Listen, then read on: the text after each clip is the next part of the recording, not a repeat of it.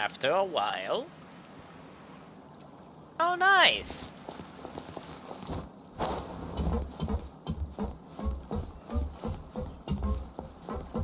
Hello there.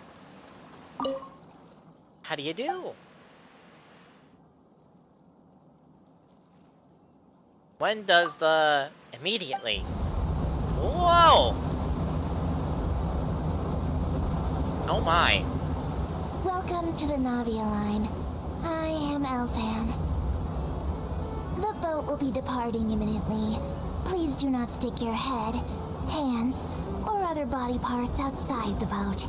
The Aquabus operator is not responsible for any accidents or injuries resulting from doing so. Also, please remember to buy the Steambird, though I don't read it myself. My goodness. The destination of the current tour is Elurin. Points of interest worth visiting include the Fountain of Lucine and the Opera Epiclese. If you look to the left in the direction we are currently traveling, you will see the famous Fontaine Research Institute up in the sky. An experiment gone wrong turned a new sightseeing opportunity. Human ingenuity truly is a wondrous thing. Oh, that's funny. There's a chest over there.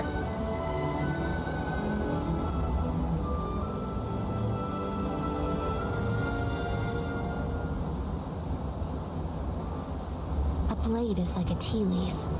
We are now approaching our final destination. Please be sure to bring all your personal belongings with you as you disembark. Even though I will take any forgotten items to the lost and found, the paperwork is rather annoying, as Melusine hands are not suitable for grasping pens. Please be careful when disembarking. It has been my honor to be your tour guide this trip. Thank you. You're welcome. A blade embraces its duty, as a jeweler cherishes their gems. Did I finally get the Welcome to Fontaine achievement? Lol. Yep, I did.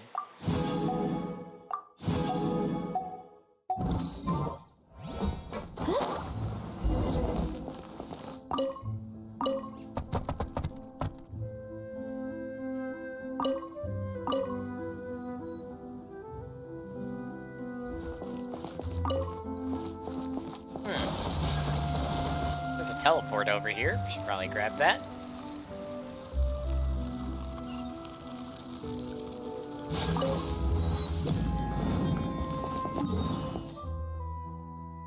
Oh, that's ways away from the main city. Alright, before we go there, I want to grab these resources over here.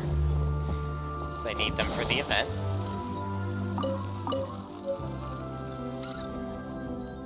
Those are big birds.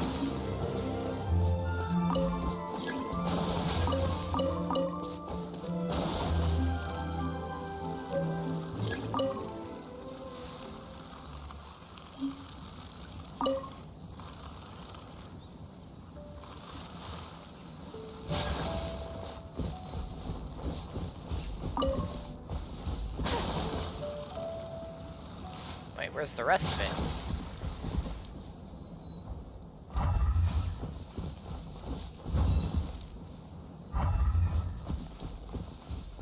There's some right down here.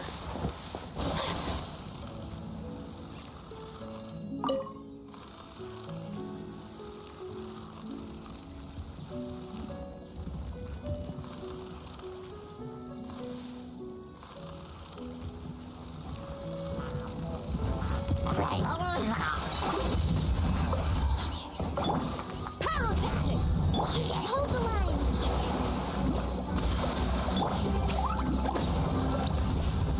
Virgin! Nice!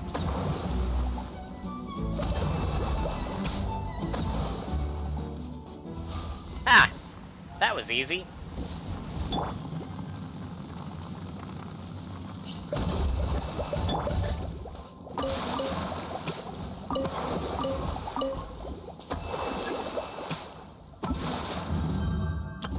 Nice. That's another one done.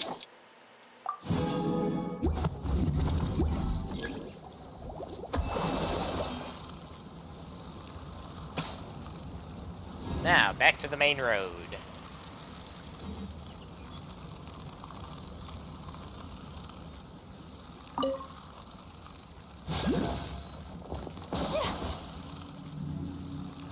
There's a Hydroculus over here, and I see why.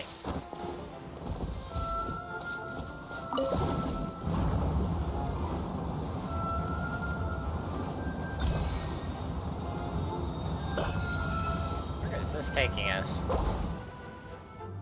Oh my! Oh, there's one of the new bosses. And since we're over here, might as well just glide down to our destination.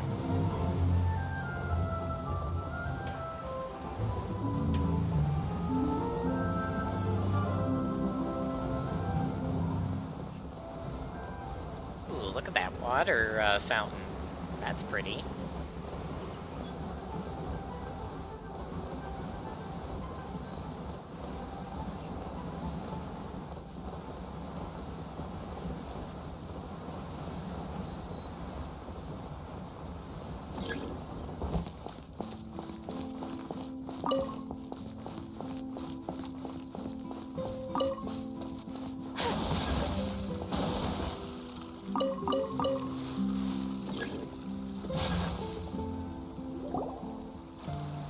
Whoa! Now this is fancy! The Opera Epiclese! What a place to hold a performance! No wonder Linny and Lynette were looking forward to it. Yeah! Huh. Looks like there's a lot of people standing around the fountain up ahead. Oh, Archon, please bless us with a bright and healthy child. We pray. I don't know why you always feel the need to ask so much. I'll be happy as long as our child is healthy and lives a peaceful life. I guess if they're our kid, then there's no doubt they'll turn out smart. Maybe this is one of the customs in Fontaine. There sure are a lot of couples here. Vache. What? Oh, no, no. Not this again. We've been through this. This is a flashback to Samara right here. No. Not again. What was that? What's wrong? Vache. Vache. Did you just say something? No, Paimon didn't say anything. Are you hearing things? Strange. Whose voice was that just now? Welcome to the Fountain of Lucine. All the water Oh, flowing hey! through Fontaine converges here. It's customary for newlyweds to come here and wish for children.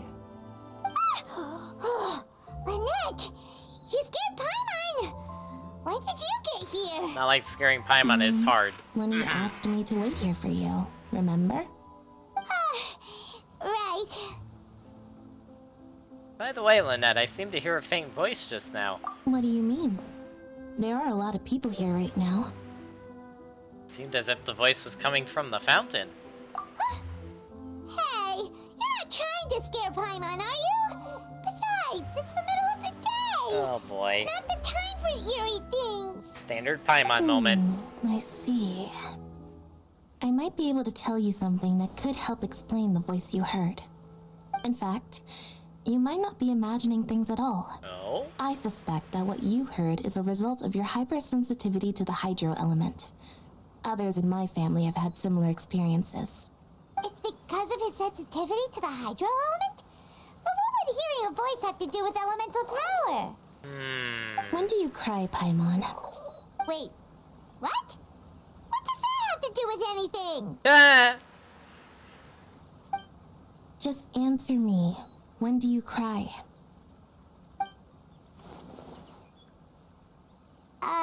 When Paimon's really sad?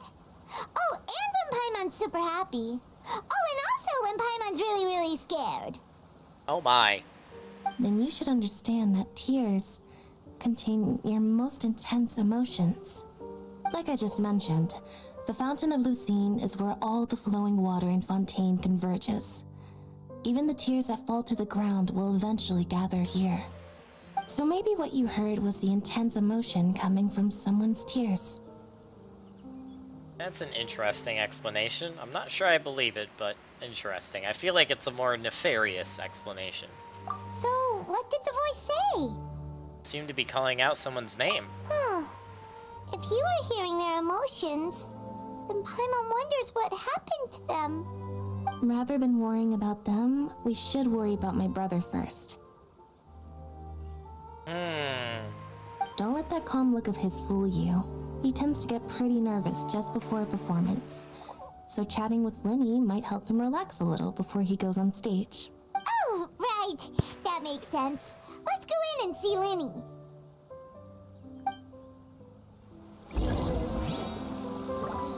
I have a feeling that that voice and what's going on with the missing girls is related. Calling that now.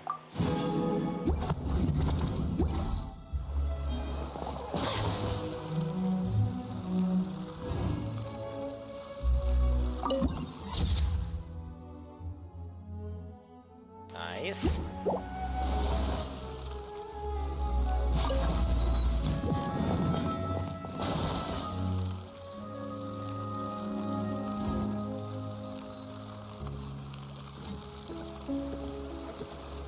That's all well and good, but I just want our child to be safe in this one. There's another poodle.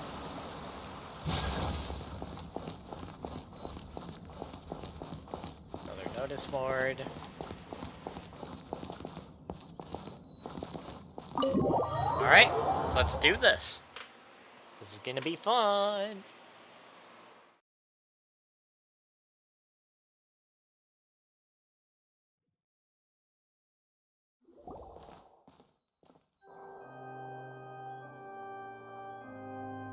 Ah, Traveler That and music. Paimon. Good to see you. I knew you two would come. Are you kidding? We wouldn't miss it for the world. We've been looking forward to it. I can tell, judging by how early you've arrived. But you're actually right on time. The audience still hasn't started entering the venue yet, which means now is the perfect chance for us to take you to the best seats in the house. Wait just a moment, I'll fetch the tickets.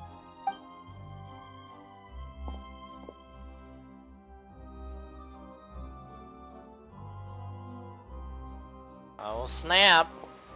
The Opera House has assigned seating, so you always have to make reservations. I've already reserved your seats, and here are your tickets. Oh nice. Ooh, front row seats. Thanks, Linny. Don't mention it. There's no need to keep thanking me. Hey, Linny! Could you come over here and take a look at this? Oh, I'll be right there. Seems there's an issue with the stage props over there. That's Cal, my assistant, calling me. I'll go lend him a hand. Sure, no worries. Yeah, we'll just go to our seats. You go ahead, Linny. Alright.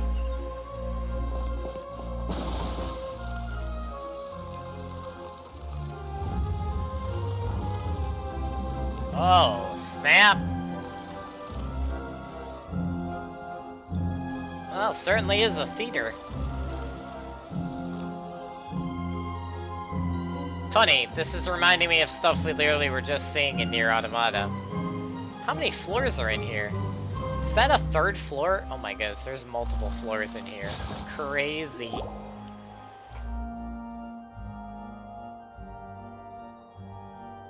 Oh, these should be our seats. Come on, let's sit down. Simon's not sitting. Just want to note that.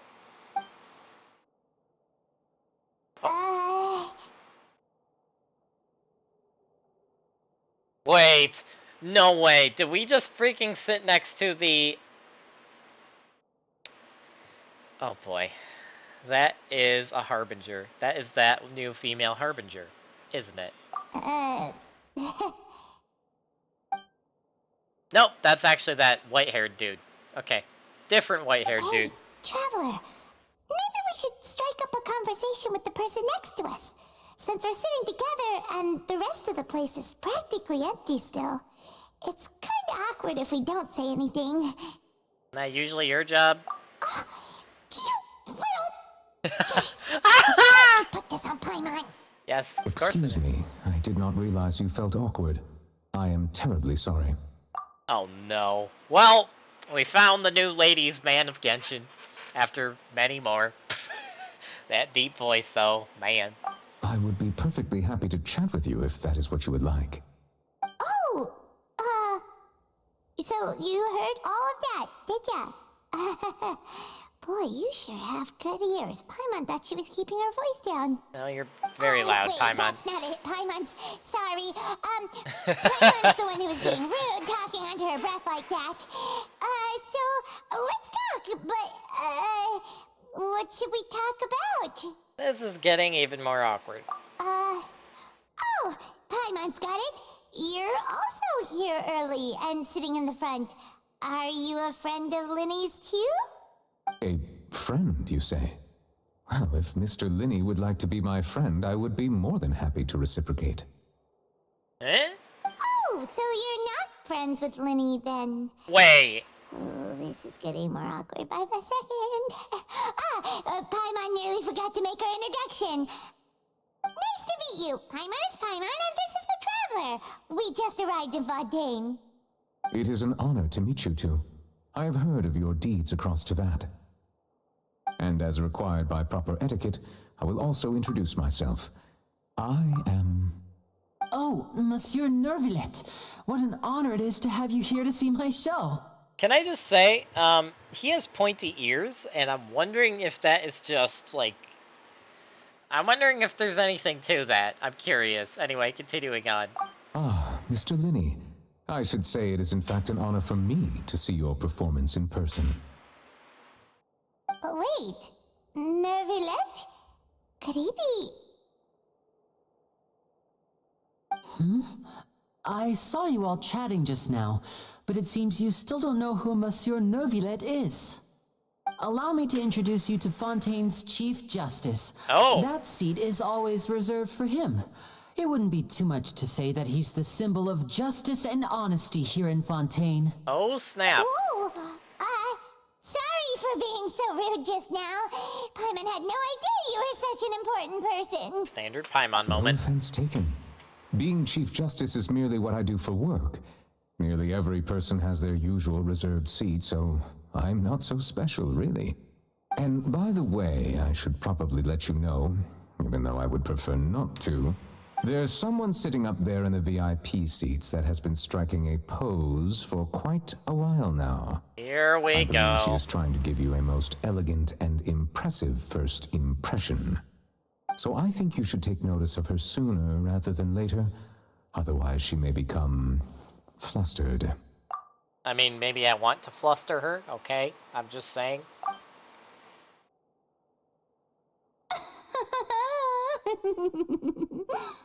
Oh my. Oh, it's Farina, the Hydro Archon. Huh. She sure has a smug and satisfied look on her face. Guess she has no idea that you saw right through her act. Very good. That is for the best. No need to pay her any more attention. We may now enjoy the show. Wow. She's just a giant Huh? child. So is this what things are like between the Chief Justice and the Hydro Archon? All right, please wait just a moment longer. I've pretty much finished my preparations, and the performance will start as soon as the audience has made their way to their seats. Yay!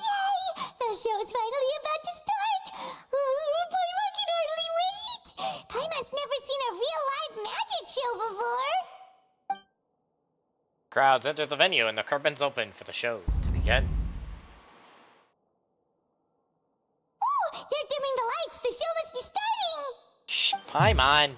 Be quiet, Paimon. Sorry. Paimon will try to stay quiet. My gosh, Paimon. Welcome, one and all, to the Opera Epiclese. I am the star of today's show, Linny. Here we And go. over here is my sister, Lynette, who will be working as my wonderful assistant. Please, let's give her a warm welcome. Hello, everyone.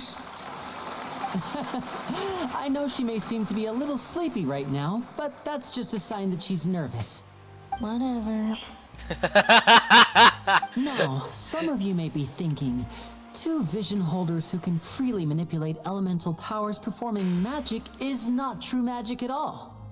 So, I would like to take a moment to assure you that elemental powers will have nothing to do with what you will witness on the stage today.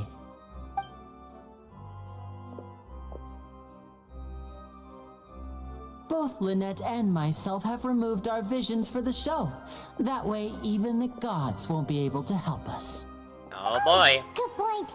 That's what makes the show real magic. Now, without further ado, let the show begin. Lynette will now exit the stage to make some preparations. I know you might miss her, but don't worry. She'll be coming right back on stage momentarily. Perhaps in an unexpected way. I'm sure she'll be stealing the spotlight soon enough. Oh, and before I forget, there's one more thing I should say. You never know what can happen in the blink of an eye. Oh? A magician's greatest skill is making things disappear or appear. The possibilities are endless.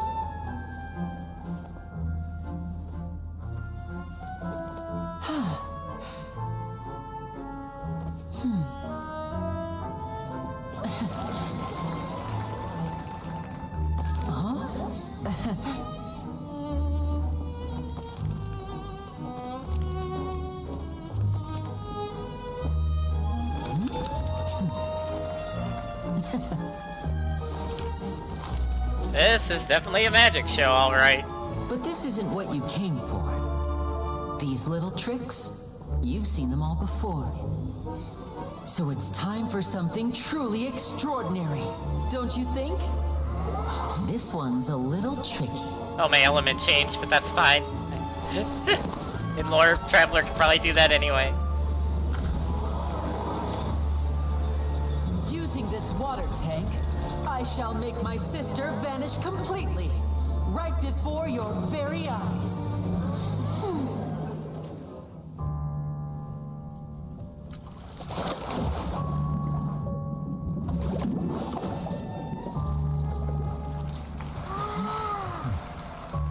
It's actually quite simple.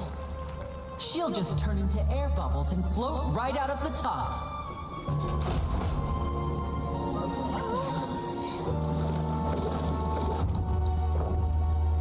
Oh no, I told them to check all the props carefully.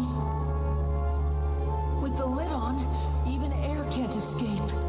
An amateur magician would be getting very nervous right around now.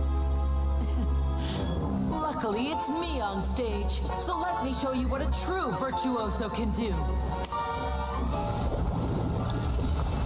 Whoa!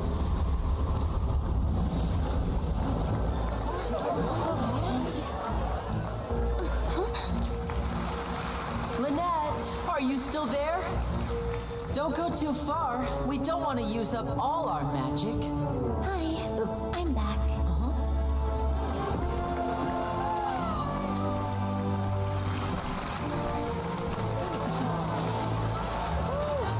Wow! For a second, I thought she lost all her clothes.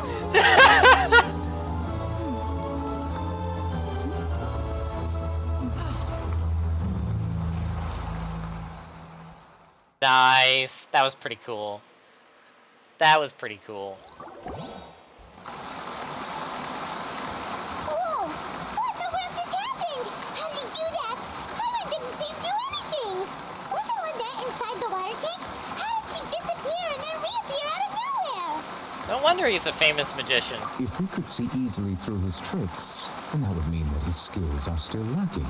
To appreciate magic, we should focus on the show happening on stage, rather than getting caught up in trying to see that which has been intentionally hidden. Guess you're right. Hyman couldn't believe her eyes when Lynette reappeared. Amazing! Just occurred to me what he said might be foreshadowing, but anyway. Thank you everyone. I'm glad you enjoyed that performance. But our magical journey has only just begun. I've prepared even more astonishing surprises for everyone here. Oh? The magic of transformation and disappearance can go far beyond what you've just seen. I'm I'm sure many of you are thinking that escaping the water tank was impressive enough. But Lynette is still my assistant after all. In which case, I have ample time to make all necessary preparations. So, for my next trick, I will require the participation of one lucky audience member. Please, if my assistants could bring out the magical boxes now. There are 2 boxes and only 2 boxes.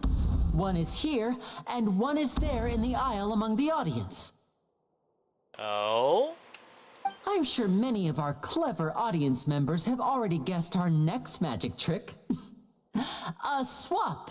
Our lucky audience member and I will each enter a magic box. After 1 minute, we will each emerge from the opposite box. Now please, everyone pay very close attention to the box you see here. Don't give me any chance to make a move. Wow, how's he gonna do this? Hey, do you think this is all magic tricks, or does Lenny have actual superpowers? Man, I swear, Paimon is literally just a kid. Anyway. Let's watch and see. The lucky audience member will be generated by this random number selector. Oh no, they have a gotcha. It selects numbers entirely at random. Even I don't know who will be chosen to participate. Now then, let's begin. Let me see. Oh, row 7C3, congratulations! You now have the chance to experience magic firsthand for an entire minute. Please, come forward. Oh boy. My assistant will take you beside the magic box. I'm sorry, it might be a little cramped inside, but no need to feel nervous. We've carefully arranged everything for you to be as comfortable as possible. You don't need to do anything, but no matter what strange things may happen, don't come out of the box. If the magic is interrupted, who knows where you might end up? You might even find yourself in the Fortress of Meropide. The what? Oh, okay. All right. Before I enter the magic box, there is one more thing I need to ask the audience to do. Could you all give me a countdown? Oh my word. Like this. 60, 59, 58. Just keep counting down. You can go a little faster or slower if you like. I won't be able to see anything in the pitch black box, so I'll be relying on your voices to know when time is up. Oh, and no tricks now. If you quickly count from 60 in just 30 seconds, then I'll be in a tough spot. Ooh, Paimon kinda wants to count faster after hearing him say that. Man, Paimon really is a little kid, isn't she? My gosh. Anyway. With the whole crowd counting together, you couldn't even if you wanted to. No, that won't do. I can see it in your eyes. You still can't be trusted. Let's practice together. Come on, repeat after me. 60, 59, 58. 60, 59, 58. That's right, perfect. Keep it going. All right, I'll see you all on the other side once you've finished counting. 54, 53, 52? Huh? Why aren't you counting, Nervalette? I am counting in my head. I think things are exciting enough in here as it is. Merely a consequence of my identity and personality. Do not worry about me. Just enjoy the show. Oh, alright. You look so serious that Paimon thought you might be feeling uncomfortable or something. With Paimon here, went down. 38! Mr. Linney, are you all right in there? Is everything ready? Yes, I'm fine. I'm just double-checking the direction of the magic. It would be a disaster if we get sent to the wrong places. For example, midair. Even though he's saying that, Lenny doesn't seem nervous at all. I hate it when I misclick right in midair above the audience. I think it's all part of the show. What was that noise? Did you hear it too? Maybe it was just to divert our attention. Not sure. Anyway, it doesn't seem like anyone's worried about it. 25! 24! 23! What's wrong, Mr. Linney? I can still hear you moving in there. I seem to have accidentally knocked over a decoration. I'm trying to fix it, but it's pitch black in here. I can't tell left from right. Never mind the decorations. There's no time for that. The show is what's important. No, that's unacceptable. I want my show to be perfect. What is going on? Don't worry, we still have 20 seconds. Hear them counting? 19, 18, 17. It seems things aren't quite going as planned. I apologize, everyone. It feels like you're all starting to count faster, but that's all right. I know it can be tiring to do such a long countdown. 10 seconds and change is still plenty of time. Oh? Almost there now. Swapping two people is harder work than you might think. Even a master magician like me can't guarantee I'll get it right the first time. Hey, wait, is this the back one? I can't tell, they both look the same inside. Huh? No, that's not it. I'll try again. 7! Hey, slow down! Honestly! 5, 4, 3, Whoops! That doesn't count! 0.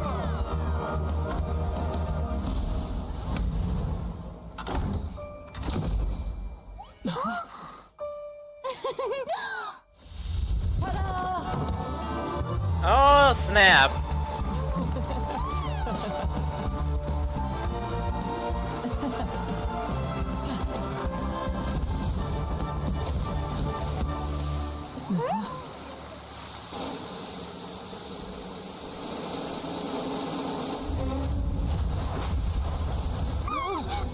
What the hell?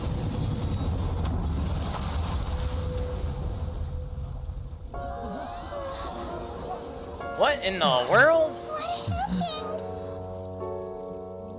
What in the world? What in the actual... Huh? Is this part of the show? Mr. Lenny, you're going to use magic to fix the stage now, right? What happened? Oh no. Maybe this isn't part of the show. The girl was still in that box, right? This performance is over. Medical staff with me. Guards, secure the scene and detain all the performers. Seal the exits. No one is allowed in or out at this time. Yes, that's right. If this was just an accident, then we must investigate the cause.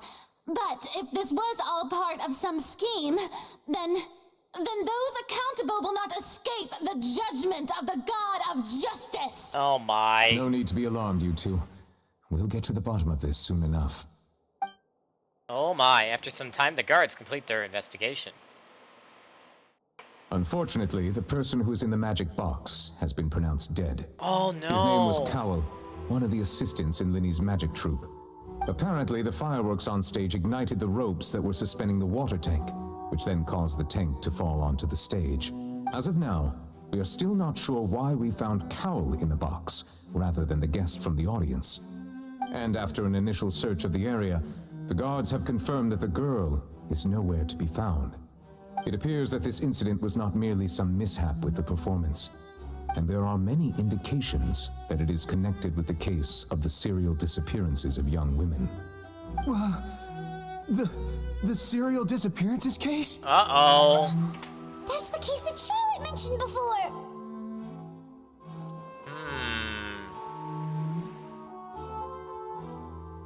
To pull it off like this in front of an audience, including the Archon and Chief Justice. I know the truth. I can see through the whole thing. Really, using such a shallow and obvious mystery as his finale. Did he really underestimate us that badly?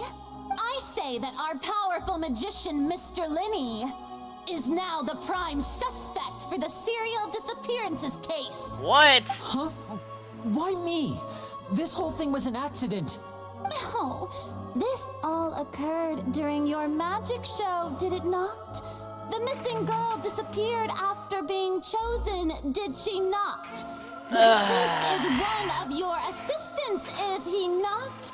Now that I think about it, that whole speech about magicians making things disappear was nothing more than a provocation, a bald-faced challenge. That can't be right. How can Lenny do this? He was in the box on the stage the entire time. We can even hear his voice.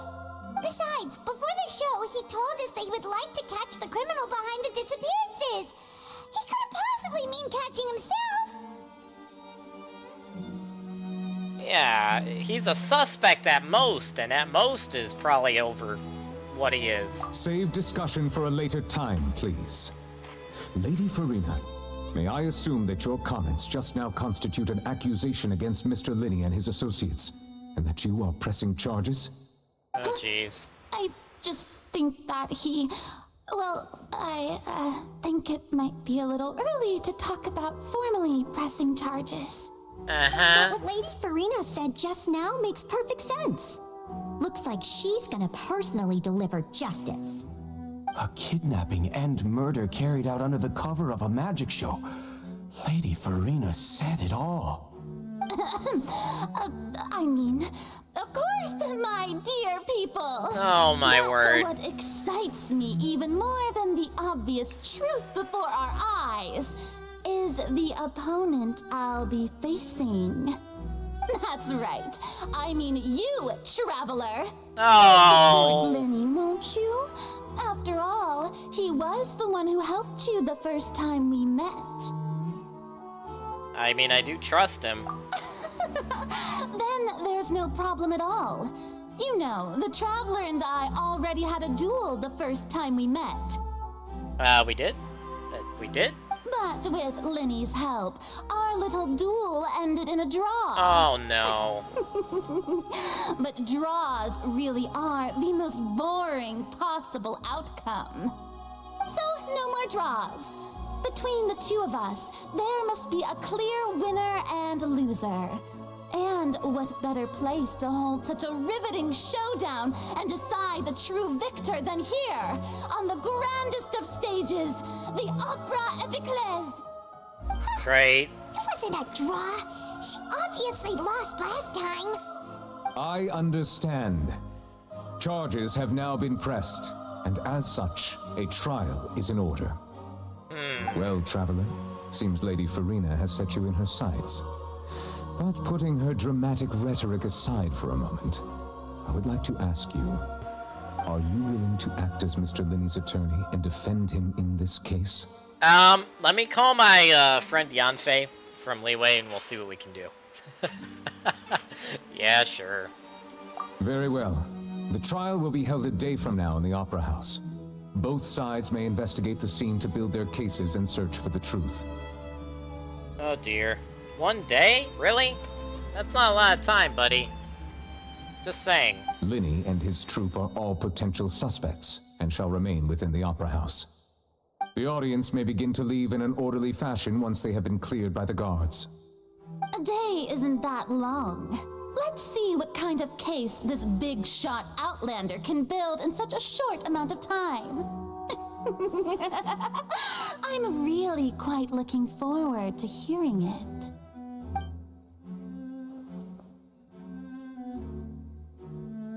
Oh dear. This is bad. Lenny! Sorry about everything that happened just now.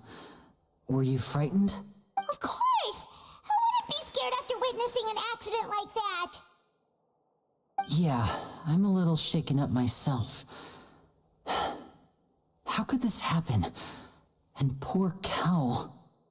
I know you already claimed that you would defend me, but now it's just us talking. Tell me, do you think I could possibly be the murderer?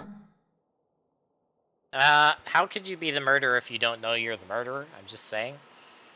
I don't think you are. Good to hear. Thank you so much for trusting me.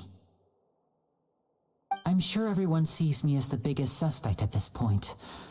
But if you ask me, the whole thing is mysteries layered upon mysteries, such that all that's left is confusion.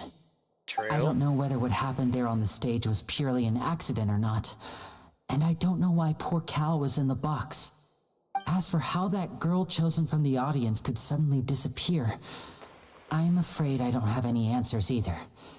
If someone tampered with my performance, then we need to figure out what they did.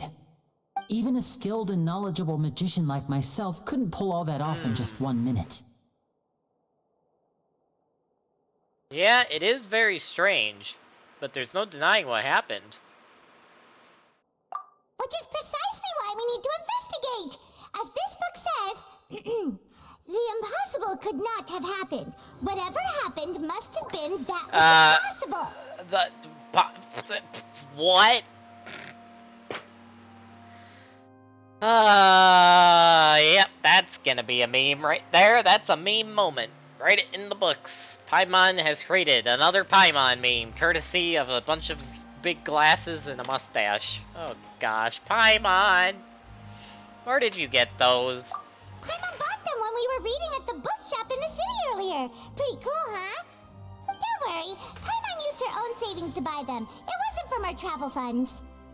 You better I have. think they look cute on you, Paimon. You have good taste, Lynette. Oh my word. That's the right attitude. Feeling depressed isn't going to help me now. I need to get back to my normal self. But with the guards watching our every move, it's going to be especially difficult for Lynette and I to prove our own innocence. Good thing you agreed to be our attorneys. Thanks for that. We'll be counting on you. Yes, thank you so much. I won't let you down. I'm used to this sort of thing. Yeah, just leave it to us. Paimon, get those stupid... Oh, since we're going to start investigating, Paimon has a question first. Where did Lynette go during the performance? Oh, well, I'm afraid that would involve some of our essential trade secrets as magicians. The secrets behind our magic are past saving, Linny. I suppose you're right. The truth behind our tricks is going to be important evidence that will be weighted during the trial. 'Tis truly a pity. As a magician, our magic show is a work of art. We've poured countless hours and spared no effort in perfecting it. But if revealing our secrets will help you uncover the truth behind what happened, then it will be well worth it. We should go somewhere else if we're going to discuss our magic tricks. We'll go speak with the guards, and in the meantime, you can go investigate the stage and the seating areas. Alright, let's go have a look while the investigation teams are still here. Detective Paimon is on the case! Detective Paimon? Oh boy. Paimon's a detective Hello, now. officer. How's the investigation going? We're Linny and Lynette's attorneys. I see. You must be the traveler that Lady Farina mentioned. Listen, I'll be perfectly honest with you. I'd avoid getting mixed up in this whirlpool of a mess if I were you. Oh boy. Huh? What do you mean? Come with me and you'll see. Sus? The deceased is one of Linny's assistants named Cal. Even though he hadn't joined the troupe long, he was hardworking and everyone generally liked him. The assistants are usually in charge of setting up and inspecting the props, as well as assisting with the show and keeping the crowd engaged. As you probably saw when you were in the audience, the water tank suddenly fell and smashed the box with Cowl inside it. Yeah, but why was he inside? This is the real mystery. We've already searched the scene and were unable to find any traces of the girl. However, if you look carefully, the box was positioned directly under the water tank. The ropes holding the tank were then burned by the pyrotechnics on stage, causing them to snap. All these factors lining up so perfectly makes it hard to see this as a mere accident. If anything, the more logical explanation is that the whole incident was intentionally planned, and Linny is the most likely person to have access to all these areas. But he doesn't have a motive. That is true. Are you both good friends of his? Well, you can't say we're good friends, but we've known each other for a little while. So in just a short time, he was not only able to win your trust, but even convince you to act as his attorneys. I know there's no such thing as magic. The real trick of a magician is holding the audience in the palm of their hand. Oh boy. I've seen a lot of cases. And I can tell you that people are the least reliable kind of evidence. Oh boy, I see where this is going. Oh gosh, dang it. Ahem. But it's not always true. People can also be the most reliable evidence. Sorry, I tend to be pretty straightforward. Just know that I'm warning you for your own good. Anyway, you may investigate the scene of the crime yourselves if you're curious. Who knows, maybe you'll be able to come up with some new evidence. Oh my goodness, they're freaking making an actual mystery. Like full-on mystery novel stuff is happening right now. Oh my goodness. You can use the case record to confirm your current evidence and clue collection situation and sort case-related information. Huh. You can check as yet undiscovered evidence and clues in the case record, then investigate the corresponding area to locate them. Use the perception skill to find evidence and clues that can be investigated within a certain radius around yourself. This will advance your overall progress. Goday's investigation report. The investigation from the gods indicates that the fireworks launched at the tail end of the magic performance set the rope tangling the water tank alight, causing the tank to fall and kill Cowell, who is within it. It seems evident that Linny is the most likeliest user of the prop to commit a crime. However, the reason for the victim being Cowell and the reason for the chosen lady's disappearance remain mysteries. Deceased identity. The deceased is one of Lenny's assistants named Cowell. He was well trusted by all his colleagues.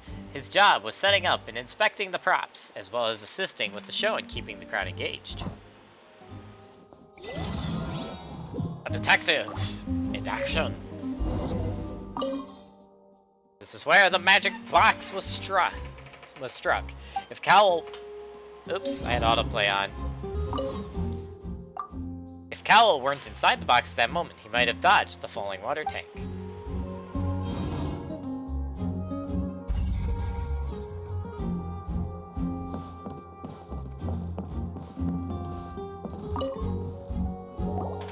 So this is the rope that broke and caused the water tank to fall. The rope looks pretty durable. How can it be burned through so quickly by fireworks? That's kind of what I was expecting. I feel like someone else burned it down rather than the fireworks. That's one of my current theories. So either Lene didn't realize this was a safety concern, or... Why are you suddenly so serious, Traveler? I'm just looking at where the rope snapped. Whoa. Look! This bit is made from different material! Most of it was burned away, but there's still a little bit of it left. Oh, wow. This is interesting. It seems to be flammable, like a type of flash cotton. Huh. So if a rope meant to hold something was made with that kind of material in it, then that means... Wait, why don't you write all this down? Let's take notes. This rope was used to suspend the water tank. It suddenly broke when the fireworks were being launched on stage. The investigation has shown that the location where the rope snapped was made of flammable material.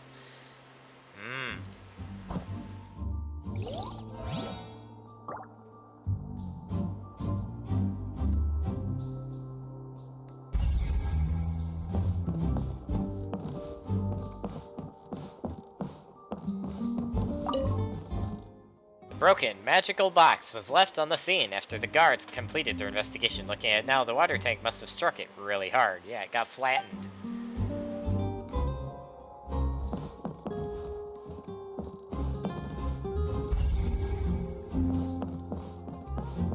What are you guys discussing? The investigation team has some new findings. Turns out there's an issue with the random number selector after all. See, I told you. What if the machine picked some big guy's seat? You think the murderer would have still made his move then? Sorry to interrupt, but we're helping Linny and Lynette with their side of the investigation. What were you saying about the number selector? There's something wrong with it? You're trying to help them? That'll be a tall order. Lenny used the machine to pick a random member of the audience during his performance, right? The lucky girl that later disappeared. Well, we thought there might be a serious problem with the machine, so we had it taken away for further inspection. It turns out that the seat number it picked wasn't random at all. The machine picks that same number every time. I'm sure you already know that you have to make a reservation in advance to get a seat, regardless of whether it's a trial or some performance. In other words, Lenny knew who would be sitting where from the very beginning. That much checks out. Lenny reserved our seats for us too. Bet you see why I was saying it'd be tough to make a case for Lenny. Thanks, sorry to bother you. Even though it's bad for Lenny's case, Paimon had better write it down. Random number selector. This device was used during Lenny's magic performance to choose a lucky member from the audience. However, the guards have found that it will generate the exact same number no matter what. Clearly, someone had tampered with it.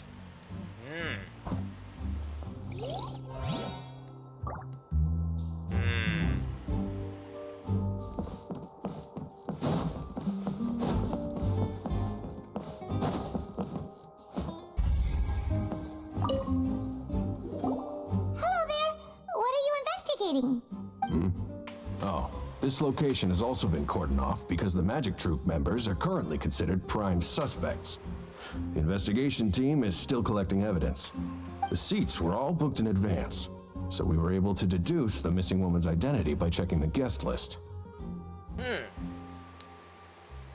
you tell us who she is? Sure, it's not like this is confidential information. We will publish it later anyway when we petition the public to help us find the missing person. Her name is Halsey. She's a painter from Fontaine who's made a bit of a name for herself. Apparently, she wasn't a regular at the Opera House, but she'd been feeling some pressure with her work lately, which made her decide to come see the magic show.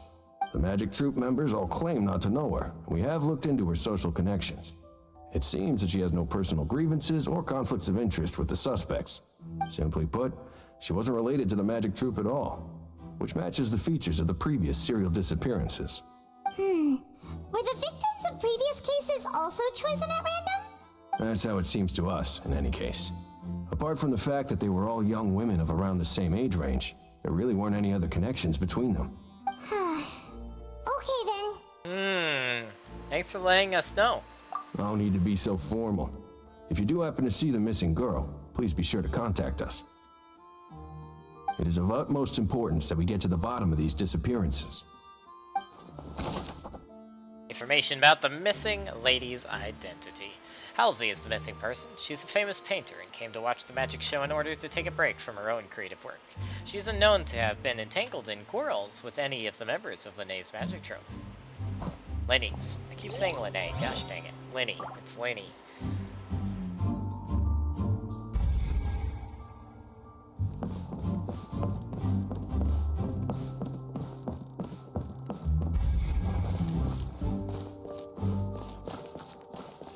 Oh, there's two this way.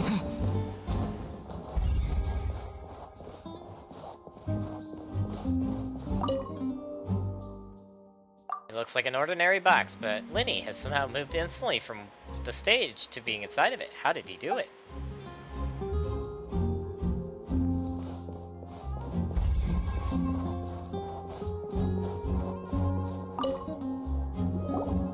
I see that you're investigating the area. Well, it just so happens that I'm interested too. If you find any new and interesting leads, be sure to share them with me, all right? Who are I you? don't have too many thoughts yet. Then why don't I tell you my hypothesis first? The way I see it. And I'll start it with that loud thud. The thud? Oh, you mean the sound that happened during the countdown? Yes, exactly. It wasn't terribly loud, but I suspect that most people heard it. It's just that everyone was awaiting the results of Lenny's trick with bated breath, so no one paid it much mind.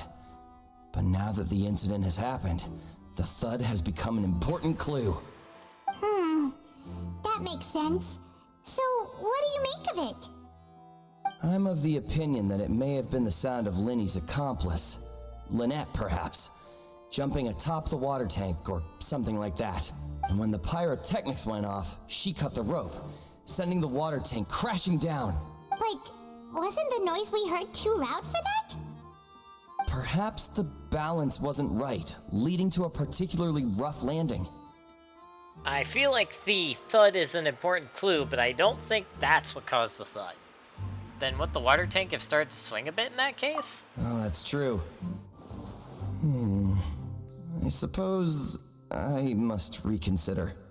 That does remind Paimon, though. What was with that sound? Strange sound during magic show. During switching performances, there is an audible thump that many audience members heard.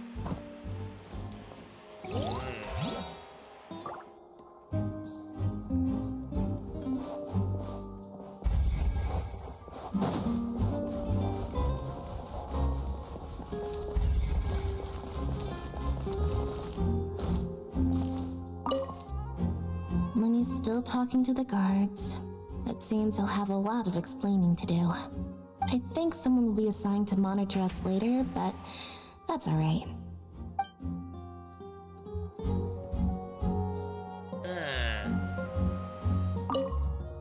When he's still talking to the guard, I think someone... Oh, yeah, that's not actually a clue. Okay.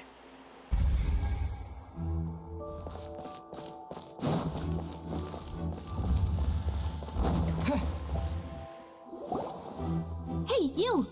Yes, both of you! Over here! I've been keeping an eye on you for a while now. What the heck? Huh? You mean us? That's right. If I'm not mistaken, you're also among those who wish to cut down the thorns and pursue the truth. No? And by the looks of it, you're not from Fontaine. Well, you're right on the more about that one, but who are you?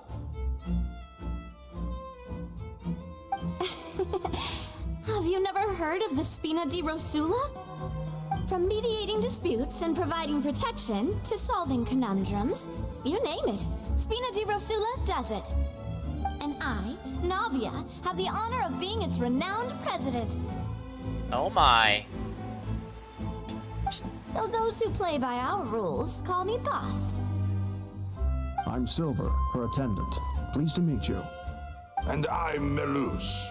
Demoiselle's various daily needs and affairs are under my purview. Huh? Boss? Demoiselle? What gives with the names? Well, I am the second generation president. Melus and the others are still used to my previous title. My apologies, Demoiselle. Should you prefer, boss, I will endeavor to use that instead. No need. You don't have to call me boss. Just Navia is fine. Okay, if you say so. Not that we're members of Spina di Rosula anyway. All merely trifling details. Never mind. Now, back to the situation at hand. She looks like she could be Jean's sister, I'm just saying. Also, her guards freaking look like the Italian mafia, and it's cracking me up. Anyway, so you want to investigate as well, eh? That's right. I've always kept an eye on the serial disappearance cases. My interest stems from a matter back from my father's time. Judging from the look of things, I find Linny an unlikely mastermind. Really? We think so too! That's why we're looking for clues now. But how did you come to that conclusion? Intuition, naturally. My unparalleled intuition. I will say, this character is like the first character, and the only character so far, that I actually sort of am interested in her design. But whether I have not, like I said in the past, I pull for her is more dependent on how her lore and story goes. But so far, I'm liking her.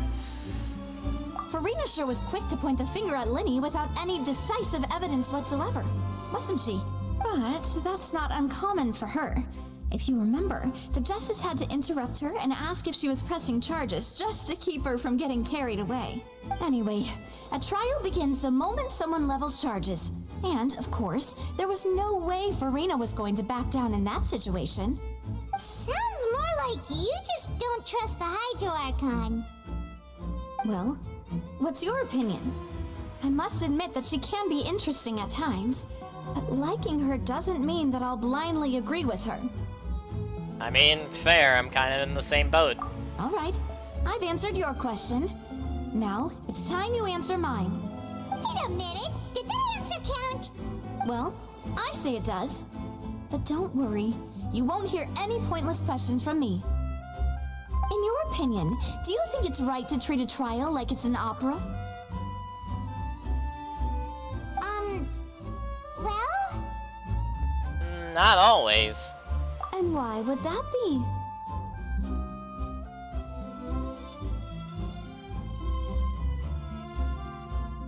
Doing so can make it easy for the truth to fall by the wayside. Something serious like a trial shouldn't be treated like entertainment. See, Silver and Malus? I told you they'd be different. Most astute of you, demoiselle. I too think that the traveler's response was most excellent. No matter how wonderful the script or how fervent the audience's expectations may be, the trials that go on stage here must be based in fact. And if that can be done, boss, then... Alright, that's quite enough, Malus. Anyway, I like your answer. You passed with flying colors. Now, I need to make some preparations, following which our joint investigation shall commence. You two shall be my assistants. Wait! Since when did we become assistants? It's happened before, Paimon. Well, I can be the assistant, sure. Or your companion, if you like. I'm really not that fussy. That's more like it. I mean, can you be my waifu, though? No, I'm joking. Gosh dang it. Alright. I think you're missing the point, Paimon. Far be it from me to brag, but I believe that Demoiselle's intuition will be instrumental in uncovering the truth. Really? You wish to save a friend from false accusations, and we wish to unravel the disappearances. In this sense, our goals are aligned. You have a point. Huh. You're quite the talker, aren't you, mister? And what about you over there? What do you think? You seem like you've got something on your mind. Does he, though? I have nothing to add. Oh, alrighty then. We'll be making some preparations first. Just be sure to let us know if they start revealing Lenny's tricks.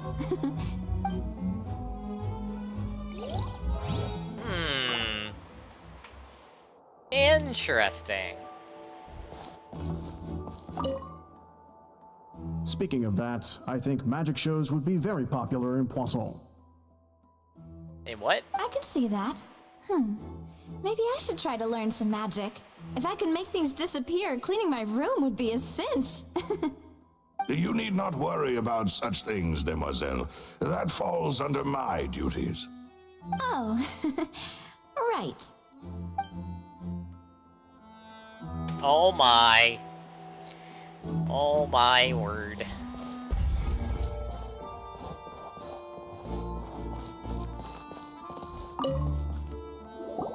Sorry, but no one can freely enter or exit the Opera House at the moment. If you wish to leave, you must register your identity with us first. No, we're not leaving. We're representing Linny and Lynette as attorneys, so we're investigating the case. Were you always guarding this entrance? Yes. After the Chief Justice gave the order, everyone coming in or out must undergo a strict inspection. So, the missing girl couldn't have left from here. At least, not from that point on. What about during the show? I doubt there was much opportunity then, either. How can you be so sure, Well, because I was in charge of security near the entrance at that time. I couldn't see Linny's performance from here, which was quite a shame. Just my luck. But still, I did not abandon my post, and I stayed put no matter how loud the applause was. If someone had so much as even approached the door, I would have noticed it, let alone if they had tried to leave. We Melusines are good at that sort of thing, you know. So, it's safe to say the girl couldn't have left through here.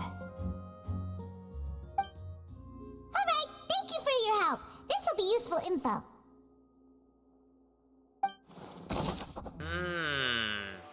Entrances and exits to the Opera House. No one left the Opera House during the magic show, and after the incident happened, only those who had their identities cleared by the guards could leave. Unless there's another exit. That's secret. And safe. We've checked everything of note here at the performance venue. Paimon wonders how Lenny's discussion with the guards is going. Let's go see, shall we? Ooh, things are getting interesting, huh? We're about to see how magic is made. Well, this is clearly the top part. And up there is the VIP seating, which you can't get to. At least right now.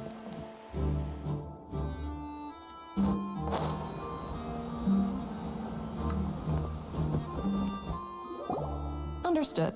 Then I will be going with you. Just so you're aware, I will be monitoring your actions and making notes as necessary. Very good. Thanks for being so agreeable. I'd pull a rose out of my hat as a gift for you if I could. You may spare the pleasantries. I'm just doing my job. You've arrived. Who's this? Me? I'm Spina di Rosula's guardian angel. If you've got a problem, I've got the firepower. Oh my. Sorry, I got a little carried away there. Call me Navia. I'm a partner of theirs, and will be helping investigate this whole situation. And these are my companions. Would you mind if they join as well? Freaking Italian mafia behind her. Oh, new helpers? I would be most grateful. Well, let's just say we're tagging along. It's not every day you get to see the secrets behind magic performed on such a large scale. I appreciate your kind interest. Come with me. We'll be heading below stage.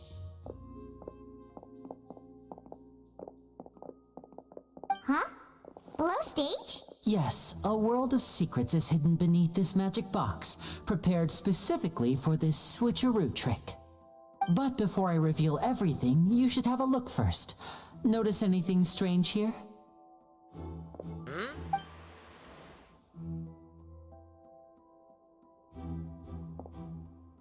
I'm not trying to be dramatic. Remembering the details of a trick will help you understand the methods used to perform it more easily. Huh. Weren't there balloons and other decorations here? Where did all that go? Ah, good eye. That said, you're still far from discovering the answer. The back of the door isn't the same. The back? You mean the inside of the door? What's different about it? Paimon didn't notice anything. Very good indeed. I thought you might not be able to catch that, given that you were sitting in the first row. The back of this door was patterned. Those patterns are now gone, replaced by a smooth wooden board. So, if you put 2 and 2 together, what do you get? There's another box inside this one? Exactly. All right, let's go. I'll tell you how it works as we head down. Someone tried to join my world as I'm in the middle of a cutscene. Oh, so there was a passageway under the magic box! And this passage linked the 2 boxes together. I knew you'd figure out most of it as soon as you saw this place. The 2 magic boxes are positioned right above the 2 entrances of the tunnel. See this flatbed trolley? The box with the lucky audience member in it would be shuttled over to the other side using the trolley. This trolley can raise and lower and even rotate, ensuring that the box will face in the right direction. I see. So that's the purpose of the box inside another box. Precisely. The inner box would descend after the audience member was put inside and be moved along the trolley, all while the outer box would remain on stage as if nothing had ever changed. So that's how you did it! Now you know, Paimon, I hope you're happy. Once the box was lowered, the trolley would store some energy through this device here, with which it would complete the rest of the steps. The audience member would only be able to feel some slight movements in the dark, and by the time she walked out, she would already be back on stage. Then what about your side? Right!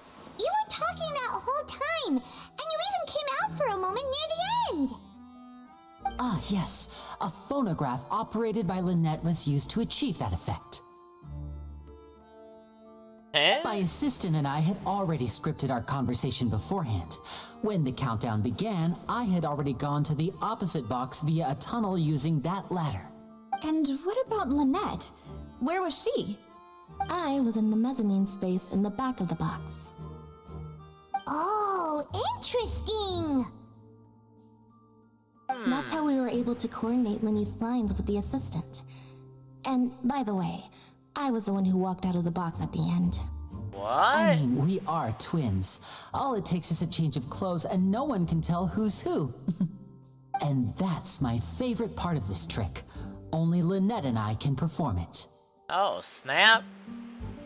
So that's how it all worked! Wow, every detail you revealed was more amazing than the last! I can tell a lot of thought was put into this, and my gosh, Paimon, that look is so stupid. Lynette would briefly walk out of the box and then go back in, jumping into the tunnel and escaping before the box on the trolley could finish ascending. And then I walk out of the other box in the audience area, and the trick would be complete. The operative word here being would. But as you saw, Cal was in the box, not our audience member. She, on the other hand, mysteriously vanished. We really don't know how that happened.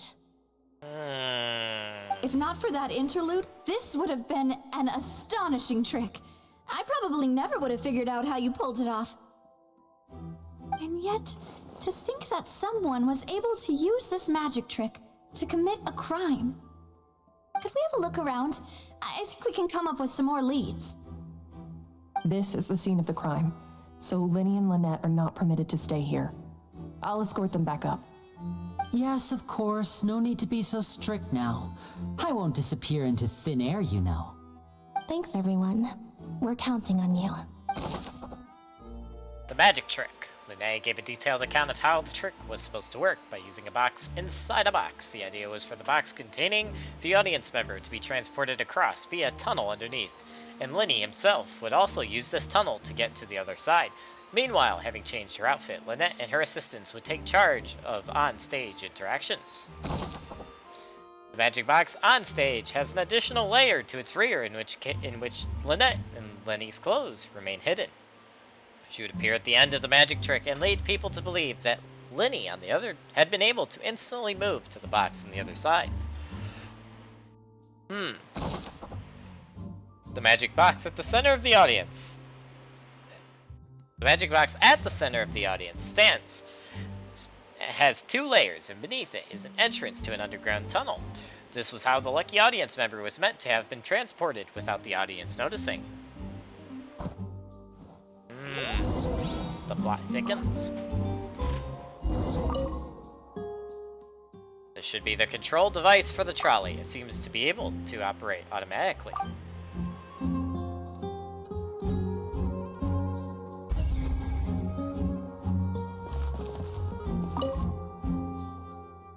A ladder required in order to return to the magic box above.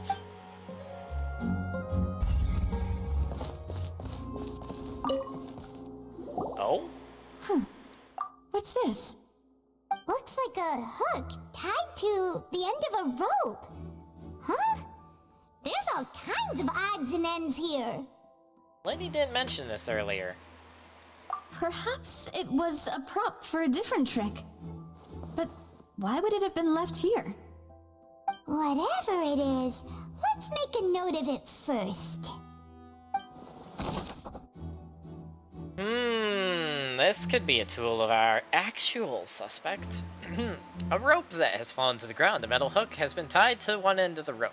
Its use is unclear.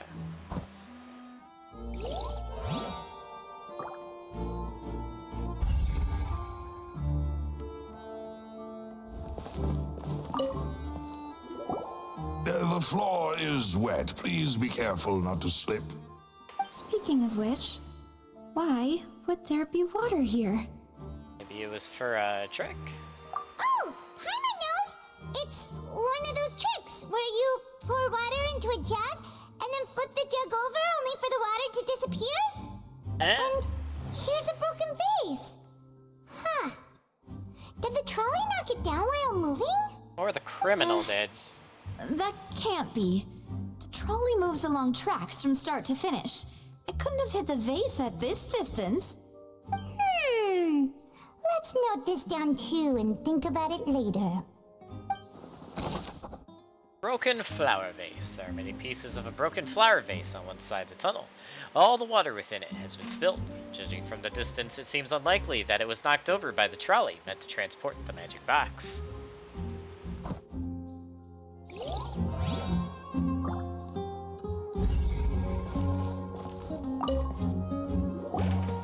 Oh, these are the clothes that the lady chosen from the audience was wearing, right? Her clothes are here, but she's nowhere to be found. Oh, that's also suspicious. That's really suspicious. Lenny didn't mention the guest having a wardrobe change. Right. And do you really need to do that if you're kidnapping them? Paimon, what happened to your eyes? Ugh, this is so confusing. Paimon doesn't want to be a detective anymore. What the hell happened to your eyes?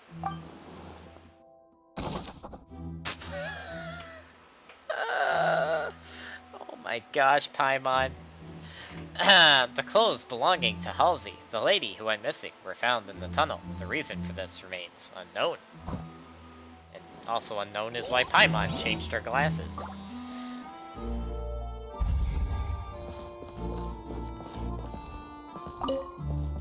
High precision is required to complete this magic show, and the tracks are perfect for making the trolley stay on its designated course.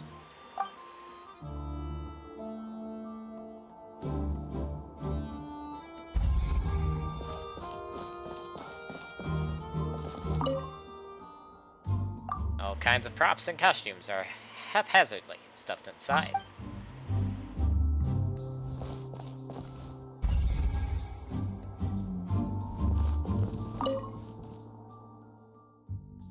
The trolley is crucial for transporting the magic box to the other side. The culprit must have used this to execute their plan.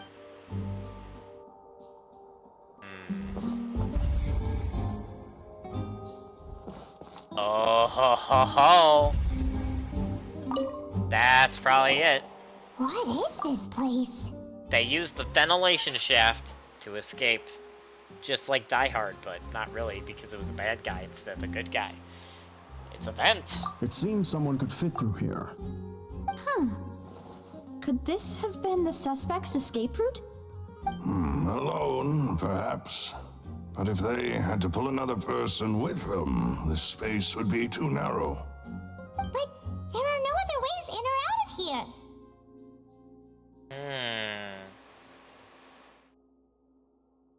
And Lenny and Lynette were in the two magic boxes. Oh, you're right! Let Paimon write that down. Tunnel vent. The tunnel vent looks like it could allow one person passage, barely. But leaving along with the missing lady seems an unrealistic prospect.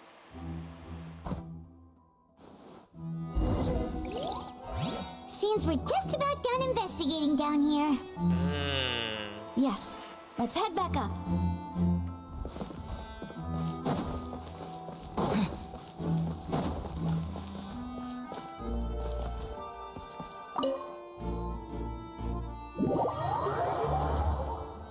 The mystery. Well, we've ascertained the state of the crime scene. Let's find a place to sort out our findings once Malus returns. Seems to me that there are several things that don't add up here. Apologies for the wait, demoiselle. So, what did the guards say? Did the criminal escape through the vent?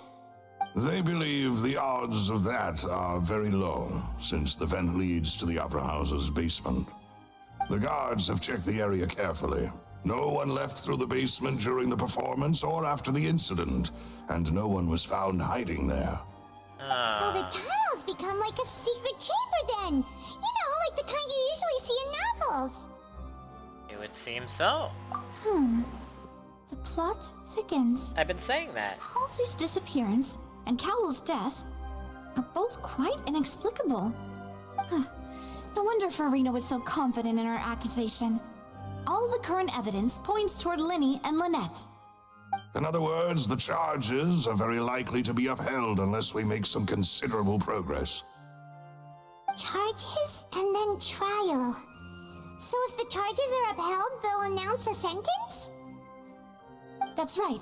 This is how a trial goes in the Opera House. During the proceedings, the Chief Justice and the Oratrice will hear statements from both sides. The Oratrice will too? That's right. This is how Indemnitium is produced. The statements from both sides, the defenses from attorneys, witness testimonies, and even the audience's emotions will all be projected on the Oratrice. To put it simply, it's as if the Oratrice has its own will, and is a judge in its own right. This also precludes any kind of favoritism on the part of the Chief Justice. And not that this has ever happened anyway. Fascinating. Once both sides have finished speaking, the Chief Justice will make his final decision. This, too, will be used by the Oratrice as a reference. Then, finally, the Oratrice will be consulted by officials. The result it returns is the will of justice itself. Huh? So that machine is the one that actually decides? Paimon thought Neverlet called the shots. In practice, there is very little difference. Both have always come to the same judgment, which is why people have great faith in the Chief Justice. Yes, the guards also asked me to convey that none of us will be allowed to leave this place before the trial. Huh? Why? That is because we've chosen to act as the twins' proxies. That makes us persons related to the case. They're concerned that we might be colluding with outside parties, or that we might find outside help to disrupt the case. And even if that were not so, it could prove problematic if we happen to spread key information about the case ahead of time. I'm ready to break out at any time. No, there's no need for that. Paimon thinks they have a point. That said, are they providing food? Oh my gosh. Paimon. Of course. I just hope you don't mind the lack of options. I'm afraid that catering to all tastes is not in the cards, nor is any guarantee of balanced nutrition. Oh my gosh, I love her two guards. They're great. Now's not the time to be picky. In that case, let's just sort out our findings together here. Pity. I was hoping to take you to try some of Fontaine's famous desserts, too. I mean, what better way to properly think through our findings than over some tea and sweets? I mean, you're not wrong. Breaking out suddenly doesn't seem like such a bad idea after all. Paimon. Just kidding, just kidding. Paimon will still do her best, even if there are no snacks. What do you mean, no snacks? Of course we'll have snacks. If we cannot buy some, then we'll simply make some. True. Huh? Here? But how? Understood, demoiselle. Everyone, please come with me. Oh?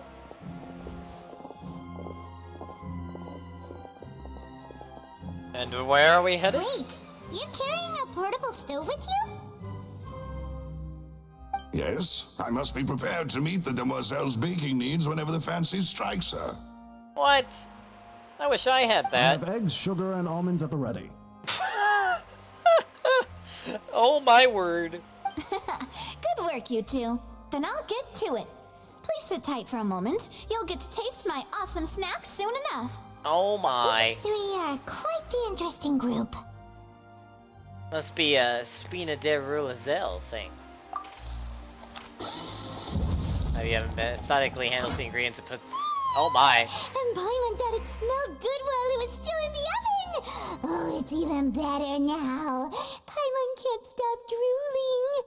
Oh, those look From good. the way you had these two guys carrying all that stuff around, Paimon thought you'd have them do more during the baking process. But you ended up doing the entire thing by yourself. Beating the egg whites, grinding almonds, everything. I was applauding. And I was giving encouraging smiles. know this is funny. That's not quite what Paimon meant, but okay. Paimon was just thinking, aren't you worried about getting your fancy dress dirty, beating egg whites and baking like this? Well, I don't think it's carved in stone anywhere that fancy ladies can only read books, sip tea, ride horses, and play the piano. I just really enjoy making snacks. Don't underestimate beating egg whites, by the way. It's a real arm workout. You also need to beat them to just the right consistency, or your macarons will crack. Anyway, give these a try, fresh out of the oven. There's 3 for each of us. Only 3? Well, eating too many sweet treats might send all that sugar to your head. You wouldn't be able to think clearly about the case on a sugar rush, would you? Exactly. Tea is ready to be served as well. This is Demoiselle's favorite, strong black tea with a floral fragrance that clears the mind and lifts the spirit. Oh my gosh. Oh my gosh. Why, thank you. No need for concern. I'm merely doing as I should.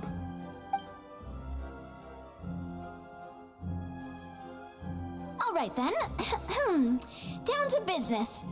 As Paimon mentioned previously, the tunnel seems to be something of a secret chamber. However, we can assume that Linny and Lynette were not alone within it. Some criminal also occupied its sealed confines. The magician twins could have committed the crimes, of course, but they lack any logical motive. Exactly! Why would they do such a thing right when everyone was watching? Yeah, and right when it would be so obvious that they would be caught. It'd be stupid.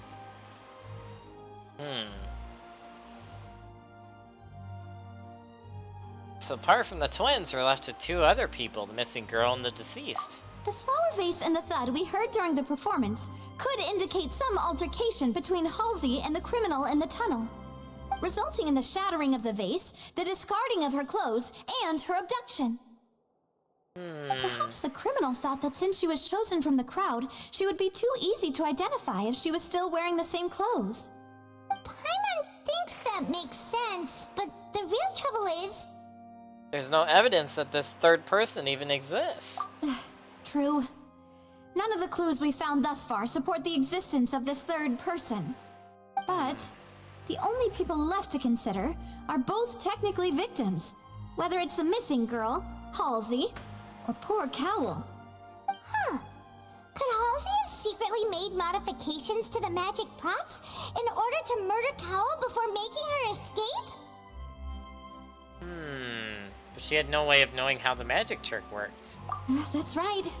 And even if she had tampered with the setup, she would need to understand the entire trick to pull it off. Nor does she have any motive. The guards said that she has never had any dealings with the magic troop's members. Were we not thorough enough in our search? From the sound of things, this is turning into an impossible case. Your macarons are amazing though, Navia. They smell great! They're nice and crisp and super sweet! Oh my, Paimon. They are my specialty after all. And I see you've already had 5 of them. Paimon eating like Paimon again. 5? Oh, that can't be right. Paimon only counted 3, honest! Please don't worry about it. At my age, a few less sweets might actually be a good thing. No! Being greedy is one thing, but Paimon knows how to count. Wait. Besides, Paimon knows that if she ate too many, then others wouldn't have enough. Wait. Either she doesn't know how to truly count and she ate more than she thought she did, or we have an invisibility issue on our hands. I did not think about someone going invisible. Interesting. Everyone knows how much you love eating, Paimon. Wait, even you don't believe Paimon? How could you? Oh my. If Paimon ate those 2 extra macarons, then may they turn into stone in her stomach! All right, we get it. Well, I suppose one of us might have gotten too engrossed in our chat and eaten them by mistake. No big deal. Malus, set up the stove again if you would. Huh? What are you doing? Making sure everyone gets 3 macarons, of course. Oh my goodness, aren't you generous? Man, there's really no need to do that. Exactly. We don't want to trouble you. As you wish, demoiselle. And I have the egg, sugar, and almonds. At the ready. You forgot at the ready. Well, this really is your hobby, huh? Oh my. So you're on a baking. This follows does not yield much progress. Well, that's it for snack time. I'm going to have another look around the area. I don't know what we're looking for yet, but we've still got some time. As attorneys, I suggest the 2 of you think the case over again. It would be awkward if you got all tongue-tied on stage during the trial. Alright, thanks for your help, and for the snacks. It was nothing. A small task for the Spina di Rosula. Silver, Malus, it's time to go. I'll be back if I find anything new. Probability of third person being involved. Neither Cal nor Halsey had a motive, but after having talked to Navia, the likelihood of a third person being involved seems very low too, unless they have stealth. Or they're like something like an undead person, but that would be kind of strange if that was the case. It's time to put our heads together. We've got to get our defense ready for the trial. Oh, it's probably gonna be a long and difficult case. There's no point in worrying about that now. We just need to prepare. Here, take Pyron's notes. They should help you review the situation.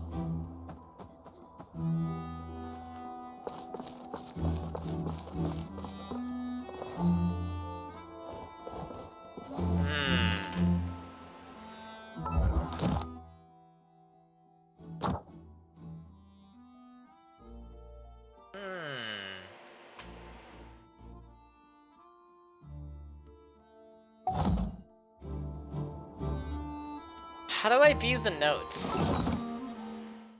Mid guitar swing. It'd probably be here, right? I forgot he gave us this. I forgot we have Tartag's vision. Also, whoever the murderer was, they must have made preparations well beforehand. Whoever the murderer was, they must have made preparations well beforehand. Whoever the... Okay, I'm gonna stop. Yeah, so, in totality, summary. Yes, murderer made stuff beforehand. This rope was obviously tampered with. Yep. People needed to register and reserve a seat for the show. That, combined with this number selector, could allow you to pick a young lady instead of some old fogey. This is probably a prop, too. Oh, looks like it could hook onto a lot of things. Like the Traveler's fishing rod! This flower vase is probably a prop for the show. But it also could have been used in the crime. Paimon doesn't get this at all. You think about it for a bit, Traveler. Yes, the lady losing her clothes is a little strange. Why would it be him? How strange. Cease is one of Lenny's attendants named Kowal. He was well trusted by his colleagues. His job was setting up and inspecting the props, as well as assisting with the show and keeping the crowd engaged. Gosh, no wonder the serial disappearances never got solved. Yeah, and that's the missing person. She doesn't seem to have any connection with either the show, the mystery, or really anything in general outside of her being the same age and obviously gender as everyone else who disappeared. We all heard that noise, didn't we? Yes, which I'm thinking it was either to diverge our attention from the crime, or it was something happening during the crime that went wrong. the performance would not have been visible from where the doors were guarded. If Paimon were on duty, she would have snuck back into the audience seating. And I'm glad you weren't on duty, Paimon. Well, there was no chance Paimon could have seen that the box had 2 layers. Yep, that 2-layer box. And that's why only the 2 of them can perform this trick. Oh, we got question marks. There's secret stuff we can discover. There was no third person. And Paimon didn't eat more than 3 macarons either. That's still a clue. Digging a tunnel just for a magic trick? Whew, that must have been a lot of work. That size wouldn't have been a problem for Paimon.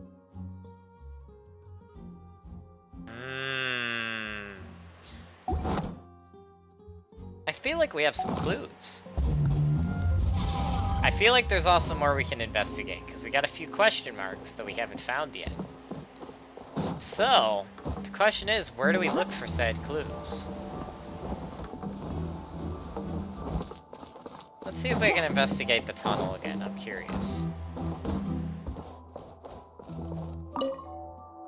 I am curious.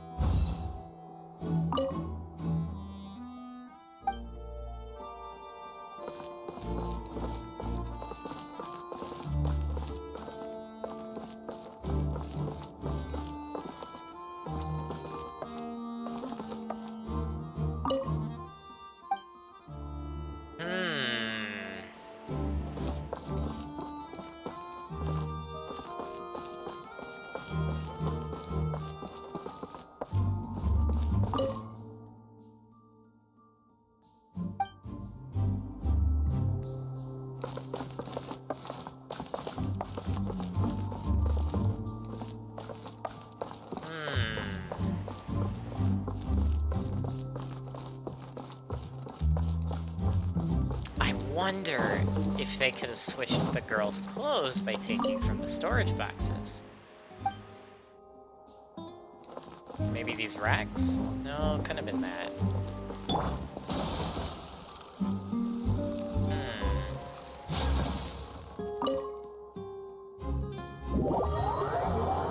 There's definitely something else we can find considering the question marks.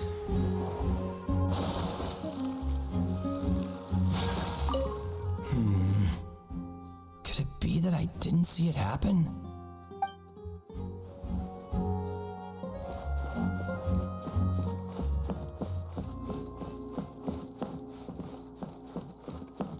Oh, I can sit in these. Interesting. Back to the stage. Is there a way to get up there? That's the other question. Or behind the curtain.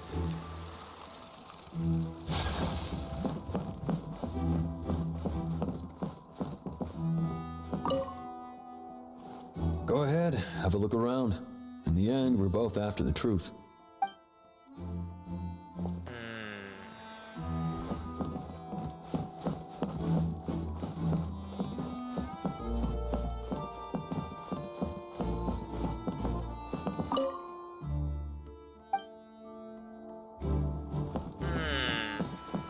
If anyone has any ideas, let me know.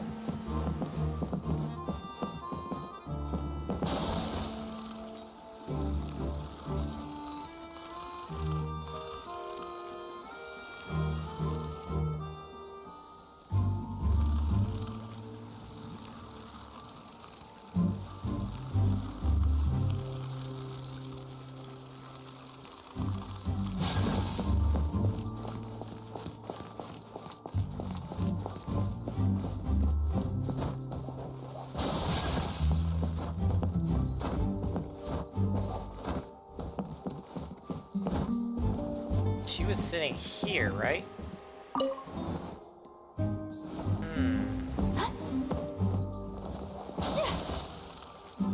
box was there. Is there another way they could have gone out?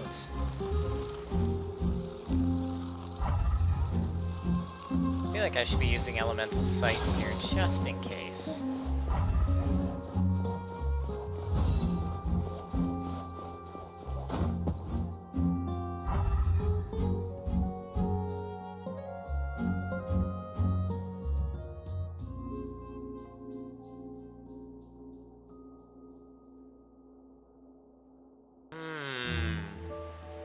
Nothing noticeable from where I am. I wonder if I'm able to get... Am I able to get to the VIP section?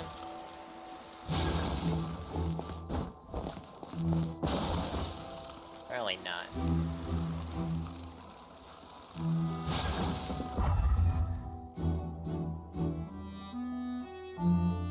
Let's look at it from this perspective. Nothing weird going on here. Obviously, it won't let me up this door as far as I'm aware. Though eventually we should be able to go out this door. I do not think we can now. Let's investigate the main hall outside again.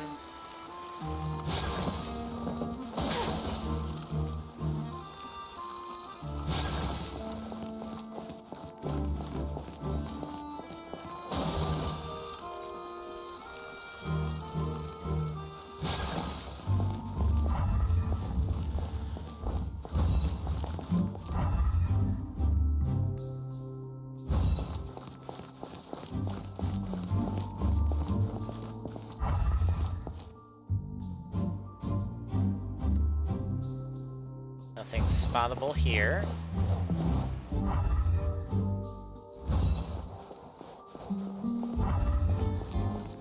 Wait, what's this?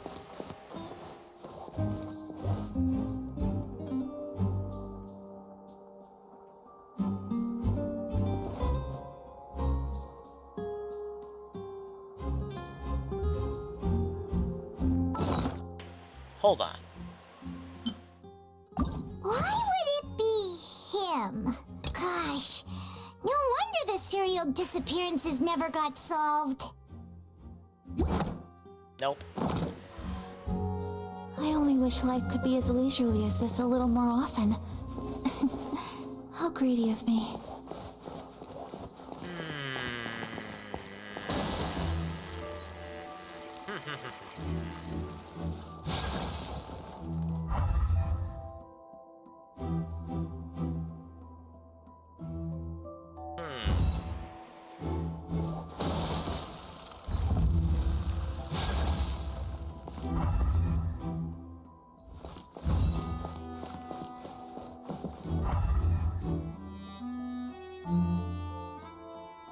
Wait, are these exits? Hold on a second.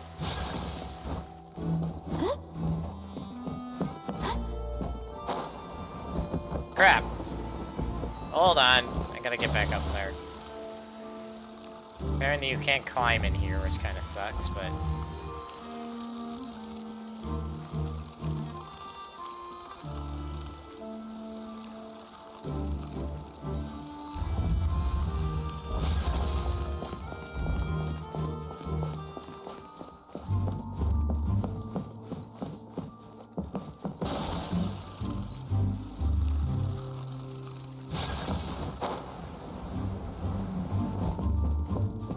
Certainly looks like an exit.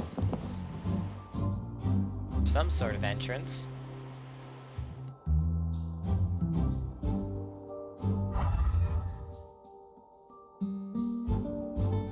We might not be able to get those last two clues, as I'm not sure what they are or where they are.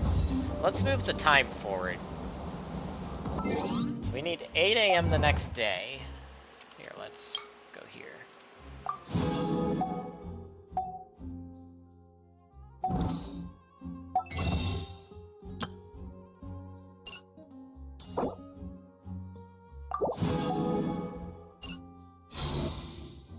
My question is, why are there two question marks? Am I able to interact with the question marks? Why would it be him? Not yet investigated. There's one thing in the Opera House, and 2 things in the tunnel that were not investigated. Whoever the murderer was...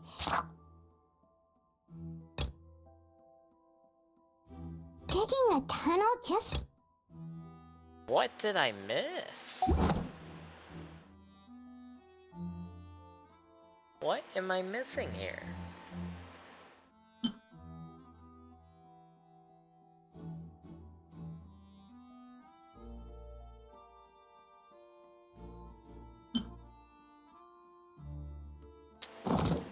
Let's go back in the tunnel.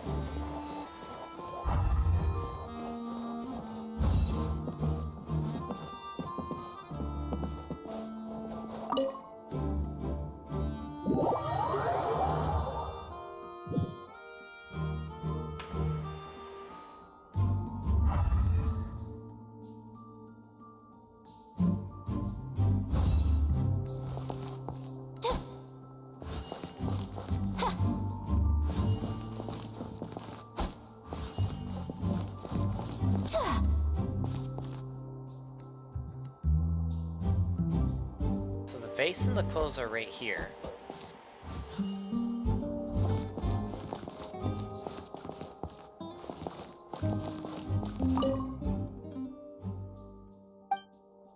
Then there's that hook.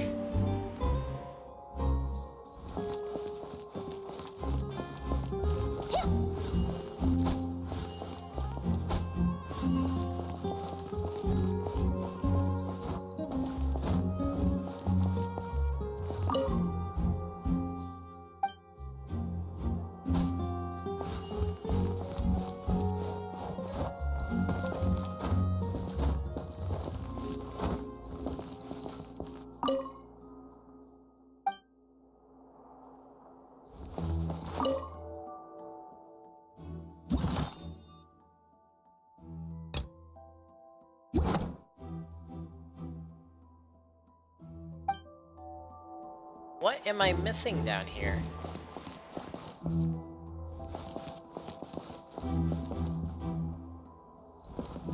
Why is this painting broken?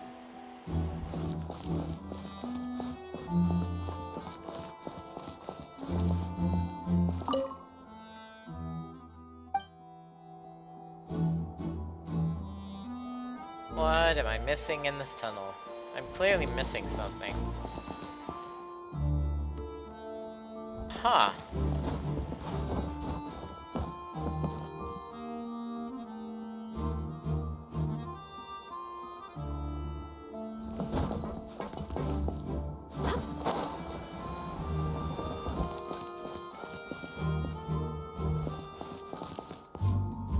Wait a minute.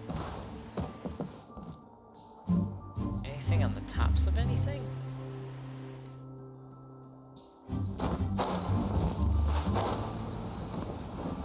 Wait a minute, hold on.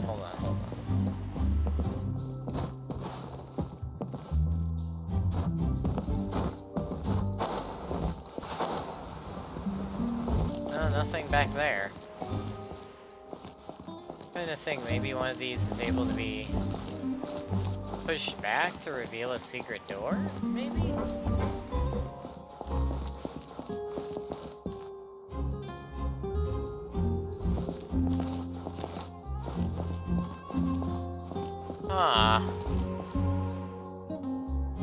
I am so confused.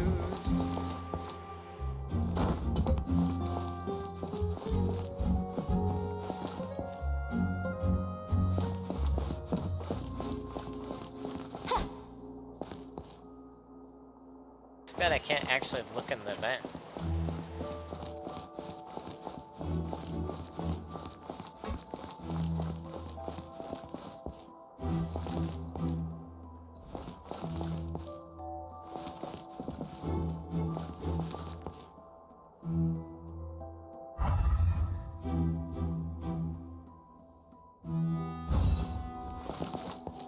What are we missing? What time is it?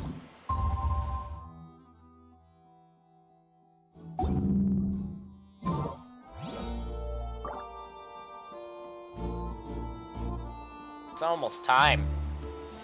We still haven't figured this out.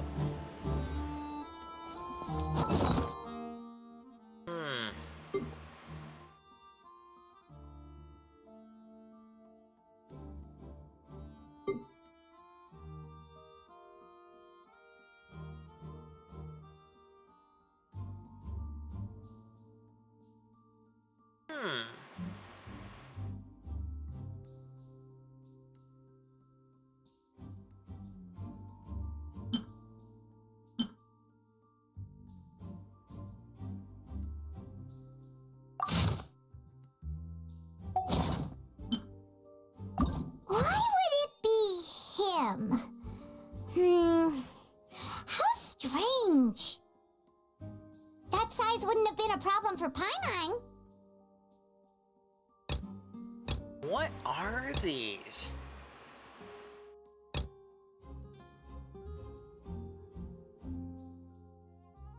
Am I supposed to figure these out ahead of time?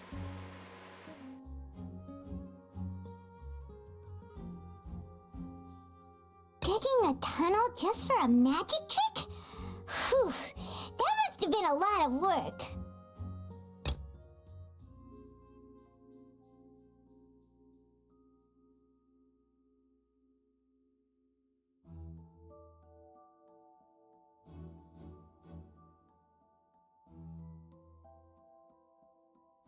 What am I not...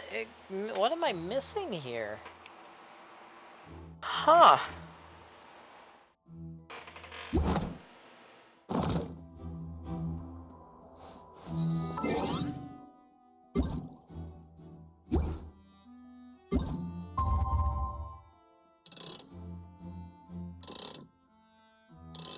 Go 7:45.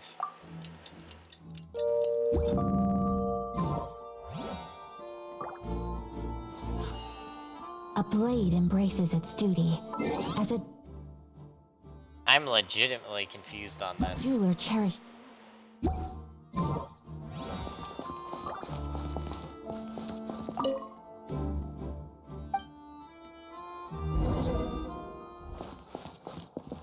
Participate in the trial. I feel like I still don't have enough evidence. I just don't know what else I could investigate.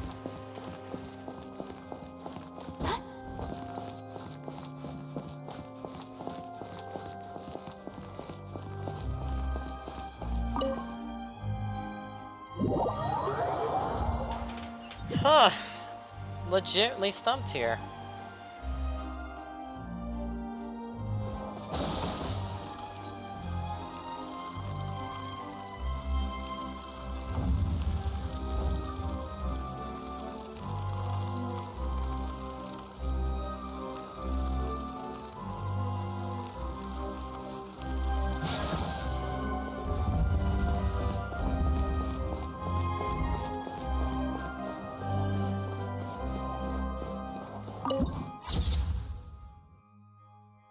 Well, that wasn't there before.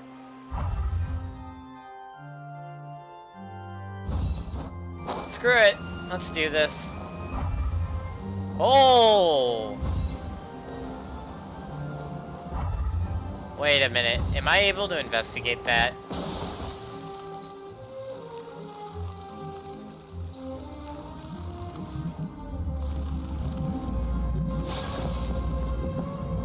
No. No, I am not. Okay, well, screw it.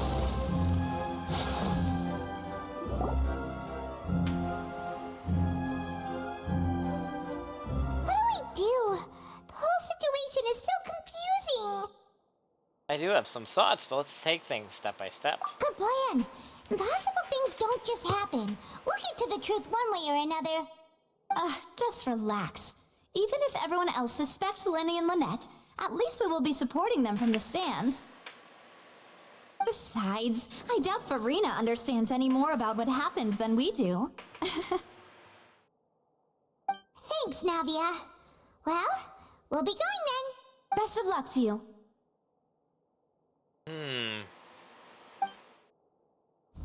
Still missing some key pieces of the puzzle, but We'll YOLO it and see what happens. Ah, finally, you're back. Well, how did your investigation go? To be honest, you might be disappointed. No. We're already very grateful that you were willing to help.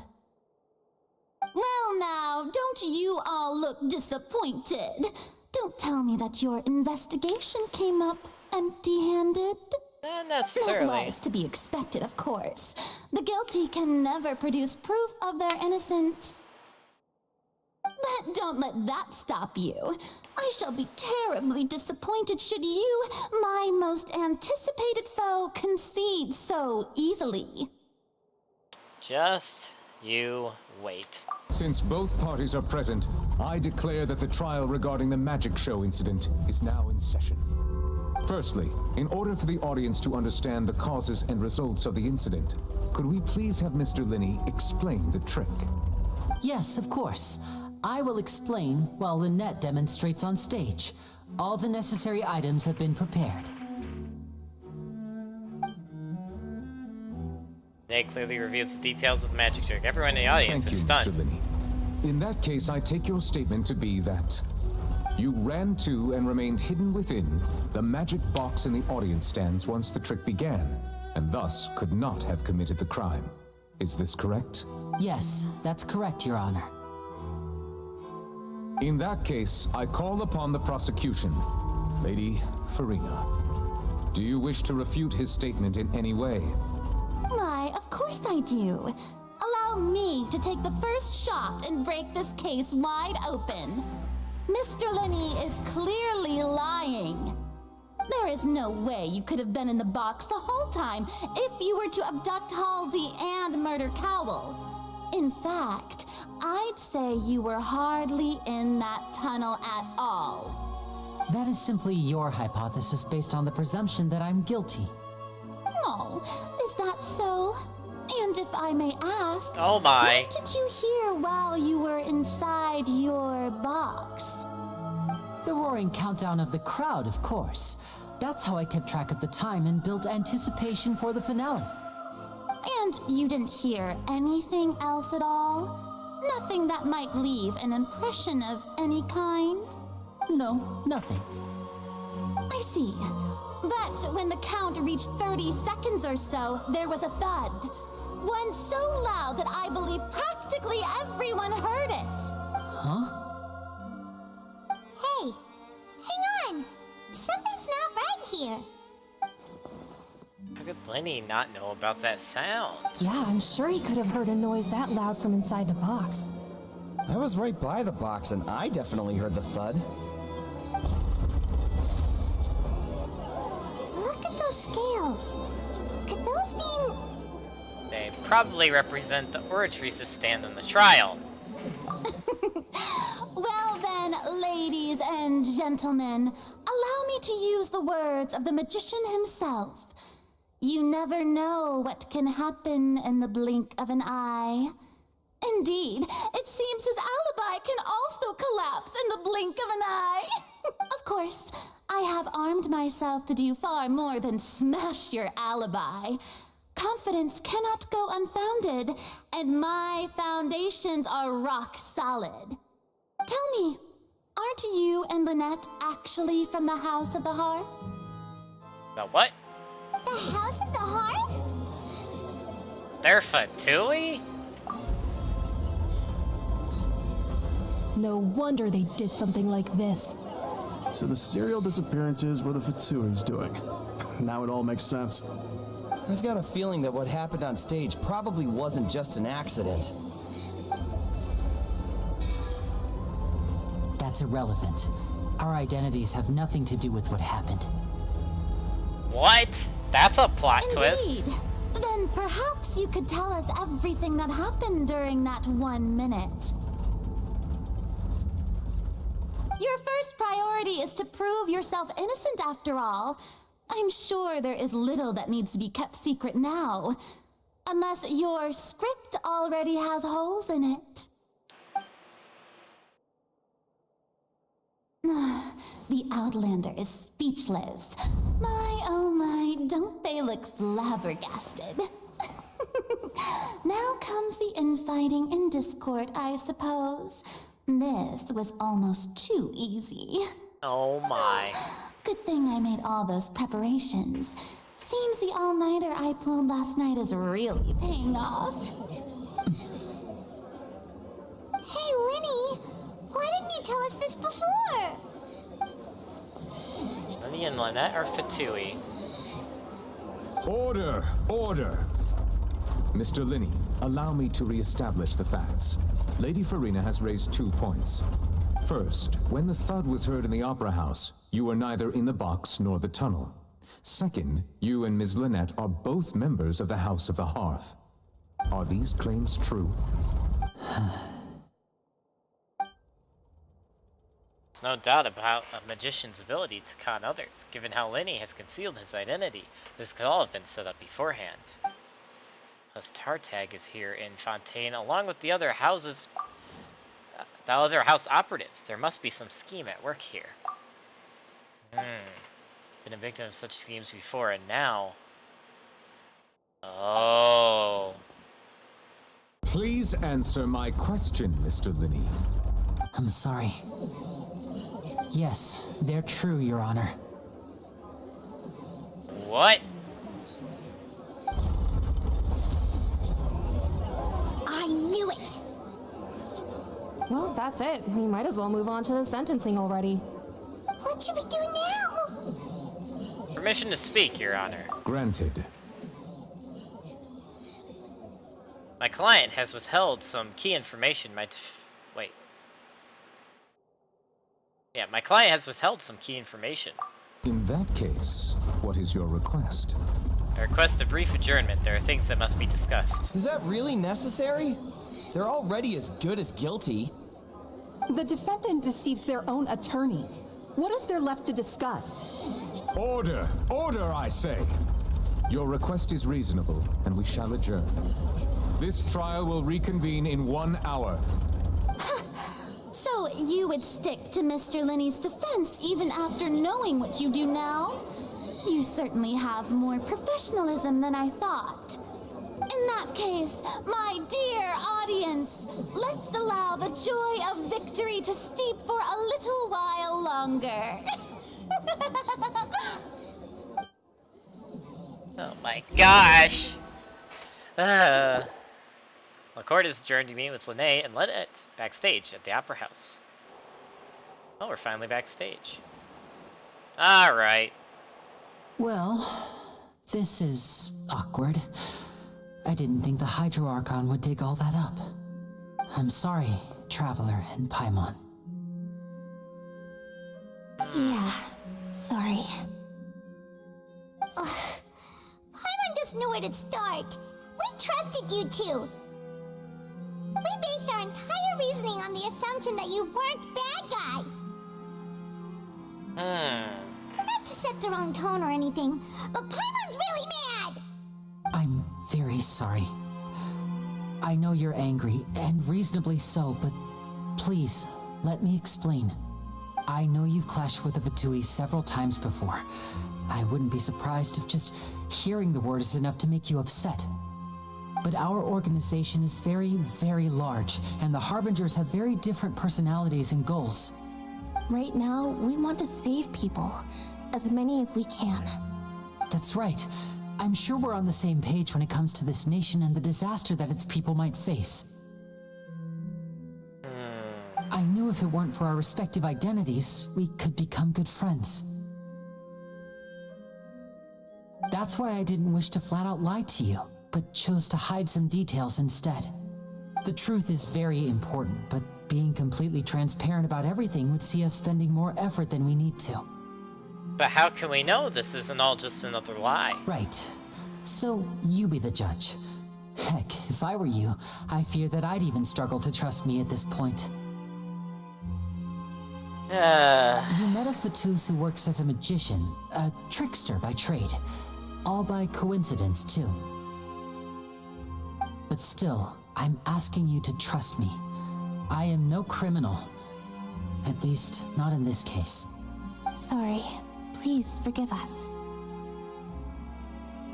Well, you both say that, but... I mean, I have a lot.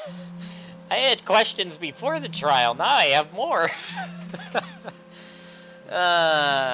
Please explain the other issue first. Where did you actually go while the trick was being performed? Right. Let's hear your answer first, and no lies now! Of course. I'll answer any question you ask. We've been trying to find out how the Oratrice operates. We want to know why it has a consciousness. Why can it deliver sentences accurately? During our investigations, we learned that the machine's core is beneath it. From that moment on, Lynette and I have been designing this box swap trick with the objective of getting close to the core. Is that why you needed a whole minute? That's right. In truth, the audience would take about 75 seconds to count down from 60, while I would only need 15 to get to the opposite box. So, after jumping into the tunnel, I accessed the Opera House basement via the vent, and went to investigate the room in which the core is stored. That air vent was created during the construction of the tunnel specifically to execute this step. Oh, creative. Also, hi Moon, welcome back to the stream. Good to have you back. I don't remember you leaving, but welcome back. Congrats on the primos, by the way. And what did you find? Well, nothing. As soon as I reached that room and was about to investigate, I heard someone's voice. Oh? Which should have been impossible, of course. I was quite certain that I was the only one in the room. That voice seemed to recognize me and tried to speak to me. I chose to err on the side of caution and retreated the way I came.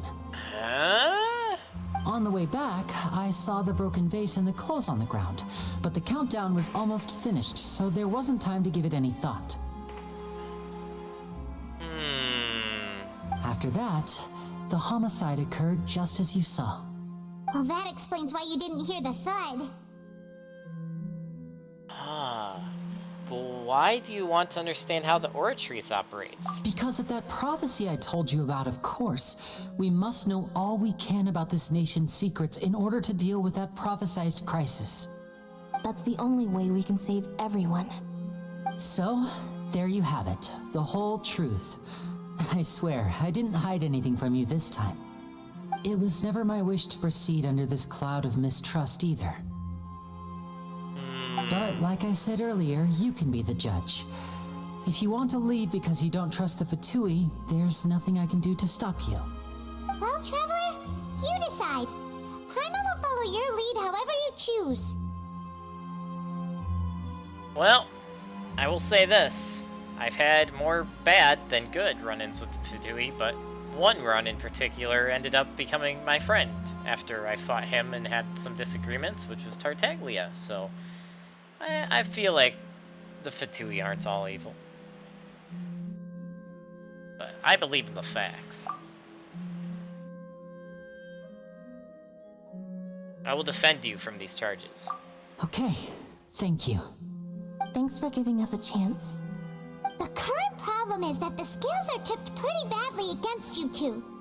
If we want to refute the Hydro Archon's accusations, we're gonna need a seriously watertight defense. Actually, we already have the key evidence we need. Huh? The adjournment's almost over. Let's go back. Oh, Paimon thinks she gets what you mean. There's another of the clues. Lenny claims that he headed to the chamber containing the Oratrice core upon entering the tunnel and did not witness the crime taking place, and thus did not hear the thud. Lenny claims to have heard a mysterious voice within the chamber that houses the Oratrice core within the Opera House's underground structures. Yeah, he left to rest and oh, well, sorry to hear that, Moon. Hopefully your rest helped you feel better. Also, because I am making sure I am investigating this room before I leave. Doesn't look like there's anything here, so we're just gonna walk right out.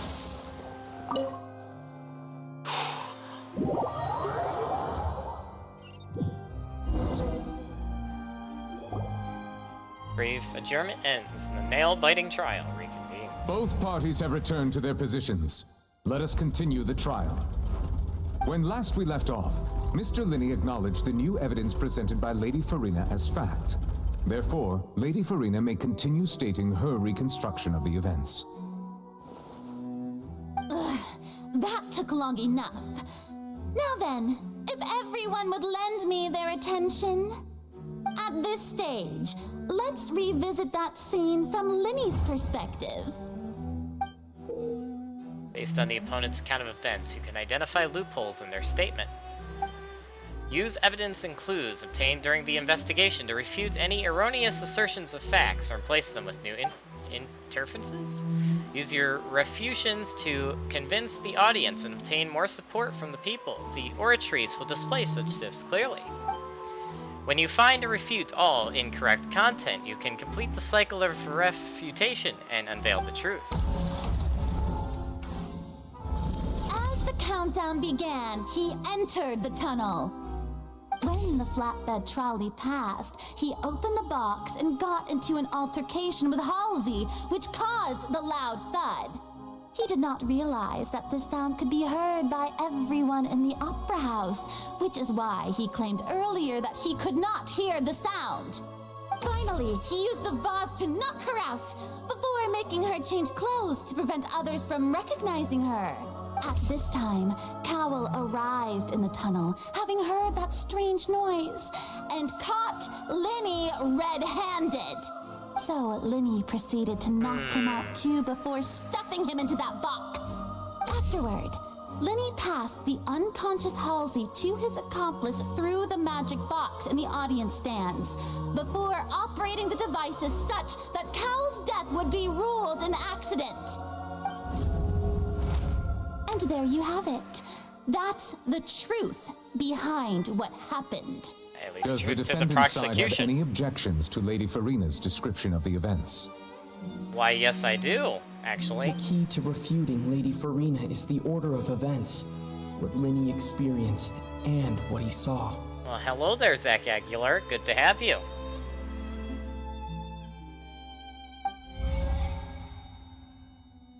Good to hear the Traveler's voice again. Alright, let's identify these loopholes. So, Linney claims that he headed to the chamber containing the oratory score upon entering the tunnel and did not witness the crime taking place and thus did not hear the thud. Entrances and exits to the opera house. No one left the opera house during the magic show, and after the incident happened, only those who had their identities cleared by the guards could leave. Linney claims to have heard a mysterious voice within the chamber that houses the oratory score within the opera house's underground structure. The clothes belonging to Halsey, the lady who went missing, were found in the tunnel. The reason for this remains unknown. Linney must have been very confused when he saw them. During the switching performance, there was an audible thump that many audience members heard. Any of your opinions changed about Farina, or is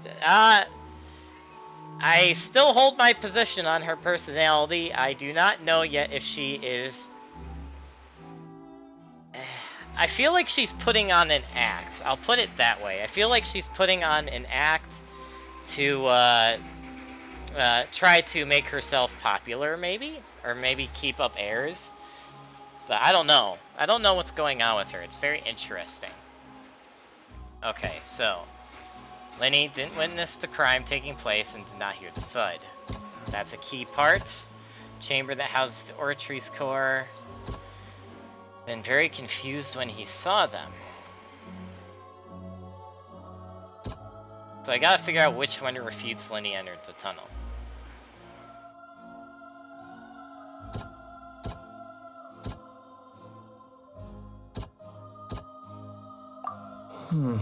Seems this won't produce a particularly effective rebuttal. Yeah, that's a fair point. Seems this won't produce a particularly effective rebuttal. Maybe it's not one of the blue answers.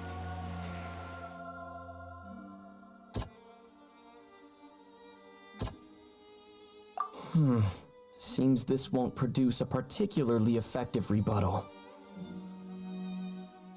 What is the...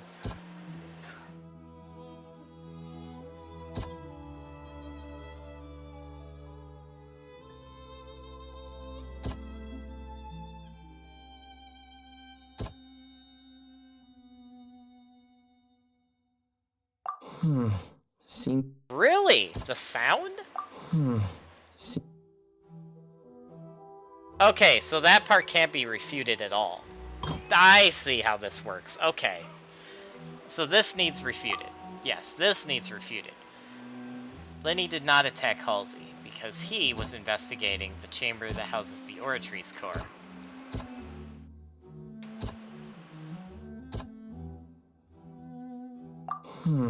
No? Okay, this one.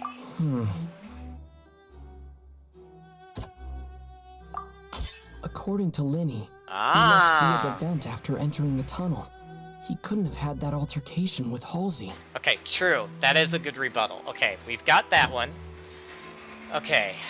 Lenny knocked Halsey out during the face, removed her clothes to prevent her from being identified. However, was really in the tunnel? No! No, he was investigating the Oratrice core. Lenny went to the room that contains the Oratrice's core.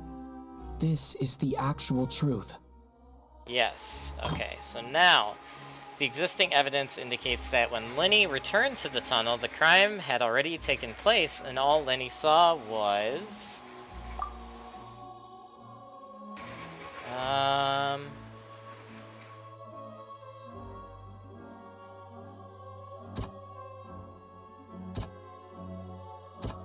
Yes, all he saw was the young lady's clothes, which would have confused him. Lenny did not take part in the underground altercation. He only witnessed traces of the aftermath. Yes. Attention!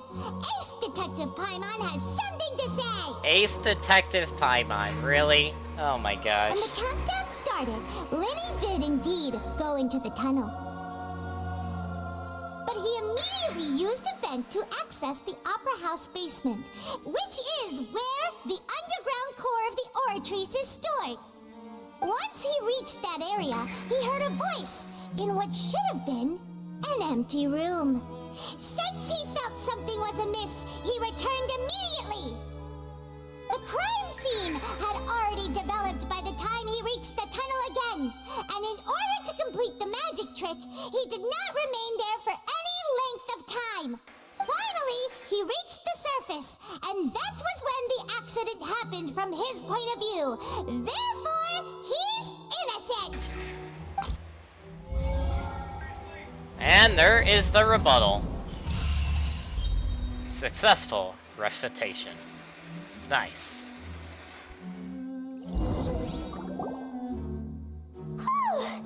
Paimon did it! Paimon actually managed to say all that! Oh, wasn't it awesome? In other words, you believe that he knew nothing of the incident? Yes. That's right! Moreover, I believe my opposition's reasoning is flawed. My reasoning? Yes, your reasoning. Yes, the onstage equipment was clearly tampered with in a premeditated fashion. However, you say that Cowell bumped into Lene by chance. If that's the case, then if Cowell hadn't entered the tunnel, who was the entire setup meant to kill? Assuming that what you say is true, Lenny only needed to kidnap the young girl to cause a new disappearance case. What would the point of killing someone on stage be? Oh, they have a point. That's right, you tell him! And that's why they're partners of mine. They've managed to turn things around. Oh, well, your denial is very strident, I'll give you that. But what proof do you have to back your claims?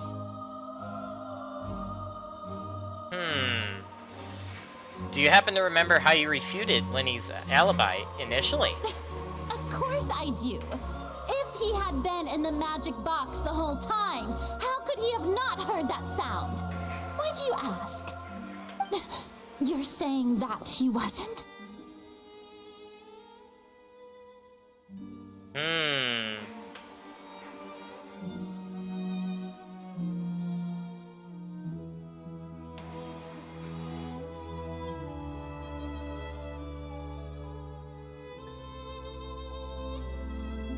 Your claim has also become a critical clue. Ah, here we go. So Lene... Oh. Wait, Revelant? Wait, what? Oh. Oh boy.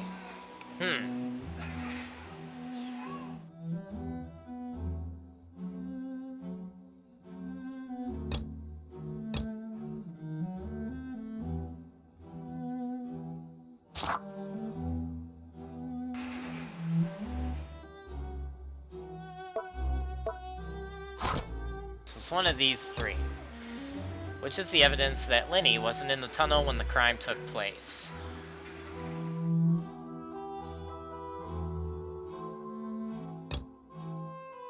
Yes, the sound. That's right! Lenny wasn't in the box or in the tunnel. That's why he didn't hear anything strange during the performance. Nailed it. This means that when the crime happened, Lenny had already entered the basement via the vent. Yep. The same clue you used to disprove his alibi has now become the best proof! How do you like that? Oh my goodness, Paimon. Well played. To think you'd use such logic. Well then, if it wasn't Lenny who committed the crimes, then who was it? Oh, I'm gonna have to decide. Oh no. Select answers to fill all empty gears to verify the correctness of your deduction. Once you've answered all questions correctly, you can complete this logic chain. Oh, this is like the thing we did back in Sumeru with the investigation. Okay. Ace Attorney gameplay? Yes, that's literally what this is, Fahrenheit. Also, welcome back. How was the cooking? Hopefully the cookies turned out well. Alright. The guard's investigation report indicates that the fireworks released near the end of the show ignited and burned through the ropes suspending the water tank above the stage. That caused the water tank to fall and kill Cowell in the box below. If Lenny is no longer under suspicion, only the other members of the troupe would have been able to tamper with the props. Lenny gave a detailed account of how the trick was supposed to work by using a box inside a box. The idea was for the box underneath the audience member to be transported across via a tunnel underneath, and Lenny himself would also use this tunnel to get to the other side. Having changed her outfit, Lynette and her assistants would take charge of the onstage interactions. The clothes belonging to Halsey, the lady who went missing, were found in the tunnel. The reason for this remains unknown. I think they were the best they did. Oh, the cookies? Nice. Nice, Fahrenheit. Glad to hear. Could there have been a third person involved? Is that really a possibility? The deceased's name is Cowell, Lenny's assistant. He would have been able to tamper with the equipment. Halsey is the missing person and an ordinary audience member.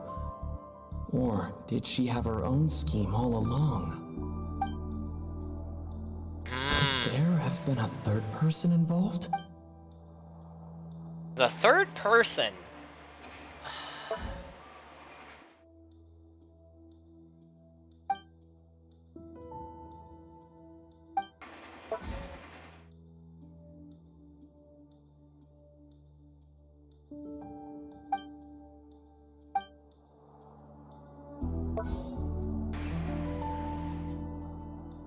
This is tough because like all three are possibilities. The deceased's name is Cowell. See, Cowell would make the most sense considering the evidence in the investigation, but he's also the guy who got killed. So it'd be a little strange if the guy who got killed was the criminal. Because that would mean he technically killed himself with making the box drop on him, which kind of would refute the evidence that he's the criminal. But that also refutes all the other evidence that points the crime to him. Halsey is the missing person and an ordinary audience. Halsey doesn't really make any sense either, But I don't know. There's some mystery going on here. I feel like it is a third person. A third person involved? Oh man. Okay, I don't need this. This just tells me what I already need. Yeah, okay.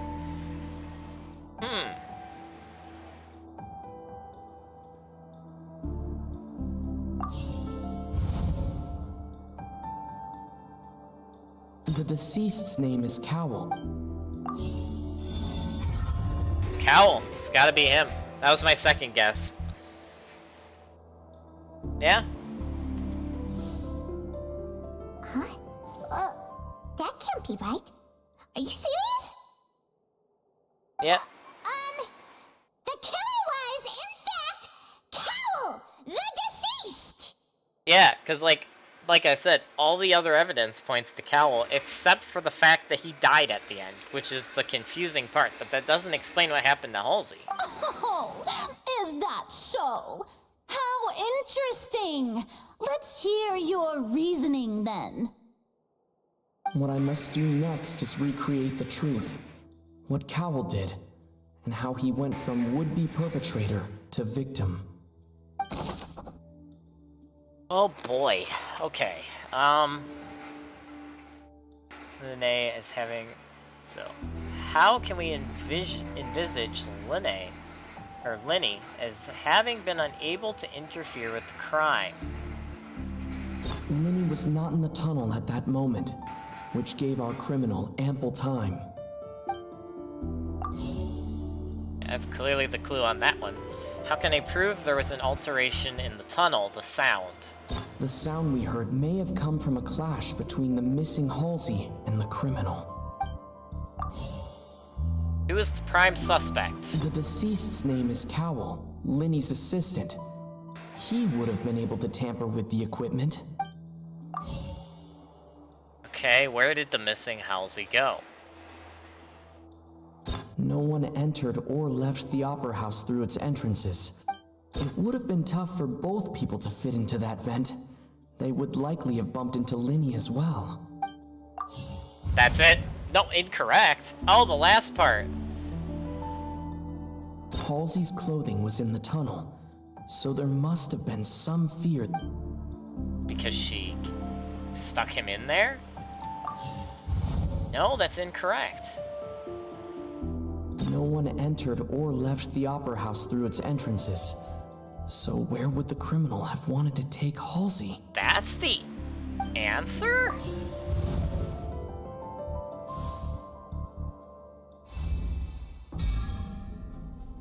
Wait, all the answers were incorrect? I'm confused. Crap, I didn't read that. Criminal must have understood the methods behind Lenne's magic trick and must have been in position to easily modify the equipment. Leaving aside how he died, Cowl had all the means to complete the crime at his disposal. The strange noise could likely have been the sound of Cowl and Halsey struggling. Lenny was not in the tunnel for 1 minute. This would have given time for Cowl to bring Halsey out of the magic box in the audience stands. But according to the guard's testimony, no one entered or left the Opera House. So even if he had taken her, there'd be no means of exiting. Exiting from the box would have been in full view of the audience, pretty much guaranteeing that they would be discovered. What's wrong, Traveler? Are you still having trouble figuring things out? Where in the world did Halsey go? I see how it is. So this was all just a bluff. And here I thought you had something to show for it. But it seems you're still far from the truth. Oh, shut up. Look, since we're at a dead end, why not consider a different track? Just like the trick as it transpired, the end result must have been utterly different from the magician's initial design.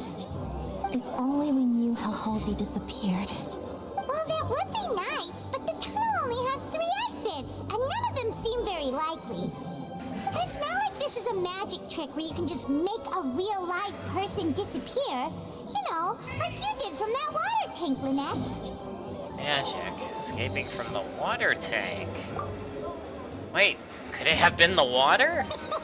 Excuse my interruption, dear opponents. But do you not see that the crowd is growing impatient? There is no greater sin in this opera house than an awkward delay in the performance.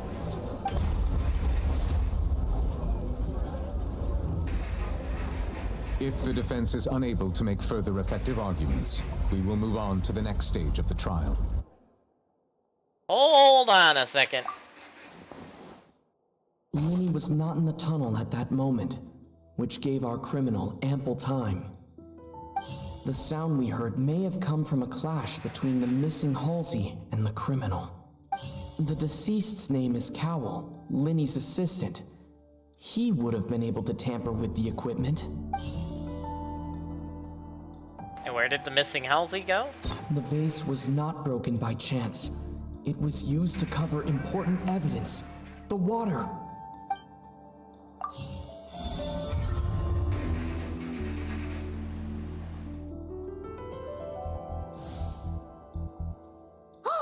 Paimon gets it!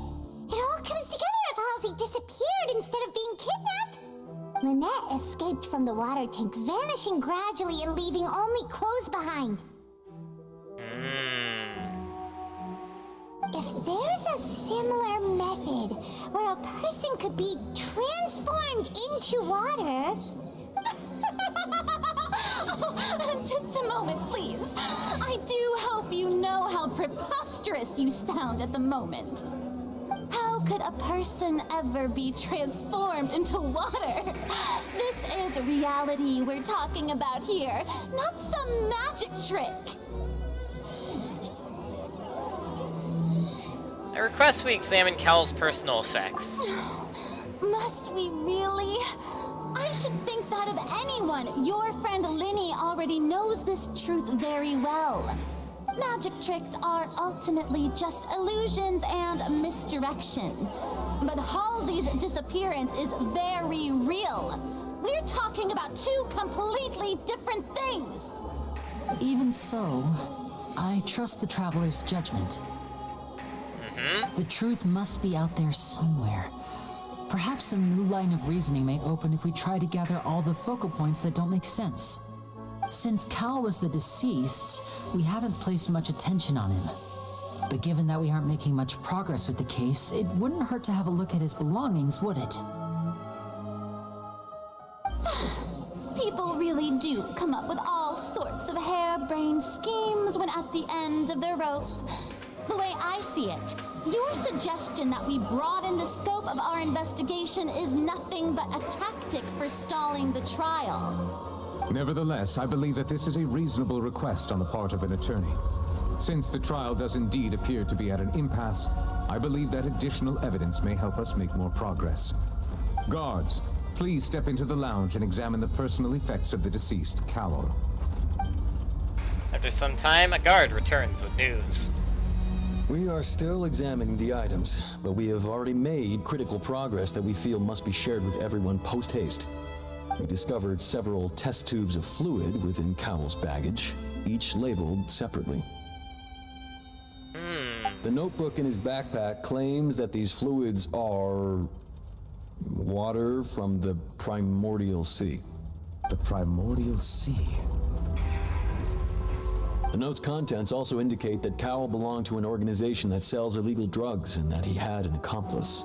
What? Holy the notebook smokes. has many entries concerning safe usage of these fluids, in which the keyword dissolve appears many times. One of these tubes was labeled Opera Epiclese, along with yesterday's date. It is empty.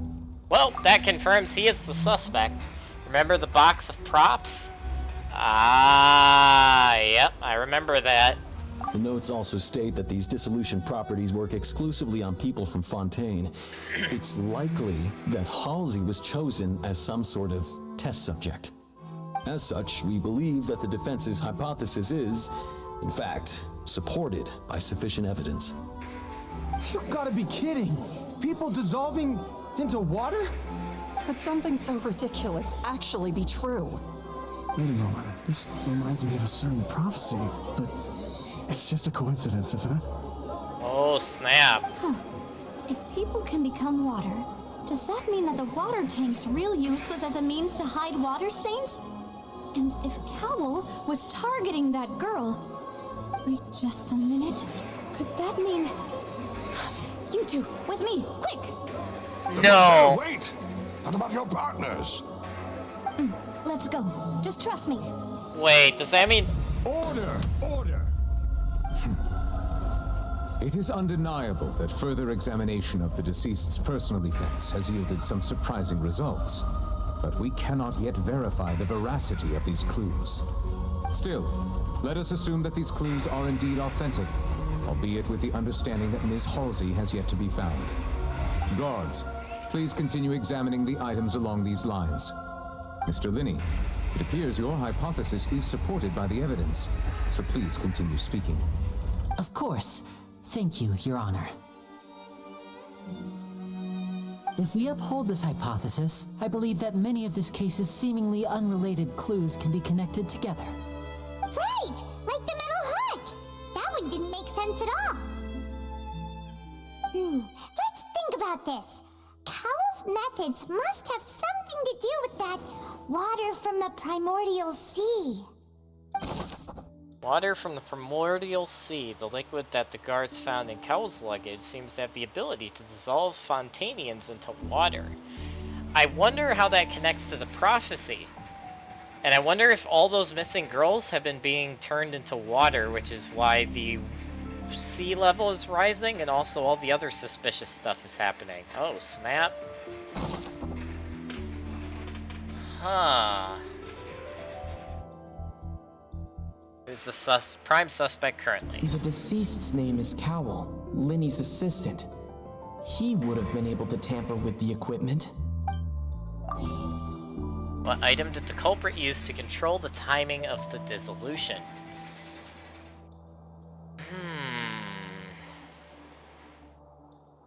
The timing. Lynette was in the magic box on stage the entire time. Did she have something to do with this?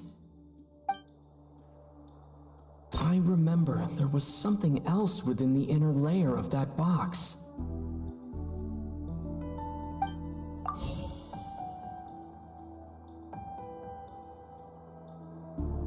The water from the primordial sea should already have been prepped before Halsey entered the magic box. Which is what he used to dissolve her? What item did the culprit use to hide the mechanism behind the crime?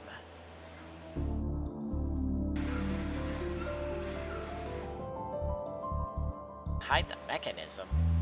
Oh. The rope that held the water tank up was lit by the fireworks and snapped. As such, the focus here is on the water and not the tank. Ah. Wait, nope, I messed it up. What item did the culprit use to control the timing of the dissolution? Now it seems like the hook rope was not meant for another magic trick. Ah. It was instead some form of triggering mechanism. That's gotta be it. What item did the culprit use to hide the mechanism behind the crime? Lynette was in the magic box on stage the entire time. Did she have something to do with this? I remember there was something else within the Is it?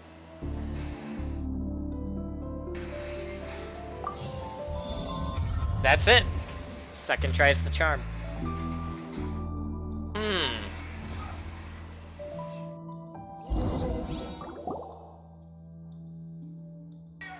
It's Ace Detective Paimon's time to shine again! That mask. In the original plan, Cowell would tamper with the water tank rope and the number selector securing his target. When the magic box containing Halsey was lowered, the metal hook would retract gradually and pierce the balloon at the top of the box. When the balloon attached to the box popped, the water from the primordial sea inside it would pour down and dissolve Halsey. Afterward, Cowell would enter the tunnel and break the flower vase to conceal the water inside the tunnel, with the remaining evidence being covered up by the water tank on stage. But he encountered something unexpected in the tunnel and wound up being fatally hit by the same water tank he meant to use to cover his tracks. Huh. That does make sense. That actually links together a lot of the more confusing pieces of evidence. What did he run into, though? Oh dear, what do I do?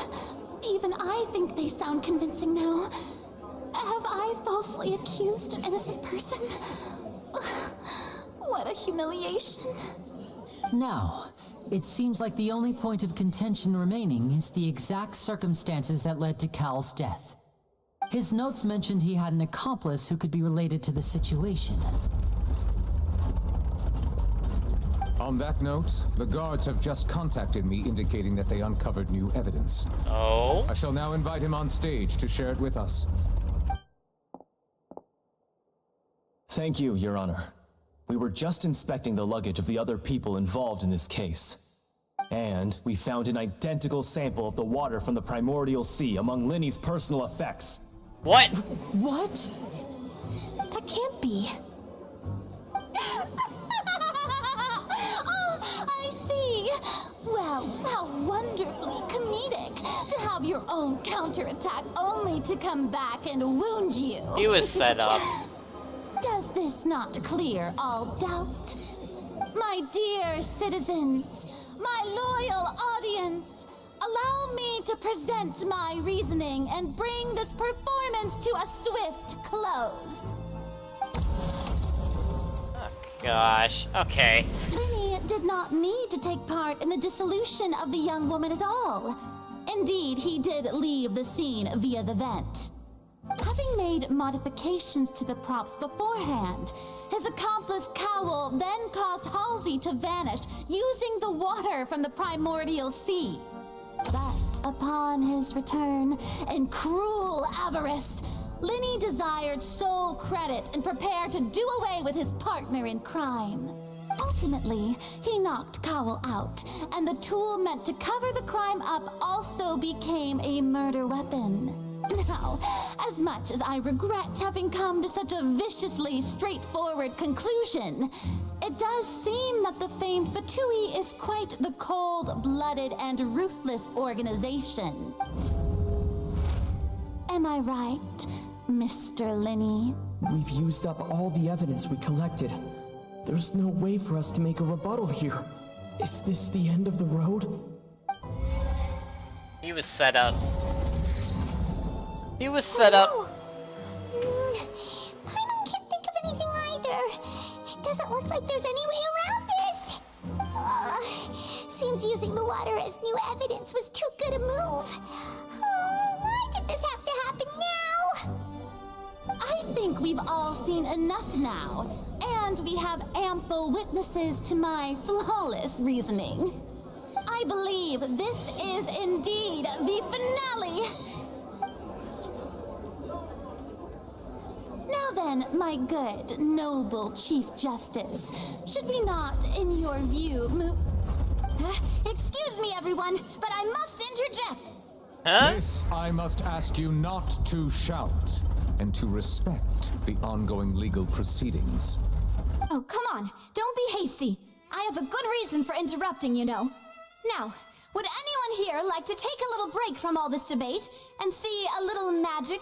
I'll show you an amazing trick, one that can bring a young woman who has disappeared back in the flesh, right before your very eyes. Please, do the honors, Mr. Linny, if you would be so kind. Huh? What in the world is she saying? No offense, miss, but miracles like that are beyond my scope as a magician. Come on now, don't be silly. Magic is all about misdirection, isn't it? It often conceals the truth while presenting a fascinating illusion. But once everyone believes the illusion, can't magic reveal the truth to them once again? Huh? And wouldn't such a trick be the most marvelous finale to today's performance? Come on, Linny and Lynette. Give it another go. Don't worry. Spina di Rasula has made the necessary arrangements on your behalf. But as the magic makers and stars of the show, I think I should leave the final performance to you. I understand. What is going on here? And voila!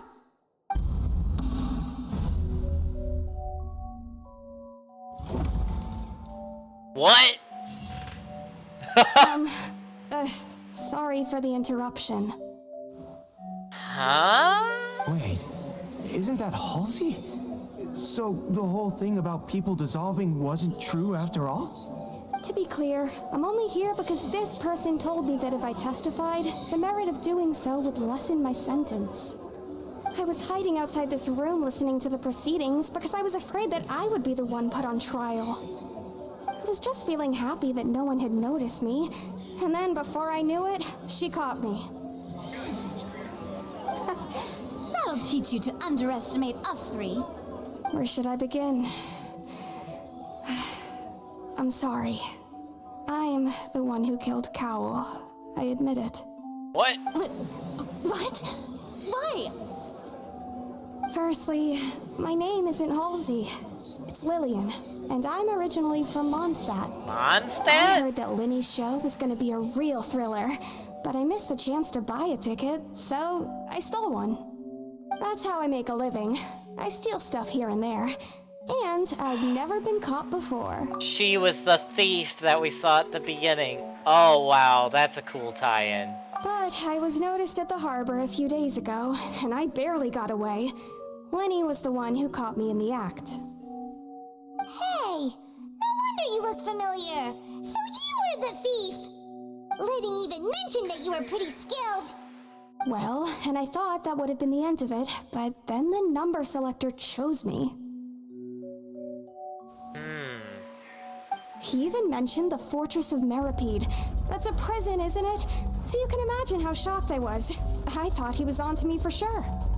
So I played along with the show while looking for an opening to flee, but then I got water poured on me for no reason, and then someone jumped into the tunnel to nab me. I wasn't going to take that lying down, so I knocked him out and stuffed him into the box. There was nowhere to run from there, though, so I had to change my clothes and hide in a box containing performance costumes. I slipped out after the first guard arrived at the scene and continued hiding inside the opera house. Can a person even hide in there? A professional thief could probably make it work. But I swear I didn't know that the water tank would fall down. Really, I swear it. Had I known that, I wouldn't have put him in the magic box. I may be a thief, but I'm no killer. Well, that makes everything pretty clear now, doesn't it? That moment when the main bad guy ended up killing himself, it's almost ironic. Yeah, now it's time to refute the Hydra Archon's previous reasoning. This time, we need to tell the entire story from Lily-Ann's perspective.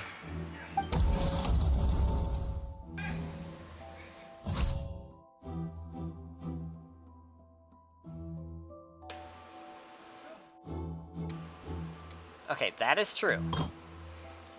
I'll plan to use the preparation apparatus for the magic tricks to dissolve Halsey inside the magic box. This Halsey and completely on harbor on his water. And how would Halsey have reacted when the water from his began to trickle in?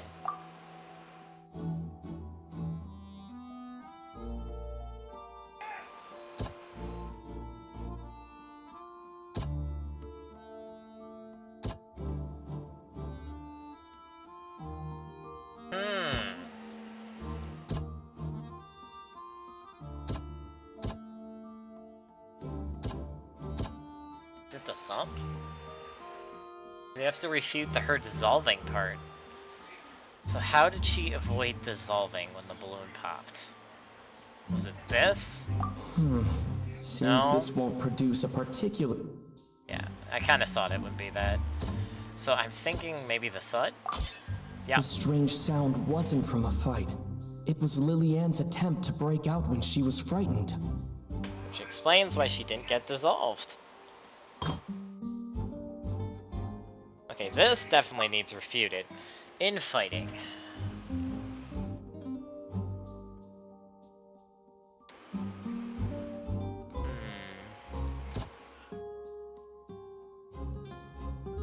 Wait, hold on.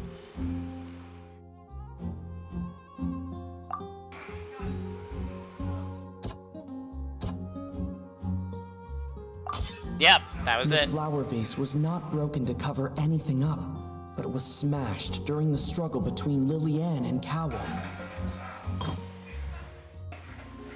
Okay, this is the last one to refute right now.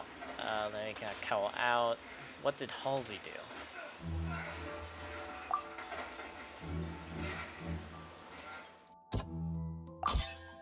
Lillian was afraid that she would be recognized if she left, so she changed clothes and hid, biding her time. Just what one might expect of an experienced thief. Boom. The actual. It's Ace Detective Paimon time! Oh boy. Jeez, Paimon. Alright. And that freaking box we ran past so many times had the other culprit in it the whole time. Oh man. Having been selected out of the blue, Lillian panicked. Her panic only intensified after she entered the tunnel and had water poured on her head. So she kicked the door open, producing the thud we all heard. Hearing the commotion, Cowell leapt into the tunnel, only to discover that Lillian had not dissolved. He did not know that Lillian was not from Fontaine, but was a thief who made her way in by stealing a ticket. Mistakenly believing that the water from the primordial sea needed time to take effect, he tried to force Lillian back into the box. The two broke the flower vase during the struggle, but Lillian came out on top, knocking Cowell out and putting him in the box. With no way of escaping, she changed her clothes and hid in the costume trunk until the performance ended. And that is a successful rebuttal. Ooh, that was close.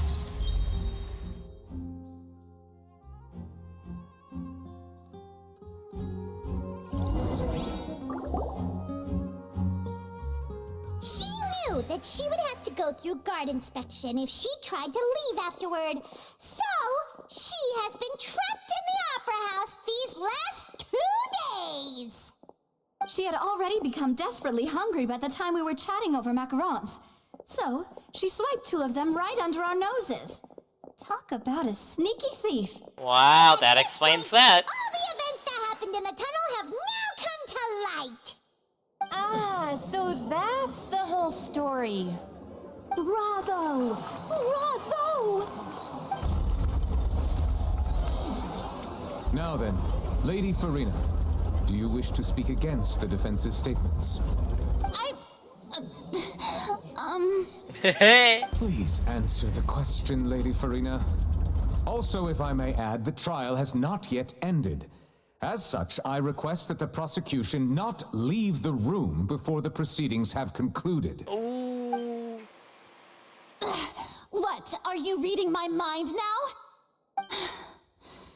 No, I have no further arguments. I admit defeat.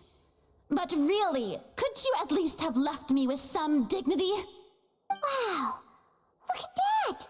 She's like a deflated balloon now. If there are no objections, then as the Chief Justice of Fontaine, I shall once again repeat the full sequence of events. The actual perpetrator of the serial disappearances, Cowell, selected his next victim from the audience reservation list. With some modifications to the selector, he could ensure that the pre-selected young woman would be chosen. To cover up any evidence while committing the deed, Cowell thought of allowing the water tank to fall, which would conceal the water left behind after the young woman was dissolved. He also tampered with the rope suspending the water tank, using the fireworks at the end of the performance to cause the tank to drop and hide the watermarks. He poured the water from the primordial sea into a balloon during the preparation of the magic box and stuck it to the box's lid. Finally, he passed the prepared hook on a rope through the gap in the magic box's door when bringing the young woman to said box. When the magic trick officially began, the box containing the woman was lowered into the tunnel, tightening the hook rope and bursting the balloon containing the water. If all had gone to plan, the young woman would be dissolved at this time. However, Lillian was not from Fontaine, and thus fled the box with a loud noise. Realizing that there was trouble, Cowell entered the tunnel and met Lillian. Thinking that the waters had not yet taken effect, he decided to proceed. However, his opponent was more capable than he thought, and he was overcome, knocked unconscious, and placed into the magic box, and thus became his own final victim. Lillian, according to her own statements, then changed clothes and hid until the performance ended, before hiding in other parts of the opera house. As for Linny, he was in the underground structures within the opera house, and was thus ignorant of these happenings. From this reconstruction of events, we can conclude that Linny, the accused, is in fact innocent. I can't take Paimon serious with that. And Lillian's conduct that should still be investigated separately, this case, at least, can be handed over to the Oratrice to make the final decision.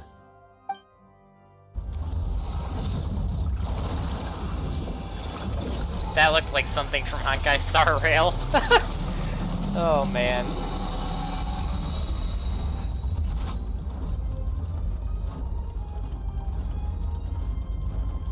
As such, Linny and Lynette are officially declared not guilty.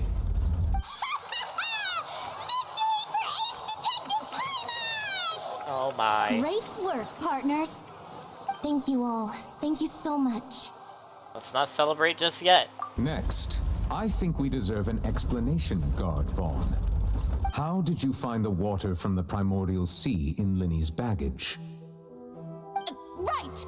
Your discovery caused me to make a serious mistake, you know. Or was that not a discovery, but false evidence that you dared to bring before this court? I suspect that the accomplice mentioned in Cowell's notes was not Linny, but you, yes? Ooh. And that explains the police. I'm sure you know what you must do to lessen your sentence.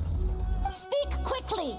Unless you want to earn yourself a one-way ticket to Coupon Town. Coupon Town? I was just following orders. We were supposed to place blame for the serial disappearances onto Linny, and thus cause suspicion to fall on the Fatui. The higher-ups said this was the best opportunity to do so. Huh? And now that your plan has fallen through, and the secrets of the water have been revealed, you have become a liability to said higher-ups, yes? Therefore, you would be wise to tell everything you know, and seek the protection of the guards. Yes, I'll tell you everything I know. He's gonna die. Our boss discovered that the water can cause people to dissolve. It can also be made into a potion, which when extremely diluted, can cause people to experience unforgettable exhilaration. We've been in this business for a while now, and have made decent more off it. The disappearances were also the boss's idea. I mean, this is the boss we're talking about.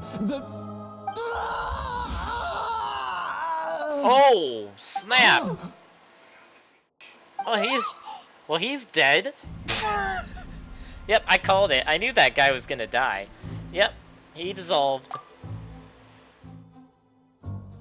And now he can no longer talk. Such ruthlessness. I shouldn't have expected any less of them. An outrageous act. All present, please submit to inspection immediately.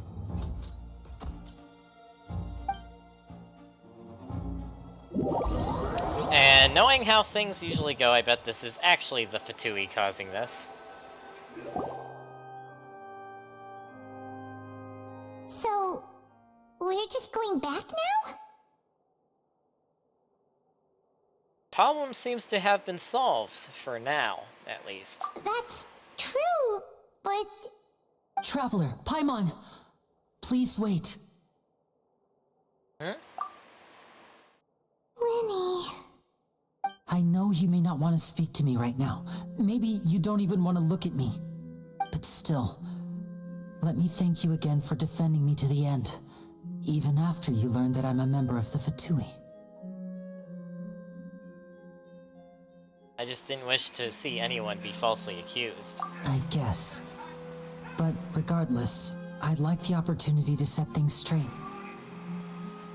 I didn't approach you with any ulterior motives or ill intent. I've spoken to you as myself, just plain Linny this entire time. As for why I'm a Fatus, it's because the goals of the House of the Hearth align with those of an orphan like me. That's all. That was how Father, who you might know as the Knave, approached recruiting us back then too. Oh! Well, there's another Harbinger reference. A knave? The one who controls the House of the Hearth? She's your father? Yep, evil Eula. That's right. And since we're here, I was wondering, would you mind hearing a story? It's about my past. Back when our parents first died, Lynette and I were left wandering the streets. To survive, I took to surreptitiously observing an older street performer who did magic. It took me several days to figure out how he pulled off his amazing tricks. I took my sister through several streets until we found a crowded corner, and we began to perform magic tricks there. To my surprise, we proved to be pretty popular, and we could at least stop worrying about where our next meal would come from for a time. But I didn't want my sister to remain a street rat together with me forever. Before long, an aristocrat came to me and claimed that he wished to take us in after watching my performances. So you went from orphans to nobility just like that? That was how we felt at first too. As if fate was on our side and we could say goodbye to those painful days. But I gradually discovered that while we were called foster children, he was really after my talent for magic tricks. So he used them. He would constantly take me to all sorts of banquets to garner attention, which he would then use to expand his social circles. Ew. That doesn't seem too bad either. Better than roaming the streets at any rate. It took a while for me to realize just how dark his heart really was. After one particular performance at a banquet, I discovered that Lynette was not on the same return vehicle as me. I waited a long time after we returned home, but she did not come back. I went to that noble's bedroom and asked him about her whereabouts. The answer he gave me was, she caught the eye of the most eminent person at the banquet, so I sent her over as a gift. Wow! I mean, you'll be able to perform your magic regardless of who your assistant is, yes? Wow! Oh, no. So he was gonna... But wouldn't Fontaine's laws deal with such people? As far as outsiders are concerned, this is a relationship akin to adoption or foster care, and they have their ways of escaping the eye of the law. I never expected Genshin of all games to talk about human trafficking. Holy smokes. Well, that caught me off guard. Wow. Dang. So what happened after that? I managed to ferret out the location of the mansion of that so-called eminent person and hurried through the night. But by the time I leaped over the walls, avoided the guards, and made my way in, all I saw was the moonlit ground covered in blood, and the knave standing there in the darkness. So, she'd already taken care of that guy. That's right. She had rescued my sister before she could come to any harm, and had even discovered several girls hidden in a basement, all of them orphans. Wow. Father, I mean, the knave, might have seen something in me, and so she made me an offer.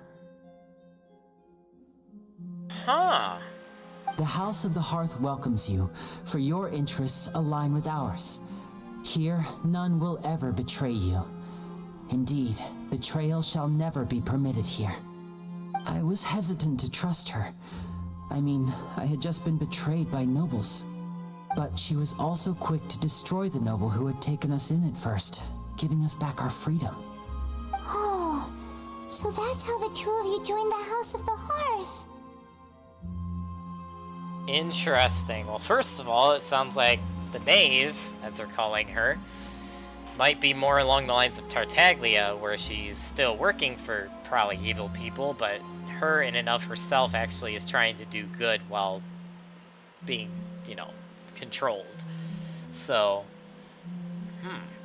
also, this reminds me of, like, Yeah, anyway. I bet she's after the Gnosis, though, isn't she? She has her own plans. Eh? She has gained permission from the Sarita to first use the Gnosis's power when she obtains it. She plans to use it to find a way to break the prophecy and save Fontaine. Huh? So, she believes in that prophecy too? That's right. The whole House of the Hearth is currently working to combat that crisis. Really? Today's case has also proven that people from Fontaine can indeed dissolve into some sort of water, thus further supporting the prophecy. All of us house members here, Lady Arlecchino herself included, are from Fontaine. We won't give up on defending our homeland. To us orphans, the only connection we have left to this world, apart from our family, is our homeland. So, from small deeds like distributing magic pockets to huge schemes like stealing a Gnosis, everything is aimed at dealing with that prophecy.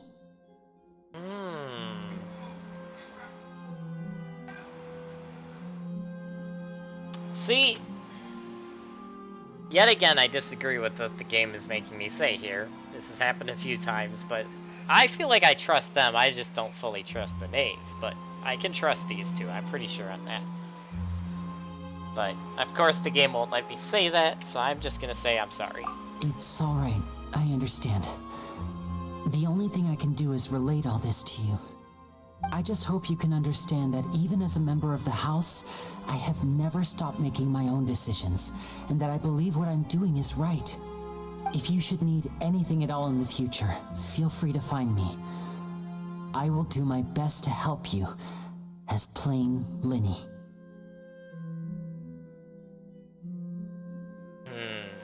I understand. Bye, Linny!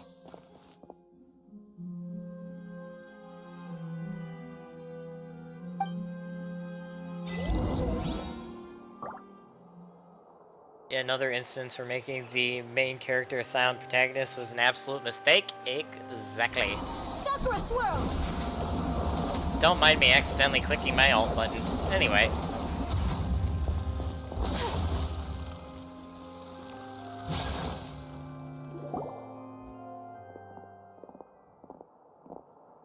Hey there. What was with the disappearing act you pulled right as the trial ended? Were you looking for us, Navia? Well, this whole thing isn't exactly over, is it? I do feel that we're getting closer to solving the serial disappearances case, though. Don't you think so, too?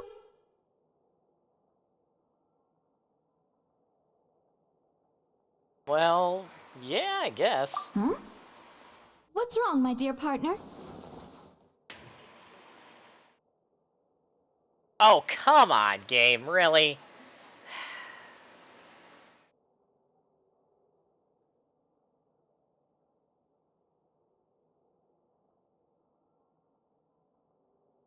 I wasn't necessarily looking into the serial disappearances case. Besides, are you sure we're the ones who can crack a case that's been cold for decades now? And given that there's new evidence from the trial, there should be a trail of breadcrumbs for the Hydro Archon's people to follow now, right?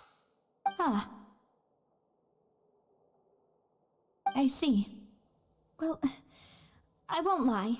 I'm a little shocked to hear that from you.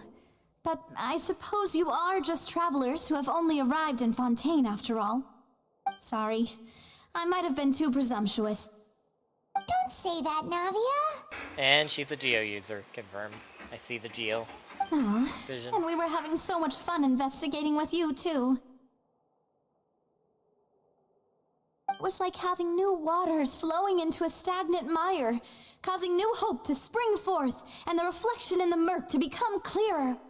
Well, sorry about that. I'm a bit prone to nostalgia. Don't mind me. Wait, shall we have a farewell meal? You know, to commemorate our time as partners? Huh? Do we really need to get that formal? Well, guess you really did treat us as partners, huh? Well, I'd just like to have a proper ending to every important memory. That way there are no regrets later. Anyway, it would just be a meal, so it shouldn't take up too much of your time. Let's go have the meal then. You don't have to twist Paimon's arm. If Boss Navi is treating, count Paimon in! Oh, wonderful. In that case, why don't we return to the court of Fontaine and head to the Hotel de Boer? I believe we'll make it just in time for dinner. All right then, let's have our farewell meal.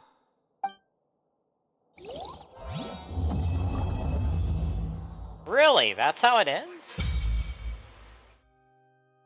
For the Hydra sigils you obtain from your adventures to... wait, what? That went way too fast, game.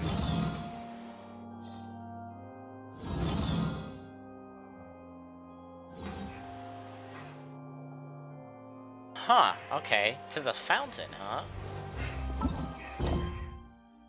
Okay, so now I gotta go to the hotel. That's Act 1 complete.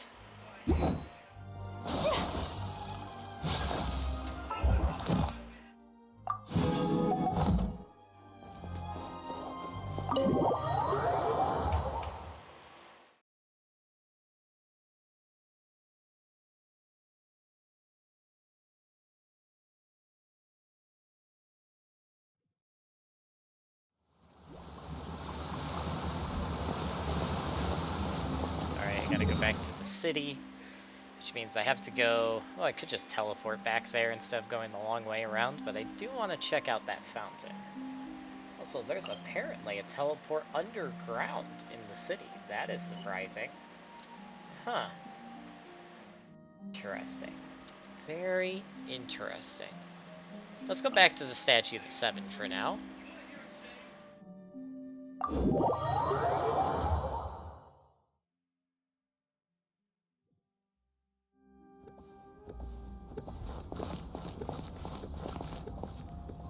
Okay, back to the statue. I don't think we have any... Do we? Let me actually check. I don't think we have anything we can put in here, but we'll check anyway. Oh, we do have some. Okay, we're now 4 away from being able to upgrade that.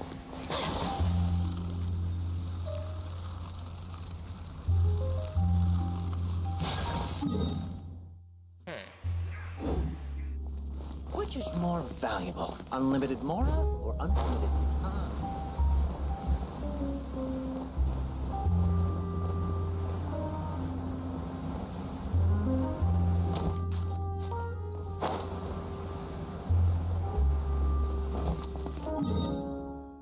I am curious where that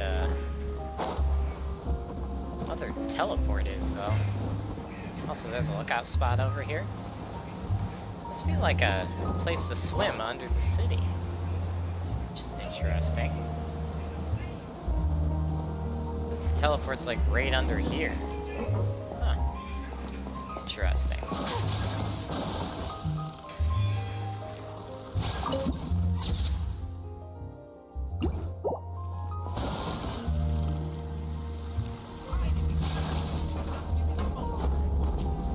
Is this the fountain I'm supposed to interact with, or is it not that fountain? I'm confused. Or is it, wait, is it this fountain? It's this fountain. Hold on, going back. Back the way we came.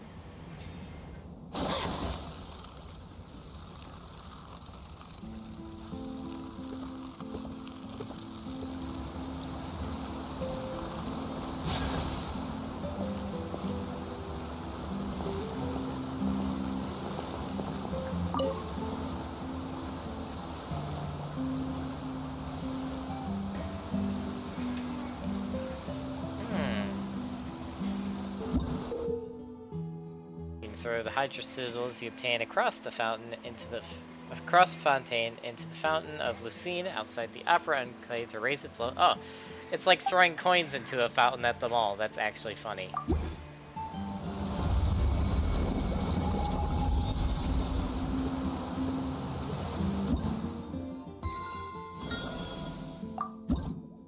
Nice, level 3 already.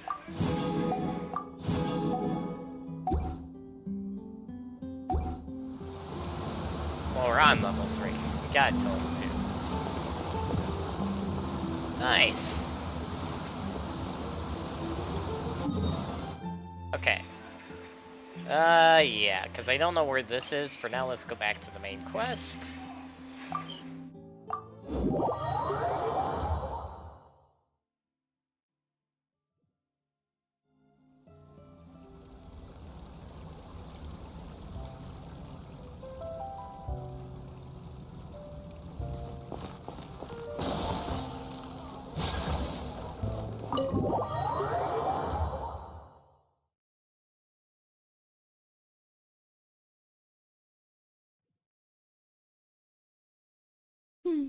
I came here several times with my father when I was little, but stopped eating here as often after growing up. I hope the food here will be to your taste. Oh, don't worry. We haven't eaten at a hotel like this in a while. Paimon's getting excited already. Have we ever eaten at a In hotel? that case, I'll go order for us first. Please wait here a moment. Wait, when have I been at a hotel before in Genshin? Ooh, everything looks so good. People in Fontaine sure know how to enjoy life. Why, of course. Go ahead, try whatever you like. If the food's good, I'll make a group reservation for the rest of Spina di Rosula next time. That's a lot of food. And if it's not? Well, then I'll still bring everyone. Albeit with only one dish per table. You, sure have your own way of doing things. Oh, we called this a farewell meal, but we could also treat it like a victory feast, right? We did just win that case after all.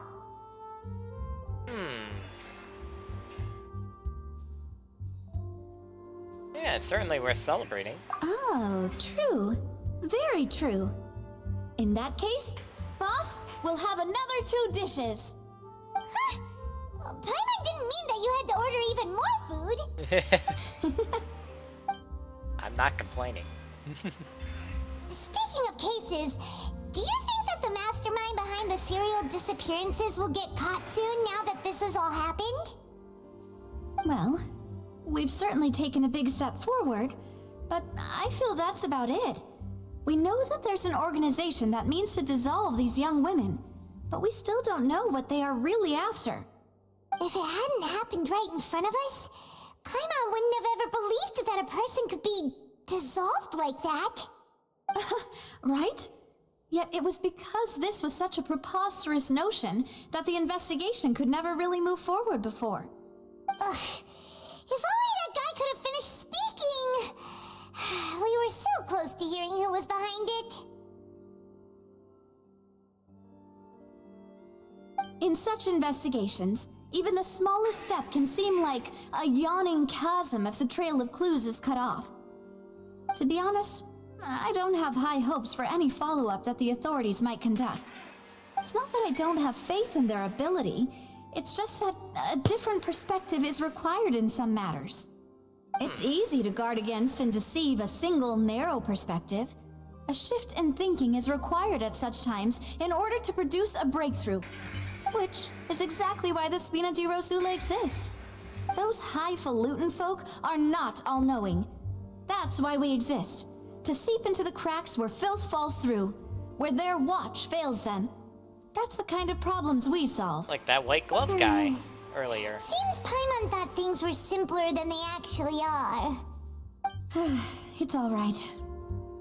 Well, this was supposed to be a farewell meal, so I doubt you have further interest in this business, right? Let's talk about something else. Like, what are your future plans? We wanted to ask the Hydra Archon for more information, but we haven't had much opportunity to do so. That's true. We didn't have a chance to speak to her after the trial ended. It didn't really seem like the right time or place to do it anyway. I see. So, your primary objective, which has been foiled so far, was to have a chat with the Hydro Archon. I've heard that there's a long line of people waiting to meet Lady Farina. I suspect you'll be waiting for quite a while, considering that you missed your chance today. Yeah, we've heard that she's super popular here in Fontaine, and that it'll be tough getting any of her time. Well, would you consider some more, unique ways? Perhaps even methods of, let's say, questionable legality? Uh-oh. Guess that's Spina di Rosula's boss for you. Chock full of sketchy ideas. Well, what did you have in mind? Well, one way would be to infiltrate a performance troupe at the Opera House, only to abandon your act at the play's climax and ask to speak to her after the performance. I'm sure Lady Farina would be eager to see the ending, and would agree in order to finish watching the play. Don't you think? Could you suggest something a little more practical? This plan seems pretty hard to pull off. We'd have to go learn how to act, and acting's really hard. I bet the voice actors enjoyed saying Here's that. another. Find a way to conceal yourselves under her bed. Then wake her up in the dead of night and demand answers. Don't let her go back to sleep until she answers all your questions. I can personally testify that this one works.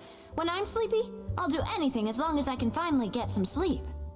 That might work, but that's not really the problem. The problem is we don't want to get ourselves arrested. Valid point. I overlooked that part. I was just thinking about leveraging a person's desire for sleep. How can you overlook something like getting arrested? Alright, no more joking around. Perhaps you could... Oh, I don't know. Cut the line when she's on a break. You did defeat her in court, clearing citizens of hers from false accusations. False accusations she had nearly upheld personally. I imagine that she feels quite ashamed about the whole thing. You mean that if we catch her while she's on a break, she might be too embarrassed to refuse? Oh, that does make some sense.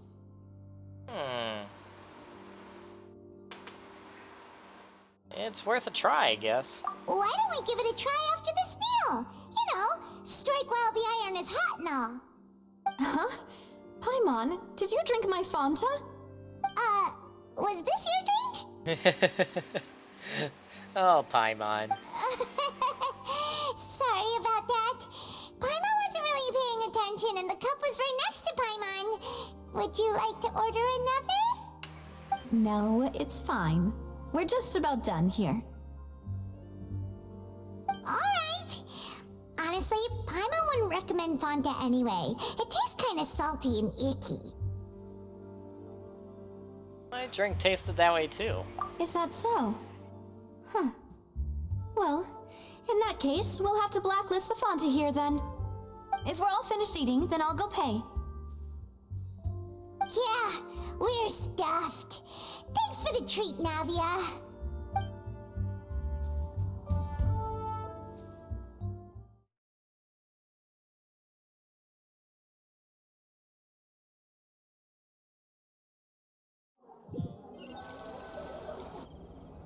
Oh, so full. Paimon can barely float anymore. Oh my goodness, Paimon. You could try walking, you know. Nah, that would be so... normal. You know, like you. Wow. Okay. As for expenses this month, we're left with... Hey, Navia! What are you doing over there? Oh, nothing. It was just a meal, you know? Nothing the Spina di Rosula can't cover. Oh my goodness, Doodle, how's it going? Welcome to the stream. I didn't see you were doing Genshin. Yeah, guess I'm blind. Yeah, hey, no worries, Doodle. Yeah, we'll be probably raiding sort of Asley in a bit here once he puts his daughter to bed. Because we're gonna be helping him with Final Fantasy tonight. But yeah, we're mostly doing the new Genshin update today, which we've been doing for a good portion of the day today, which has been a lot of fun. And we've also gotten a lot of gifted subs, which is awesome. Thank you to everyone who donated those. We're almost to our next subathon goal, which is great.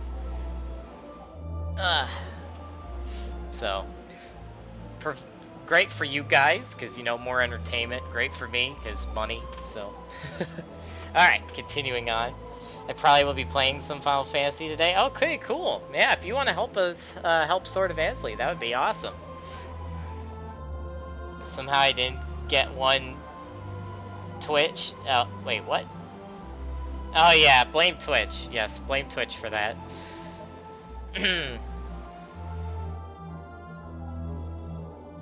Okay, anyway. Seems that was a pretty pricey meal, all thanks to Paimon. You guys know we always blame Paimon. Let's get ready to try to meet the Hydro Archon again. Bye, Navia! So this is goodbye, huh? Well, if you do encounter any other trouble in Fontaine, you're always welcome to contact the Spina di Rosula. I'll give your request the highest priority. Cool. In any case, I wish you smooth sailing. I'll see you again, partner. See ya! I like her character. That's funny. What felt like the ending to the first act was actually the start of the second act. That feels really strange. But that trial was pretty fun. Glad we cleared Linnea's name. Found out some interesting things about the Fatui, but that's not outside the norm. Oh man. That arc took a while, though we did get distracted with lots of exploring underwater and also Virgil, but eventually we'll have to get back to that quest. But for now we're gonna avoid it like the plague so we can actually get some main story progress here. Where am I going? Oh, I'm going back to the fountain. Okay, that's easy. Teleport.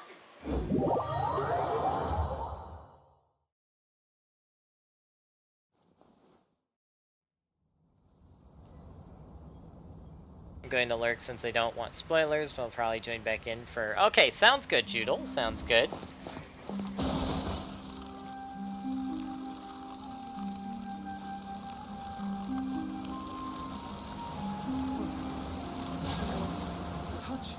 There aren't many people around anymore. Looks like that boat we took to Aranias might have been the last one.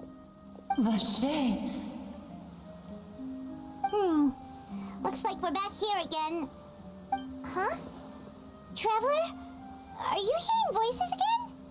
Yes, and it's clearer than it was during the day. That's kinda spooky. Are you sure we don't want to come back in the morning? Vache? Vache.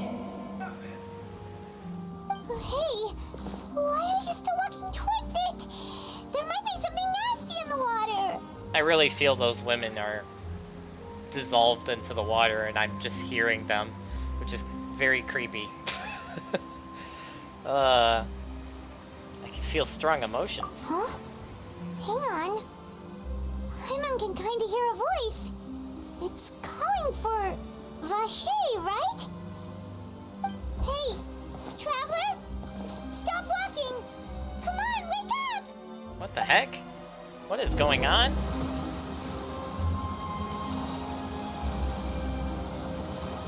Ah! That is the last thing I expected. That is an Oceanid. Oh my. Vache, are you my dear Vache? No, wait. You seem to be someone else. Do you know Vache? Do you know where my love is? I'm afraid not. Wait. Who am I? I'm very sorry. I fear I do not know. My memories feel like they have been washed away like a flood. So many fragments dissolved amidst the tide, never to be recovered. How much have I lost? How many things that I once held dear while on land have I since forgotten? No way. No way. Are they saying that all the Oceanids we've encountered in the game were formerly human? They have all lost their memories? Oh my goodness, Genshin, are you really getting dark and twisted with your storytelling again? Gosh dang it. Yes, that is what I was once. But now, I am but the consciousness of one who is lost, therefore. What the hell? I do not know how I came to be like this either. I only vaguely remember being covered in light blue water, and then all grew dim. They are freaking revealing that. Okay, yep, all the girls that are being dissolved by this criminal organization are turning into oceanids. What the hell? I also remember going to many places. I loved adventure, loved exploring places of peril. No matter where I went, Vacher would go with me. I knew how dearly he loved me, and I also loved him equally as much. But now, we can no longer go back. The pain of such parting, I never knew how heavy it could be.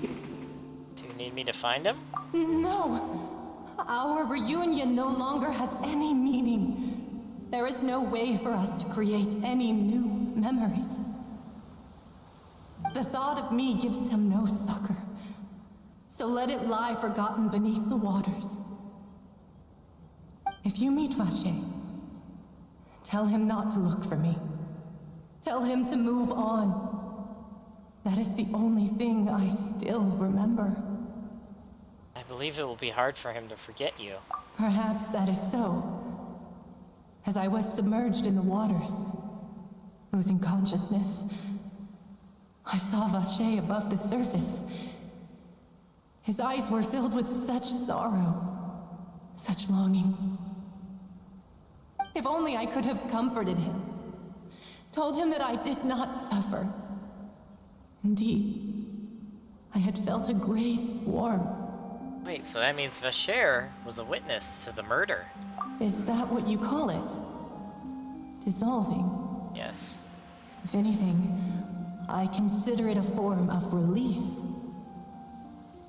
It was a state of neither fear nor frenzy, with only an endless peace, like the water's still surface. And that's like a Demon Slayer moment right I there. could also liken it to being a thirsty person who drinks water for the first time, and only then sees how they have lived for so long in a world of endless want and anxiety.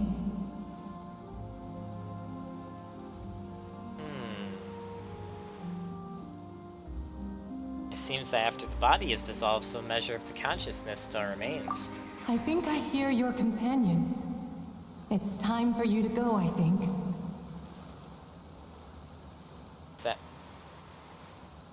Is that Paimon? Farewell, then. I am glad that you were able to sense my presence.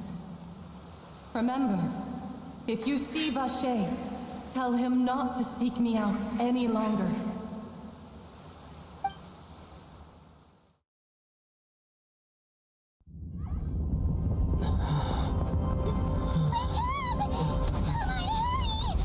What the heck? What the hell?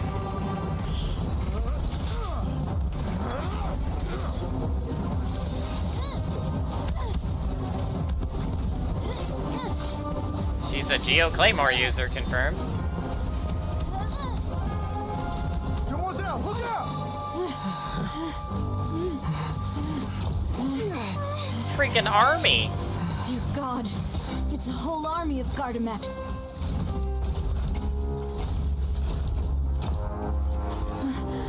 Chlorand?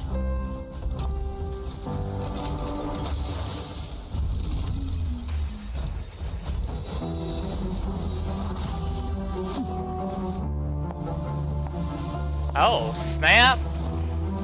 This is actually a cool cutscene. Quick, now's our chance!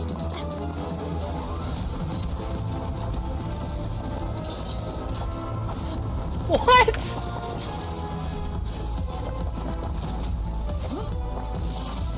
Holy smokes!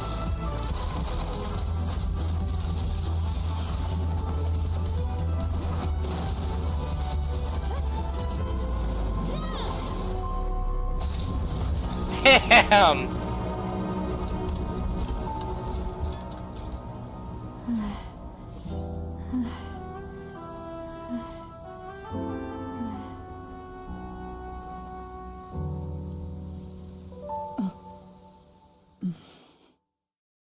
average Bloodborne player.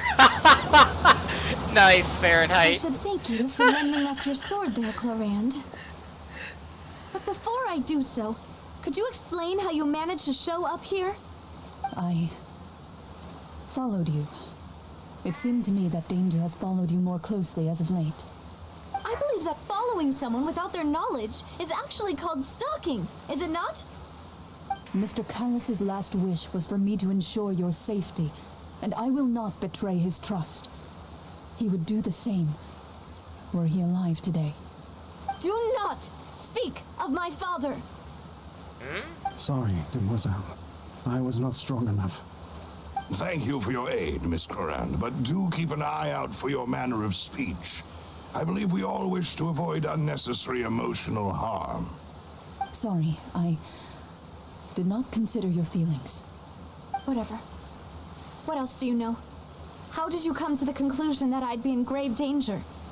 I doubt I know much more than you, but I believe that the mastermind behind the serial disappearances is very powerful. Your performance tonight will almost certainly attract their attention. Huh. I'm sure they've known about me. To be honest, I'm shocked it's taken them this long to act against me. And what about these Gardamex? I thought only those associated with the Maison Gardiennage could control them. None of these mecha have serial numbers. I was sure to check a moment ago. They are not the ones used by the authorities to enforce the law. I can only conclude that some powerful or wealthy party must have obtained them via illegal means, deploying them as a private force of sorts. What? Your point being that they're out of Spina di Rosula's league, then? Yes. Be careful, and do not act rashly. I will continue investigating no matter what. We will bring the truth to light. That's my father's true last wish.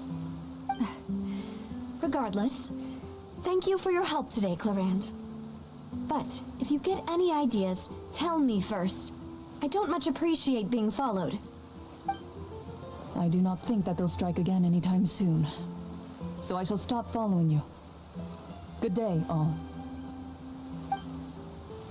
She checked the serial numbers when she was killing them all. That's Right. pretty I badass suppose if that's the the best case. news we've gotten today.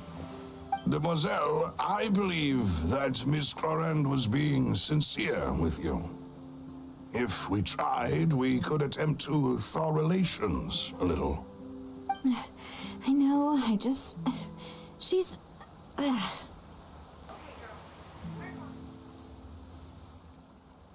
What just happened? Oh, thank goodness!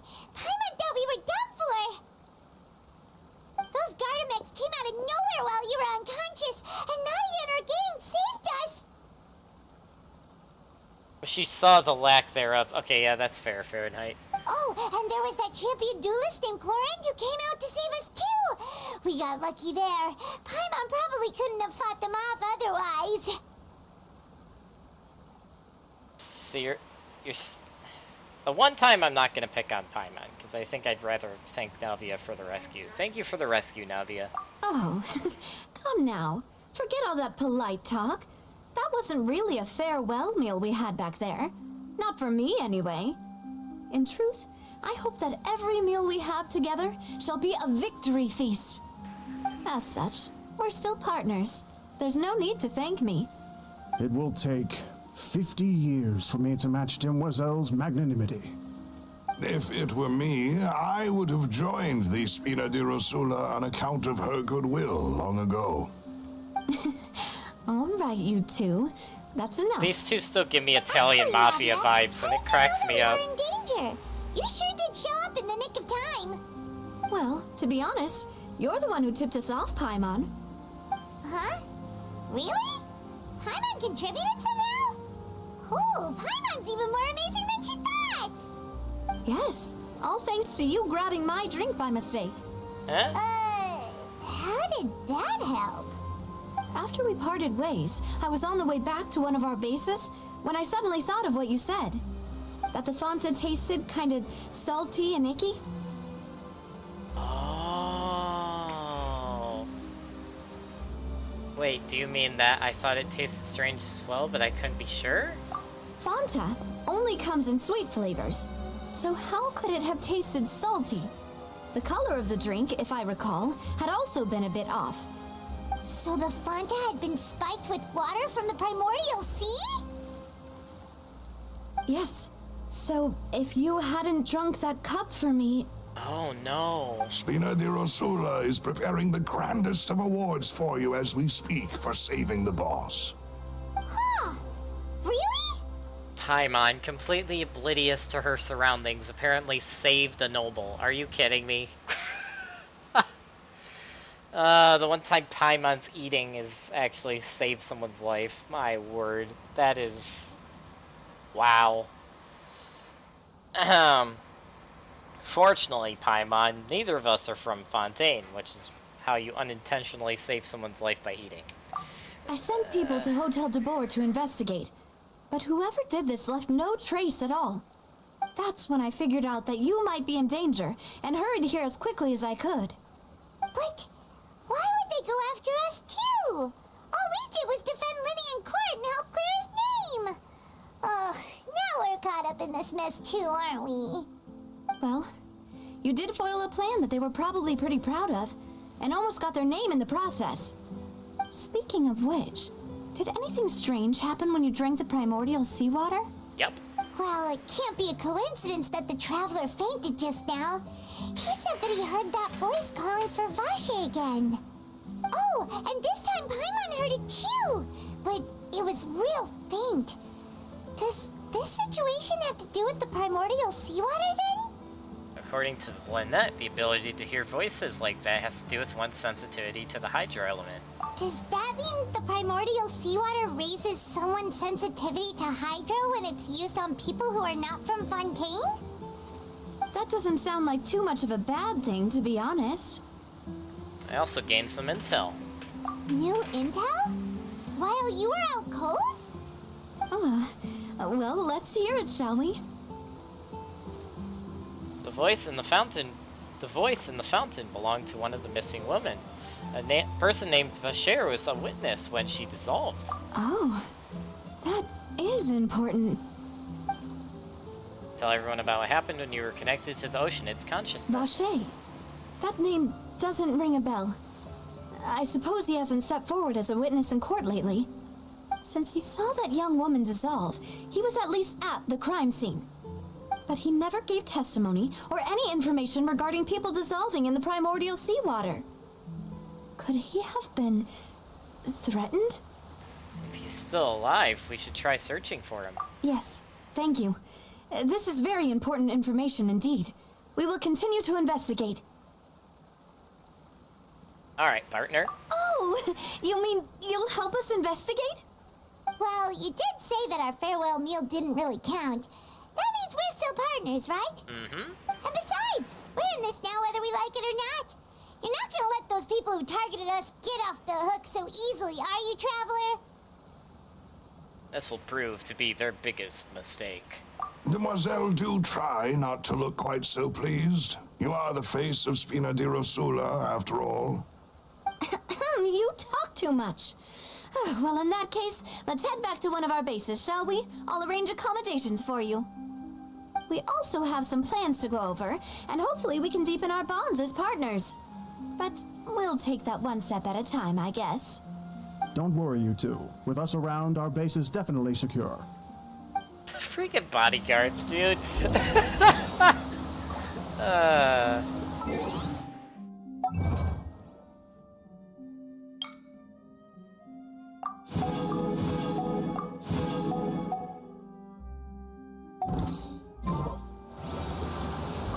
Man. Holy smokes.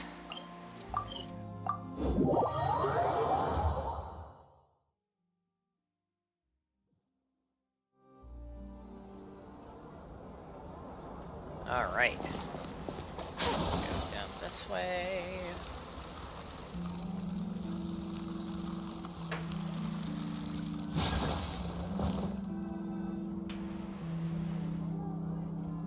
It's right up ahead, but let's make sure we weren't followed first. I've been keeping watch, Demoiselle. I haven't spotted anyone suspicious thus far. Very good. But let's not let our guard down for now. I shall find rooms for our respected guests. Thank you, Malus. Now, let's continue, traveler.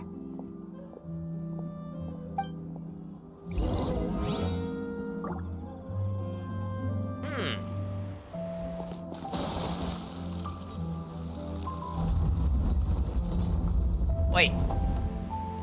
Is it down here? Really?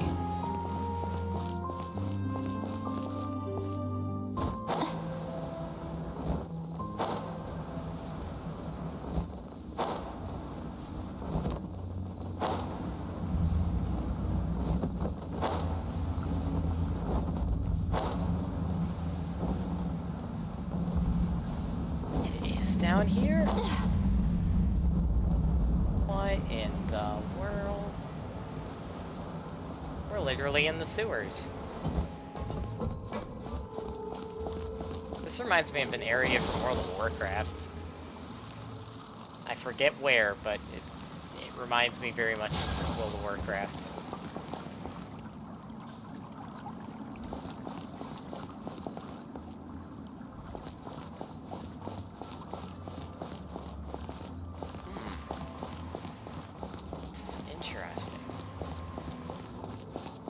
There's a teleport and a viewpoint over here.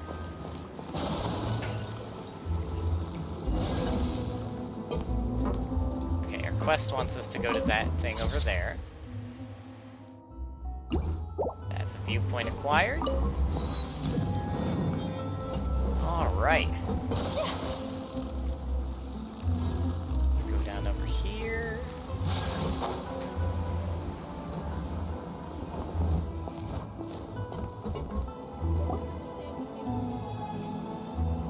This looks like the Undercity from, This is your base? It's not quite what Paimon imagined. It also looks like the Undercity from, that League of Legends show, Arcane. It kind of reminds me of that, too. Your accommodations have been arranged. Under the present circumstances, I can confidently say it's the best we have.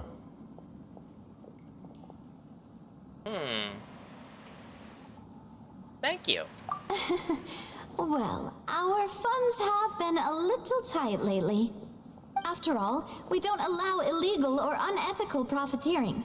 In fact, our funds often come from citizenry who support us. Seems like it's tough times for everyone.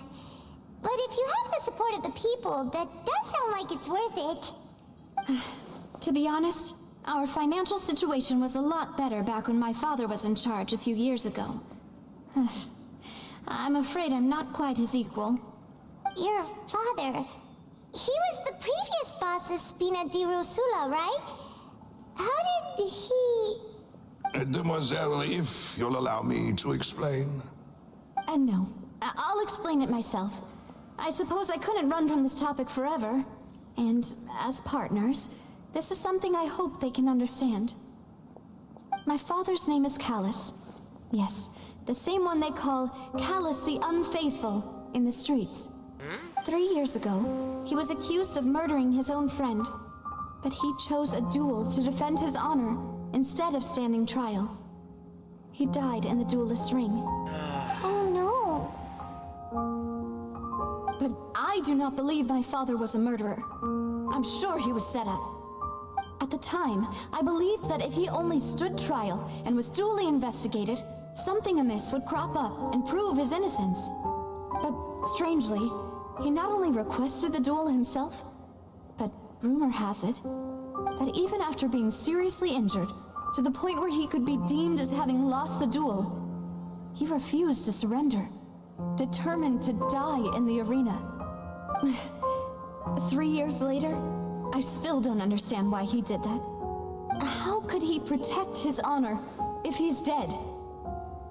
If anything, he gave up his chance to defend himself.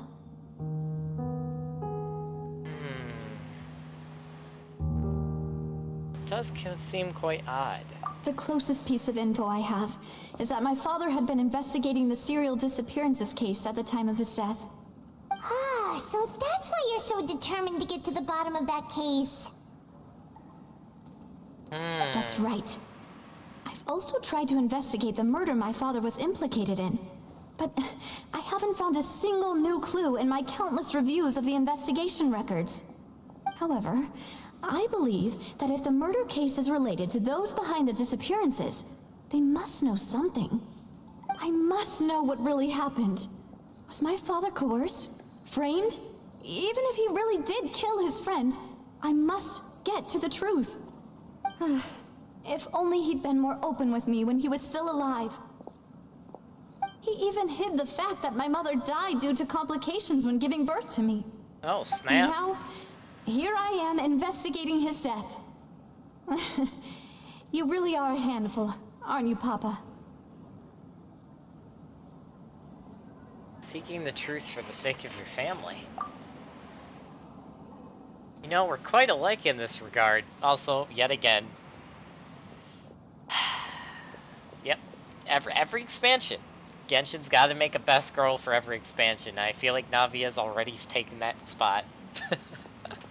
Because we had, who do people say the Mondstadt one was? Was it Jean? I don't know if it was Jean.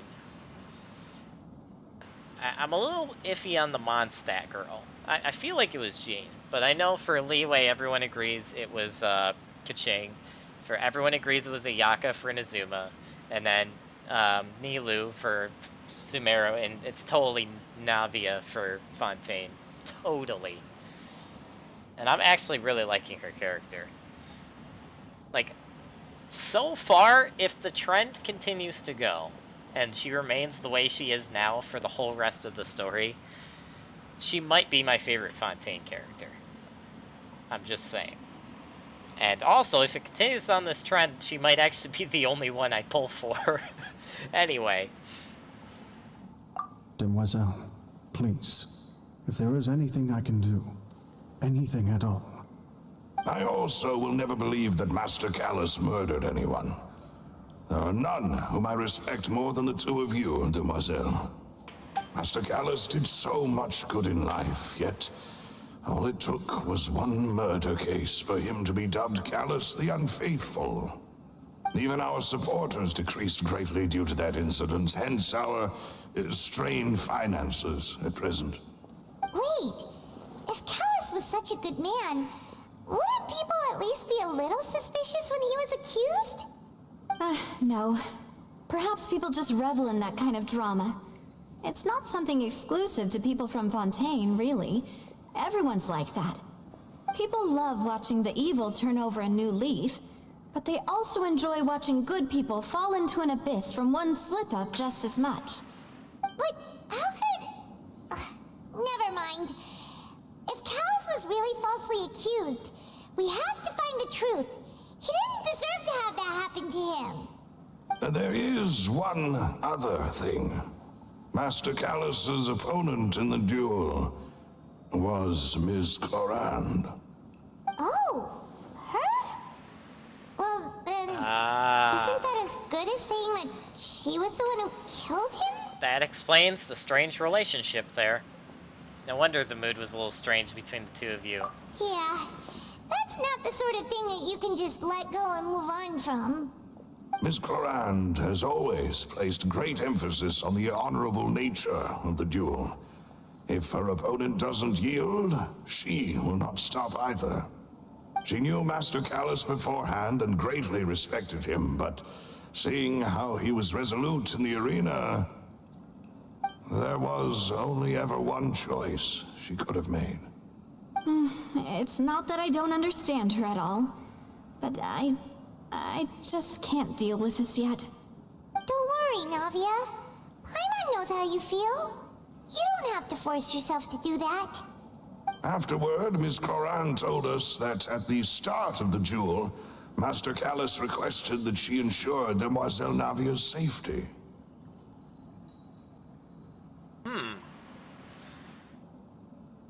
Huh. Then that indicates that he intended to die in the duel. Yes, that is our understanding as well. Oh, Papa. What madness drove you to ask the person who killed you to take care of me? All right, anyway, That's the information I wanted to share with you. Even if it did sound like I was just complaining towards the end. No, it's understand. I understand how important this is to you. Probably more than you realize. Thanks. You two should go and rest. This was quite a day after all. Yeah, Harwood's beat. Please, relax and get some sleep. We will ensure you rest soundly.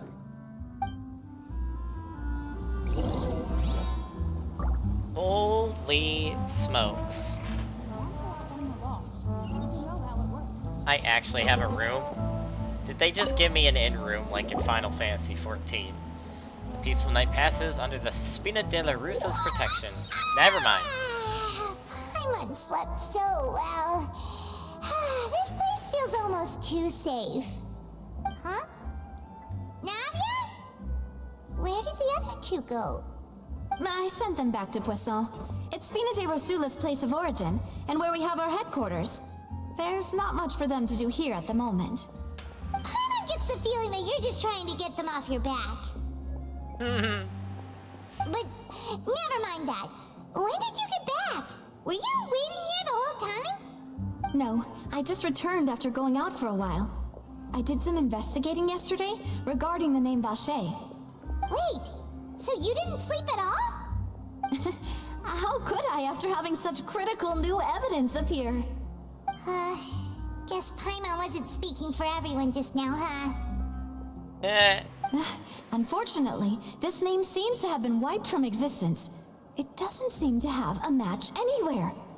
I suspect that those behind this have already taken steps to hinder an investigation from this angle. But that does prove that this Vacher person is a key witness in the incident. Does that mean we're too late, though? No. There is one ray of hope. One place in Fontaine that they would find almost impossible to threaten, no matter how much they wanted to. And that is the archives kept by Chief Justice Neuvillette. A place where detailed files on all the cases in recent years are kept. If the Oceanette you met is one of the young women who went missing recently, we should be able to find some related information there. So Neuvillette maintains an archive of case files?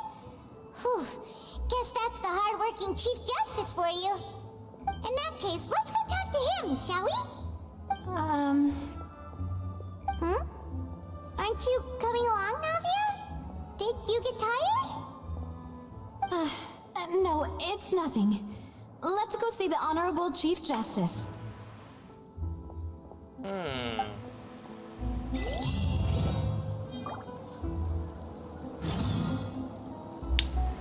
Well, that's another step in the quest done.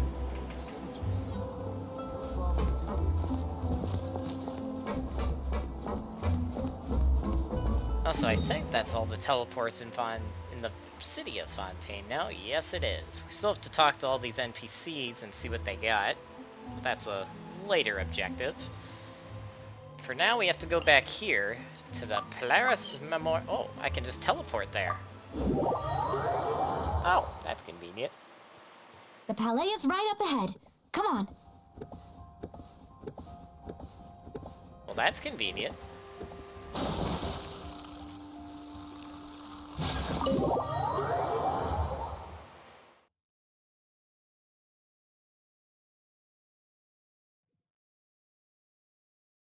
We are in here now. This is a new building. Don't mind me just doing a little exploring, just in case. You never know where loot will appear. Can't go in those doors.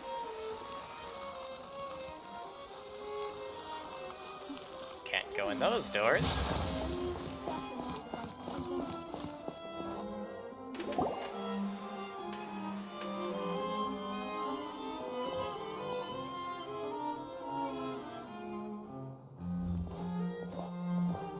Halt! Please state your business here. The Chief Justice is presently occupied with official matters. That voice. This place does look pretty heavily guarded. Guess that proves that Nervalet's files are really secure. Hey, don't you recognize us? Huh? Who are you? Just to be clear, I don't care who you are or who you might be related to. Our rules make no exceptions. See? They've got great discipline, too. Yep. Anyone can tell. If you're here just to crack jokes, I can point you towards the exit. Unlike some, we're busy, so please leave if you don't have a reason to be here. No. What I meant to say is, shouldn't you remember us from a few days ago? We were at the trial of the great magician Linny. Oh, yes, I remember. I read about it in the Steambird. You must be Linny's attorneys. It's all coming back to me now. We're here today to report and archive some information on a follow-up case. Huh, is that even a thing? Of course. Don't worry, we're here on official business. You can trust us. All right then, I'll let you through. The Chief Justice is just inside. Thanks so much.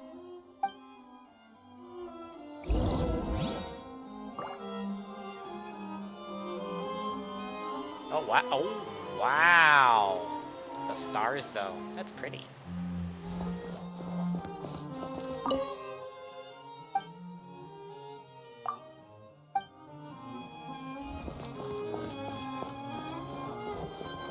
She's hardly visible.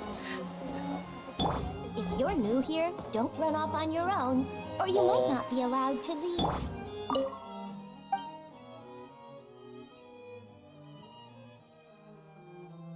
They have restricted rooms. That's funny. Every library's got its restricted section, apparently. Please come in.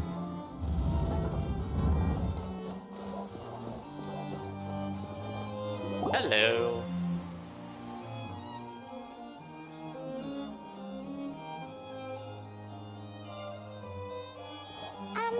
Sorry to barge in, Monsieur Nervalet. We only lied to get in because we didn't know any other way. It's all right. Please let me know how I may be of assistance to you.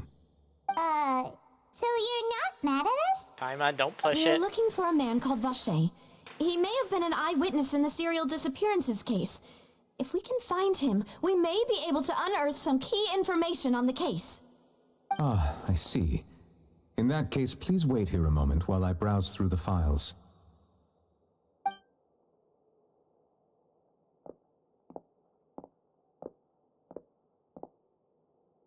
Who knew that Nervalet would be so easy to talk to?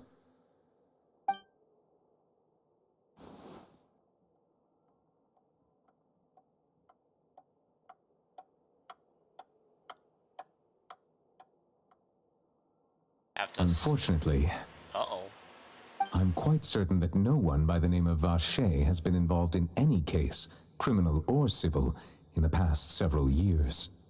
There are no records of him either in the files or in my memory. Uh-oh. Guess that's that. We're back to square one. Traveler, what if it was really just a dream? I don't think Is that so? All right then. Thank you so much, Monsieur Neuvillette. We'll take our leave now.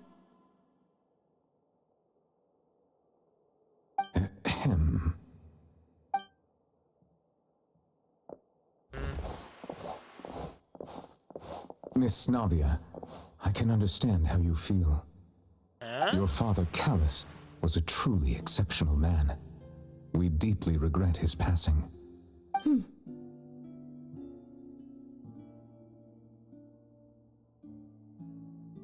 And what are you trying to say, Monsieur Neuvillette?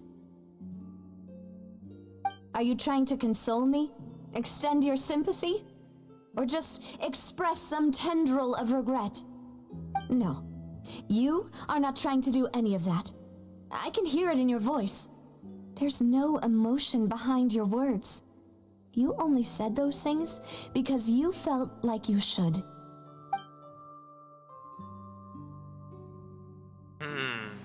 It's just like last time. After my father took his place in the duelist ring, I pushed through the guards to talk to you as a last resort. You even told me then that you thought there was something fishy with the case, yet you still allowed the duel to go ahead. In your eyes, the value of a human life is nothing compared to those cold laws you hold so dear. If you truly regret my father's death, then why didn't you call a stop to the duel? Why didn't you give me the power to stop him from throwing his life away? Why did you just let him die, despised and hated by all? Everything was hanging on a thread at that moment. Just the tiniest effort could have changed everything. There are still so many things I never got to tell him. So many questions he still owes me answers to. If you really have no heart, then just look me in the eyes. I, Navia, will show you the true meaning of regret.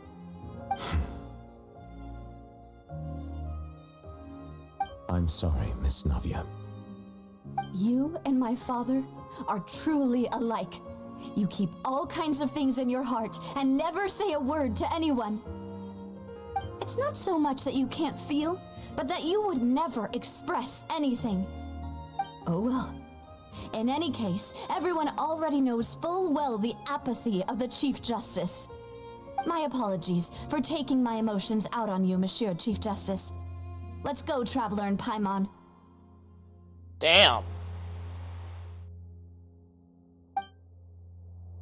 Damn. Wow. Wow.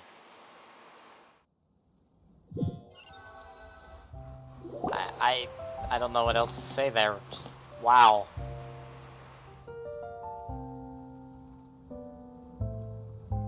Navia, are you okay? I'm fine. Rain.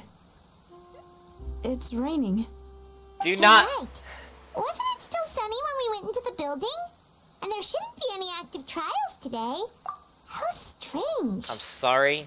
For a second, when she said it was raining, I had Full Metal Alchemist flashbacks, and I thought there was gonna be some like Full Metal Alchemist reference to a certain death that happens in the scene that happens with Mustang, but that didn't happen. But still, it was close enough to make me think of it anyway.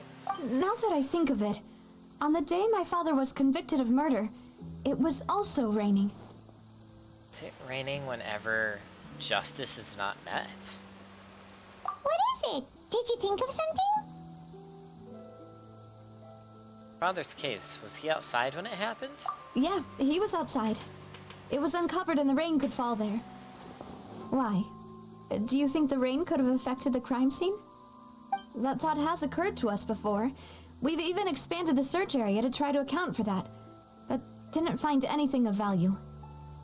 There was something you didn't know at the time. Oh? Wait. You don't mean... The fact that people can be turned into water. So you're saying that the true murderer could have been turned into water? And then got washed away with the rain? Yeah. And if that's what had happened, then no one would have believed your dad, even if he explained what he saw to the authorities. I really think I found a true genius for a partner. You're completely right. How did I not connect the dots earlier? All right, let's go to Poisson.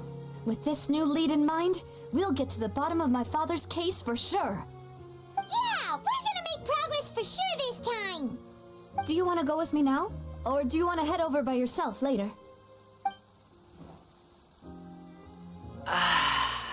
The only concern I have is if he turned into water and washed away, how can we uncover the evidence for that? Like, unless there's like a security camera or something, but I doubt that would help. Anyway. Should go by the idea, it's still fresh. Great, let's go then.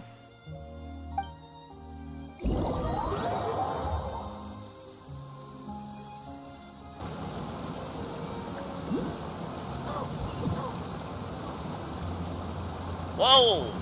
Where did that just teleport me? Oh, That's the airship that I... Oh, we're over here. I know exactly where we are. Blade embraces its duty. As a jeweler cherishes their gems. Yeah, I teleported. In fact, I could reset the airship right now if I wanted, but there's no need. Oh, snap. I literally was right next to a Fuster Crust objective, and I never knew. Also, apparently there's a teleport down here. I just don't see where it is.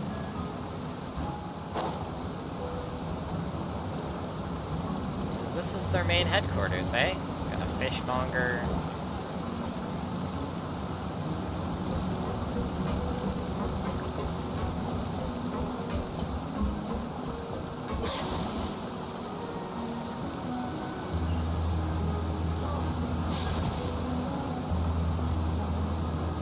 A Hydroculus somewhere over there. I just don't see where it is.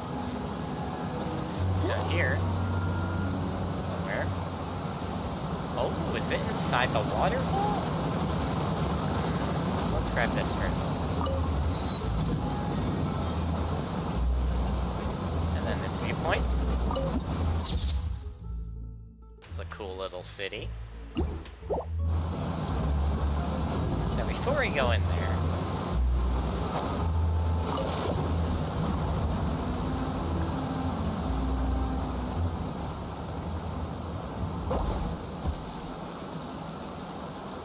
oh, it's up there. How in the world do I get up there? Also, that's just an easy way to get back up here, but while I'm up here, I might as well go for that.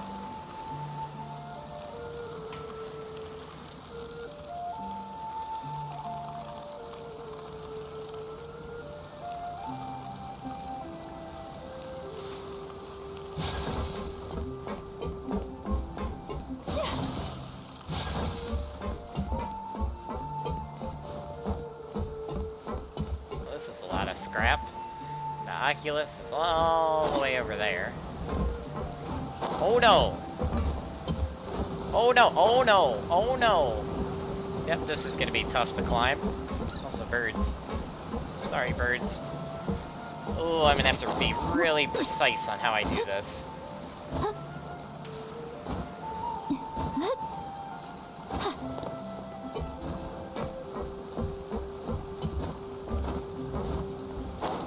Nope, nope, nope, nope.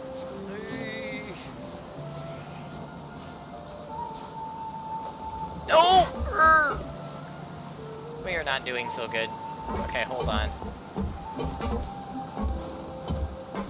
Oh, come on, game. Why did they have to make this so hard? I'm not good on these types of balancing acts, gosh dang it.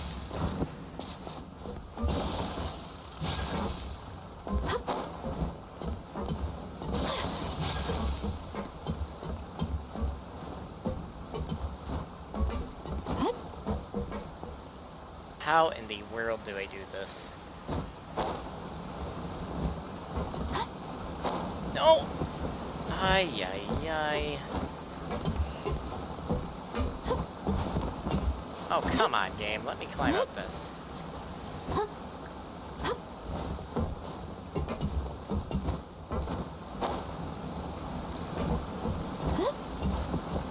No! No! Gosh dang it.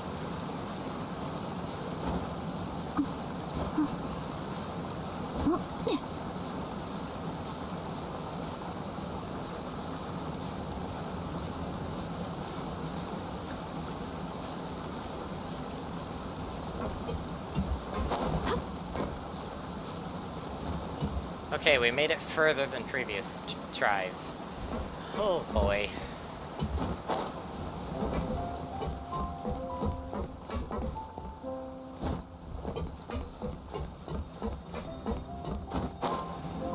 Got it.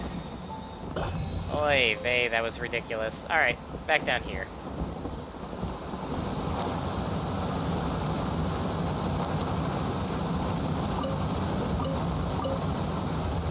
Oh, you know what? While I'm in here, I should check something. Actually, what's my lowest level one? 13, 17, 5, 20, and 20. This one's getting leveled up.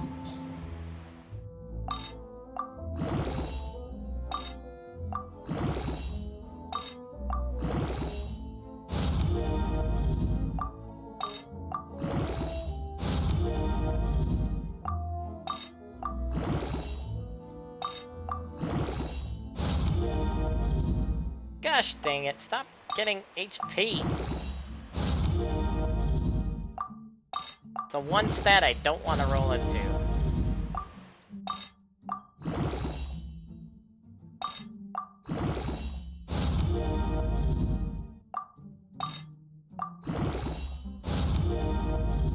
Okay, that's better. I can take an elemental mastery. Not still preferred, but I can take it.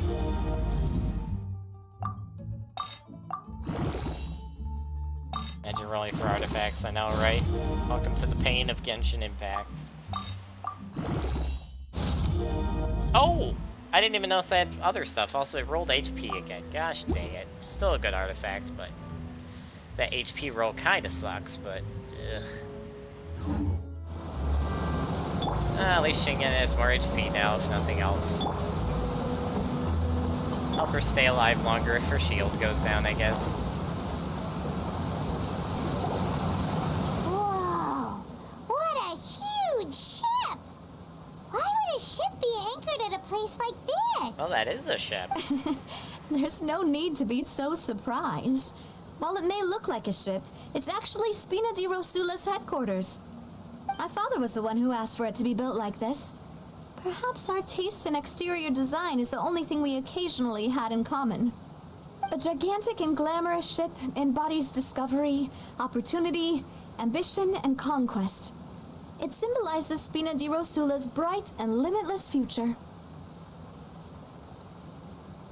I do not get the reference, Fahrenheit, but I know it's a reference, I just don't get it. I think I'm starting to get why you like it. And Paimon thought you were bluffing when you said Spina di Rosula had a glorious past. Paimon was confused why a group with such a history would live in the sewers. But now that Paimon has seen this ship for herself, she's been convinced. Well, Poisson is where Spina di Rosula began, after all. It's our main base, our home. Really? This place looks cool.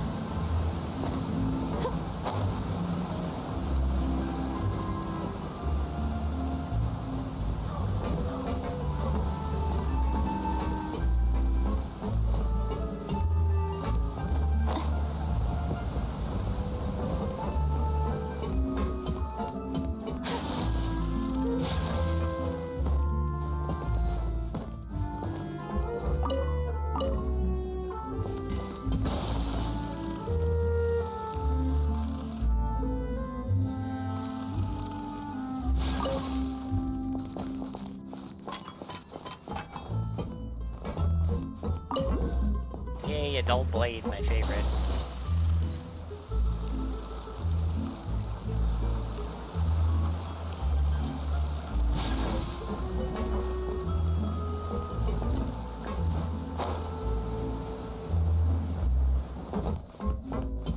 This place is cool.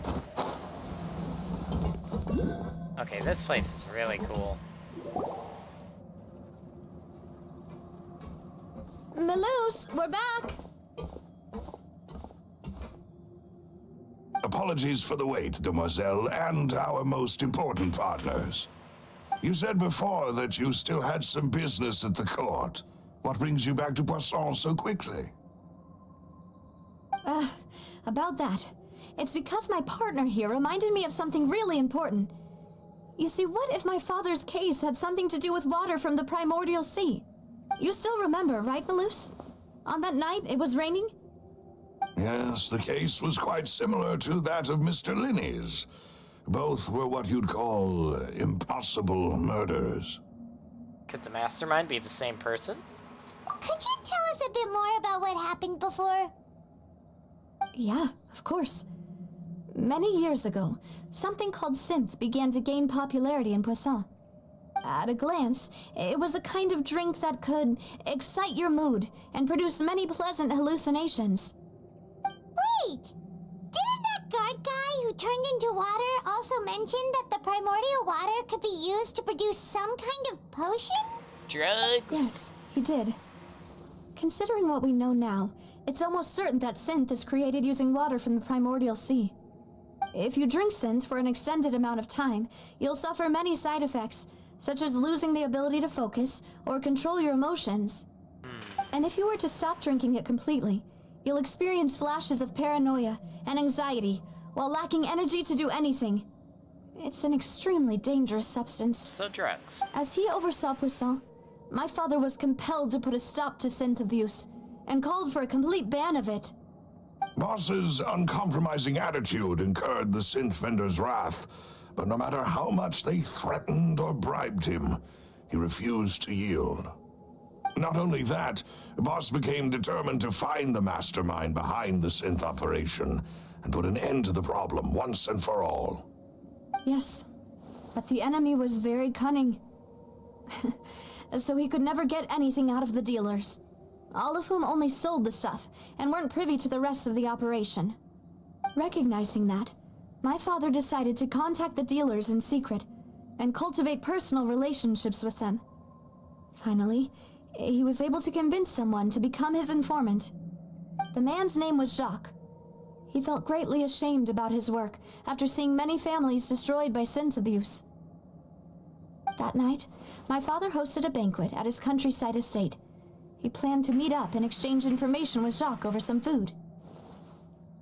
But then, we heard 2 gunshots from the courtyard. We raced to the scene and found my father, still holding a gun, and Jacques, who was already dead on the ground. So, in just the Fontaine story alone, we have now had human trafficking and drug cartels in Genshin. What? That's something I never saw getting added to this game, but here we are. Huh? How did that happen? Aren't they on the same side? Sounds just like Lenny's case, doesn't it? In both cases, the culprit seemed obvious, but neither appeared to have any motive at all. Looking back on it, though, I now believe the most important clue was something we all overlooked at the time. There were pieces of clothing left at the scene. So they could have gotten dissolved. So they could have belonged to someone who got dissolved. Precisely. It's all thanks to you that I made the connection now. Back then, we all just thought they were some costumes that Jacques used to disguise himself at the banquet. But, considering it now, it's almost certain that they belong to a third person at the scene. With one extra person, we'll also need to reconsider why the 2 shots were fired. Maybe it's also possible that the third person was to blame. You're right. We still don't know what happened. But my intuition tells me that we're on the right track to figuring it all out. I'm finally headed towards the truth. Jacques was an empathetic man who was infinitely remorseful for his past actions. It's unlikely that he turned on Boss with 0 warning. I think this third person is probably the key to the full truth. On that note, however, even though this will not please you, demoiselle, as your and your father's butler, I must still offer a word of warning. Our opponent is insidious and cruel. They are extremely difficult to deal with, and Boss has already lost his life trying to bring them to justice. Even though Spina de Rosula has lost most of its former glory, Poisson has welcomed a new time of peace, and we have been allowed to live out our lives. There is no need to follow your father's path. It would be both wise and in line with Boss's wishes to step back and give up on the case. If that's indeed what he wished for, then he should have told me that himself. Was I not the closest person to him? And yet, I was the one most kept in the dark. What was the point of him dying without sharing any of the secrets he knew? Did he manage to protect anything in the end? Synth is still here. Callus the Unfaithful is still his epithet. And Spina di Rosula is barely getting by. Nothing has changed. Did he think I'd just accept his meaningless death and live out my life just as meaninglessly? I've never accepted that, ever. Not since that day, and certainly not now. I want to find out the real answer for everyone's sake. For the missing girls, for the victims, and for myself. Navia. This is indeed the best moment to act. Your partner appears to be quite reliable, and more importantly, Demoiselle, I think you're also ready to take this on. So you do know something else, Malus? Yes, I do. In fact, even before that banquet, Boss already knew of the connection between Synth and the serial disappearances case. But what drove all the tensions to the boiling point was the revelation that you, Demoiselle, had been selected as the next target to disappear. Uh-oh. What? Boss also didn't tell you that he had been diagnosed with a rare illness. The doctors told him that he had no more than 5 years left to live. Oh, snap. And the serial disappearances case caused him great anxiety. 5 years was nowhere near enough time to resolve this long-standing conflict. But once he passed away, all the danger would pass on to you. Knowing all of this, he decided to use one final intimidation tactic before his death. He claimed to have already gotten his hands on some key incriminating evidence for the other side, and even told some members of Spina di Rosula about the details. But as long as you remained safe, he would not share the evidence with the public. If something were to happen to you, then he and all those he told would immediately expose all they knew about Synth and the disappeared victims. Wow. Right. So nobody would be able to get off scot-free. So he's gonna bribe a drug Boss's cartel. tactic has worked. Even though Boss has been gone for a long time, the other side has not tried to take Demoiselle's life. Except they did now. They did, though. No, I don't believe it. He never appeared to look sick to me. No father wants their daughter to see them weak and haggard, especially someone as proud as Boss. To him, dying in a duel and suffering lasting dishonor as the unfaithful were still far preferable than losing face in front of his daughter. So he chose to die in silence, so that he could protect me. I'm afraid you're not understanding this correctly, Demoiselle.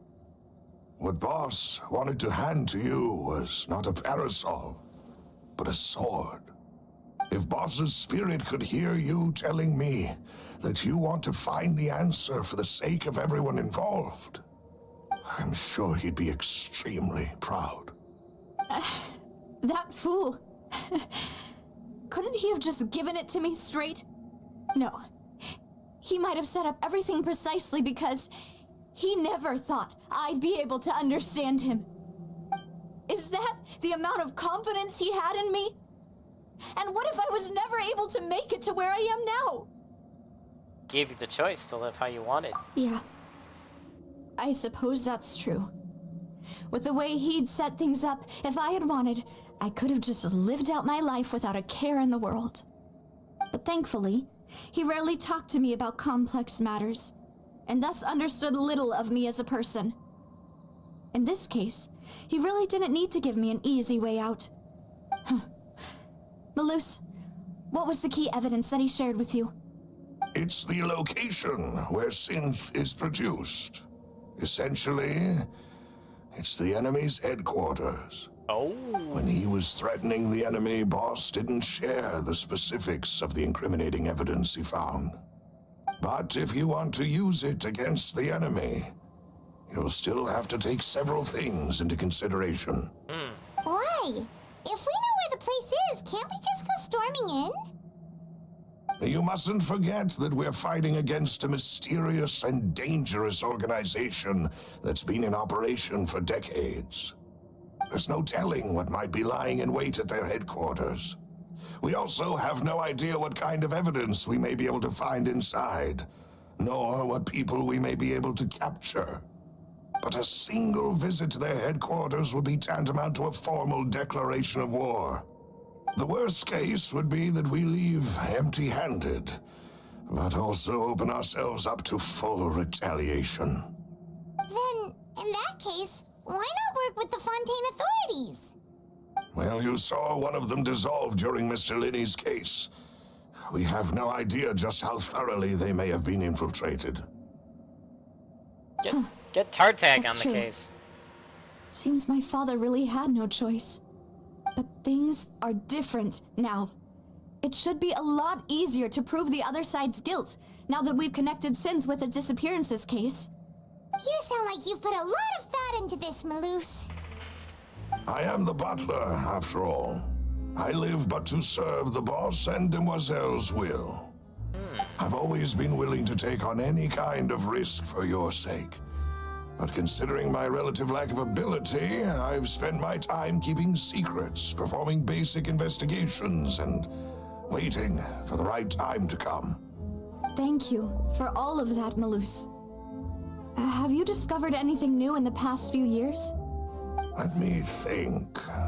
One conclusion I came to was that the enemy must be quite familiar with Spina di Rosula, or at least have an informant planted here. When I announced orders to the organization's members on Demoiselle's behalf, I used to deliberately keep a few people in the dark and observe the reactions of the synth vendors. If the vendors didn't change their plans, then the individuals informed of our orders must be innocent.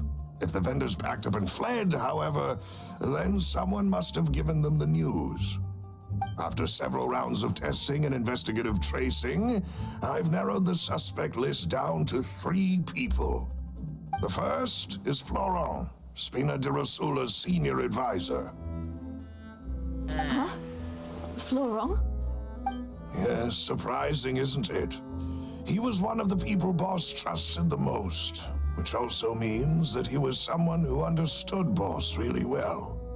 Thanks to his position within Boss's innermost circle, he always knew our upcoming plans and could thus avoid capture this whole time.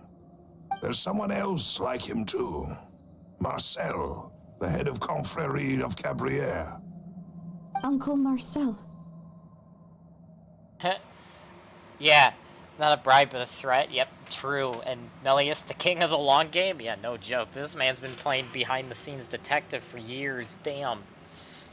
What is this Confiere? It's a guild in Poisson. Boss helped it to grow to its current size and prominence. In the beginning, they were only reselling some daily goods, but now they're one of the richest guilds around with a lot of business connections in the city. So, they're like a sister organization of Spina di Rosula? Yes, you can say that. When we were fighting against the synth dealers, they provided us with plenty of support. It's a bit difficult to imagine someone using their own money to hunt down themselves. The final suspect is Thierry, the man responsible for coordinating information between Spina di Rosula and the guards. Although the guards mostly leave us to our own devices, there are still many activities we have to report to the local authorities. Since Thierry is always in the know about our current activities, he could theoretically always plan one step ahead. I see. These are all people who I communicate with quite regularly. To think that the enemy we've been fighting against has been right next to me all along, among those I trust the most. It's almost too hard to believe. If you want to investigate them, please take every precaution to not alert the quarry. Judging from our experience, the enemy is extremely cautious. Of course. And thank you, Maloose. You've provided us with a lot of great information. You're too kind, my lady. I'm just doing my duty. And before I forget, proving Boss's innocence would also mean clearing him of blame in Jacques' death. After that incident, Jacques' wife and daughter were taken into the Spina's care. They still live in Poisson today. If it might help, you could also pay them a visit. I can make the necessary arrangements. Aw, thank you so much, A new case awaits, my dear partner. Leave it to me. I hope we can work together to uncover the truth and end this case once and for all. Ah, which one of them is most likely to be influenced by money? Well, I would say definitely the police officer, because definitely I've seen a lot of mystery shows and whatnot where, you know, officers and law officials can get bribed. So that would not surprise me.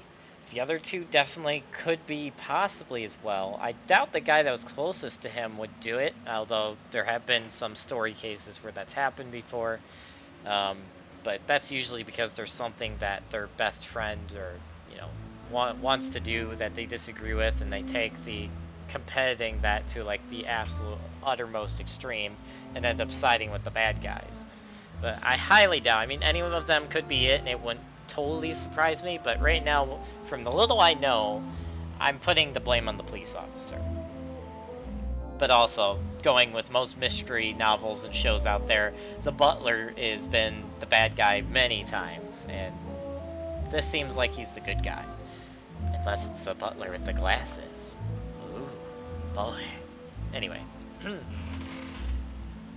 3 years ago on a rainy night, banquet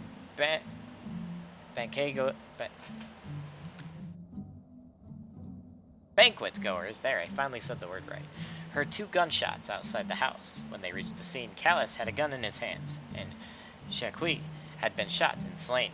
Based on the investigations done then, there is no possibility that anyone else could have done the deed and escaped, and Callis was thus adjudged to have been the culprit. You're thinking it's the guard too? Yeah. Seems to be the most possible right now. Alright, so we're apparently visiting Jacques' family.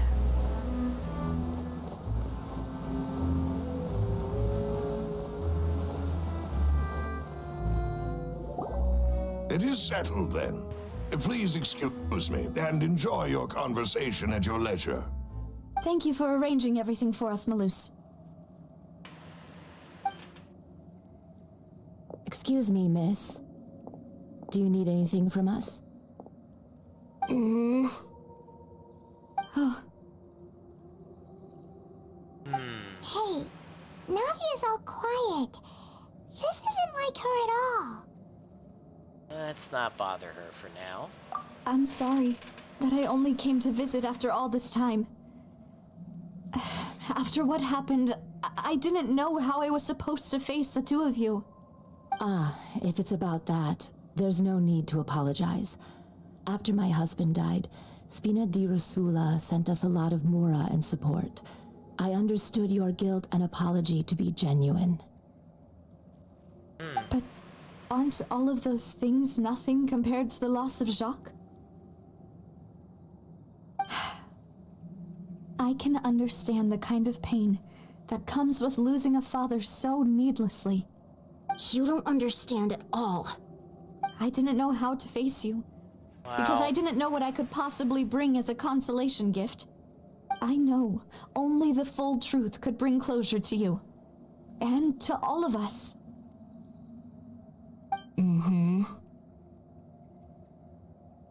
That little girl's gonna make this so much worse. I appreciate the sentiment, but you don't have to carry all that guilt.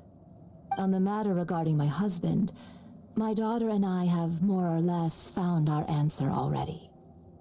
Would you mind sharing it with me? I really can't believe that my father could ever bring himself to shoot Jacques. I always knew that my husband's money was earned through others' suffering.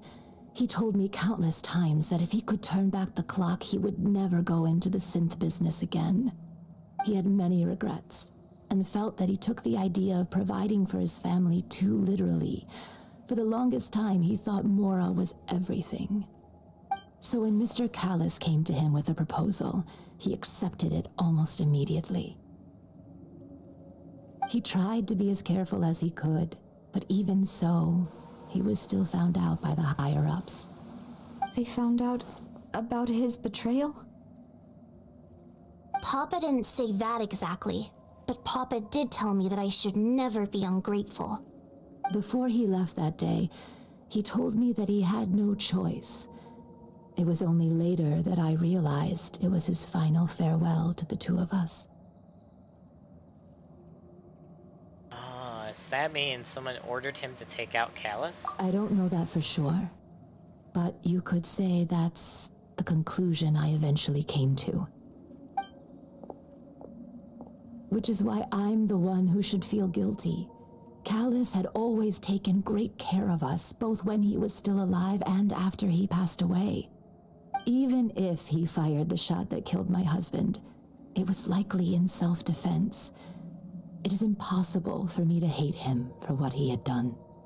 But Mama, why is Papa still the bad guy if he did the right thing? Papa always wanted to be a good man, so why did he have to do a bad thing in the end? Well, things aren't always as they seem. You still feel like your Papa was a good man, right?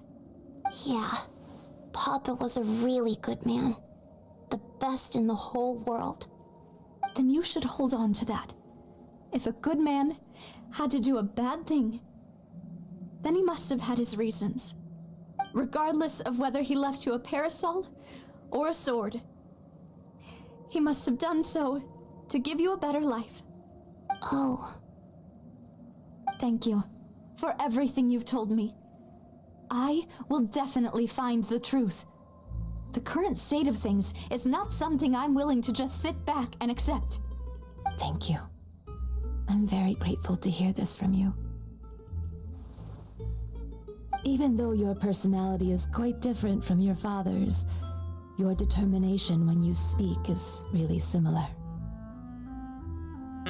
You really think so? That's the first time anyone said that to me. You're really making me start to like her character. Gosh dang it, game. I should have seen this coming. Joko's family believes that he had struggled greatly with the order to kill Callus. Did Callus act in self-defense, or was there more to the incident? This is a day in the life of the traveler. I'm learning. Are you okay, Navia? I'm fine. Don't worry. Let's investigate the 3 suspects next. Florent should be nearby, and we should be able to find Thierry and Uncle Marcel in the city. I'll get myself together on the way, so please don't worry. Oh boy.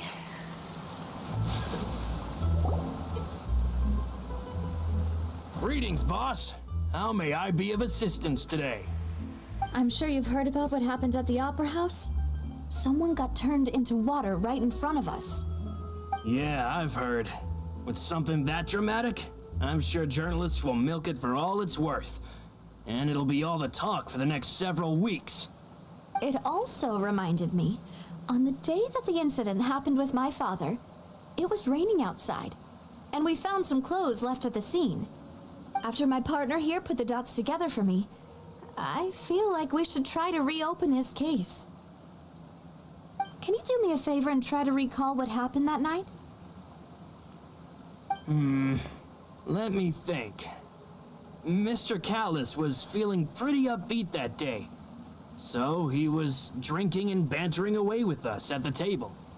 After that, he told us that he wanted to go get some fresh air. So we let him go without thinking much of it. Who knew that we would hear 2 gunshots ring out right after? My first reaction was that Mr. Callus's life was in danger. So I grabbed my holster and made a mad dash toward the scene. But when I got there, it was already too late. Mr. Callus was standing over a dead body with a gun in his hands. All we could do was look back and forth at each other, not knowing what to say. So you also remember 2 gunshots then? Indeed. The guards said that the first shot didn't hit anyone, while the second killed Jacques. But I've never really bought that explanation. Reason being, Mr. Callus had left his gun on the table. I even made sure to confirm that before running to the scene. Huh? But according to the guards, that doesn't mean he couldn't have had other guns on his person. About the clothes left at the scene that you mentioned. Do you think there was a third person there who was turned into water? It's possible. At least from our perspective, my father had no reason to kill. So he would also have no reason to bring an extra gun with him. The gun he was holding probably belonged to Jacques, or a third person on the scene. Yeah, that makes a lot of sense. So you're saying Mr. Callus ended up with the gun because he seized it from one of the other guys? But hold on. If that's what had happened, then why didn't he share the truth with any of us? He didn't even want to face the Oratrice machine, and chose instead to prove his honor in a duel. Did he lose all faith in the courts after seeing someone dissolve right in front of his eyes?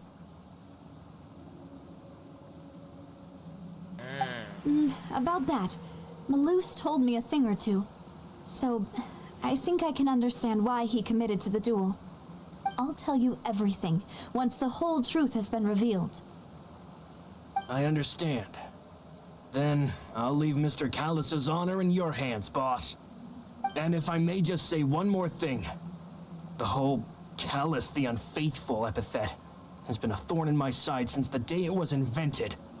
Many people have laughed at me for still calling him Mr. Callus, even after so many years have passed. But it was Mr. Callus's trust that allowed me to rise through the ranks of Spina di Rosula and live the life I lead today. No matter what others might say, he'll always be the man I respect the most. And he'll always be my boss. Don't worry. I will definitely find the truth. You and all our other comrades at the Spina deserve to know the truth as well. He seems innocent. Florent, the advisor to the Spina de Rosara, claimed that he was very grateful to Callus for his kindness. He was also present at the banquet on the day of the case and could provide evidence that Callus did not carry a gun with him when he went out. I'm gonna say it now, this man seems innocent. This man seems very innocent. So I see Hydroculus way down there. And you know what? Where's the next one? All the way back in the city? Well, that confirms what I'm doing.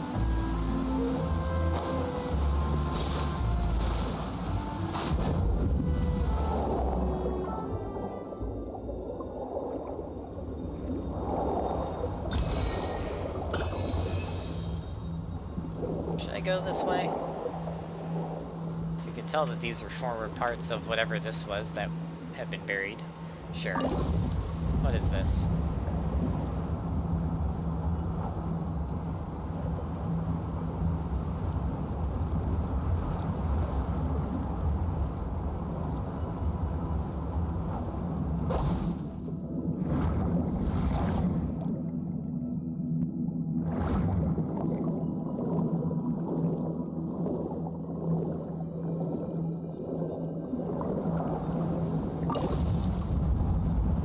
What? What?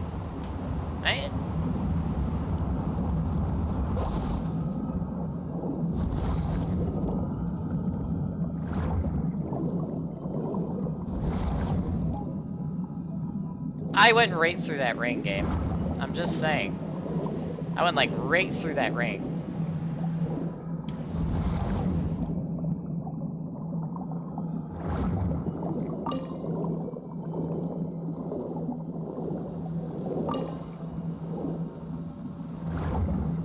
What is this?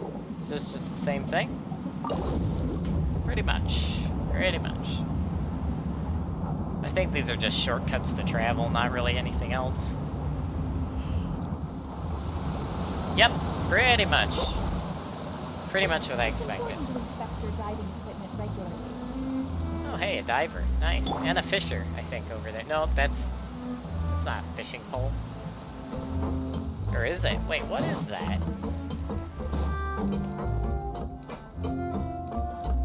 It looks like a giant fishing pole. It is a giant fishing pole.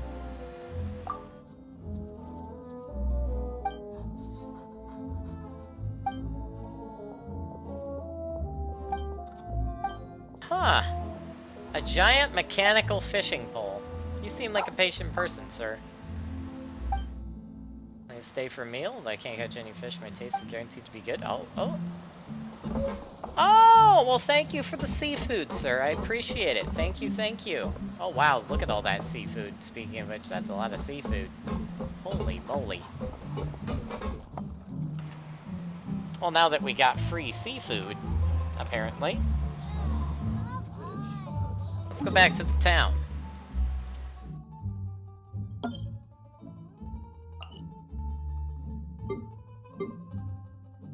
That is so cool that they added the different layers.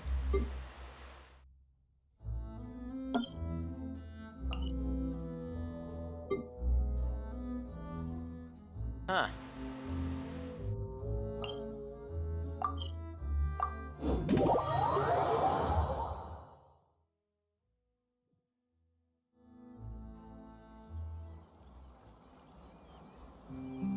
All right. Oh, is this the guard? Hey, Thierry, it's me. Oh, now, what brings you here, Miss Navia? I've heard that you made quite the name for yourself at the Opera House. Oh, so you've caught news of that already.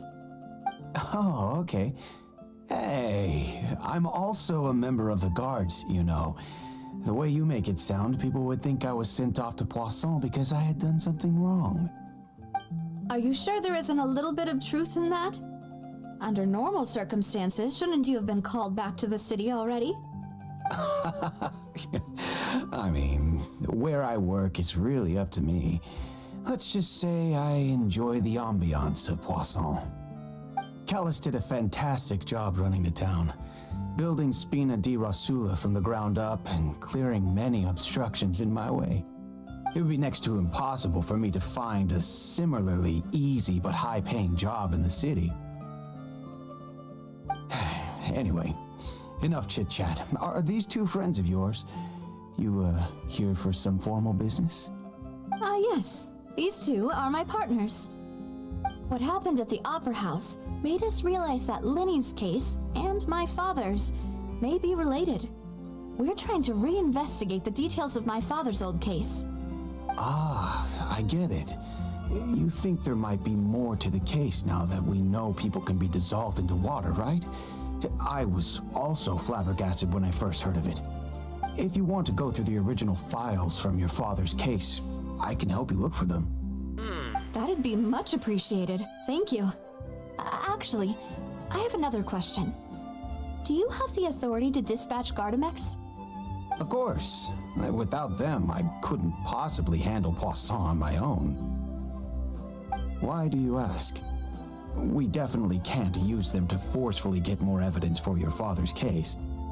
Well, you see, just recently, we were attacked by a horde of unnumbered Gardamex in the city. So, if you hypothetically wanted to do something against me, all you would need to do is get rid of the mecha serial numbers and send them after me.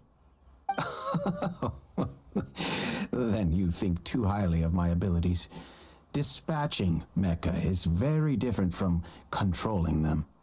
If I had to make an analogy, when you order a dish, the chef will make it for you. You can ask the chef to cook, but not to massage your shoulders or carry your baggage.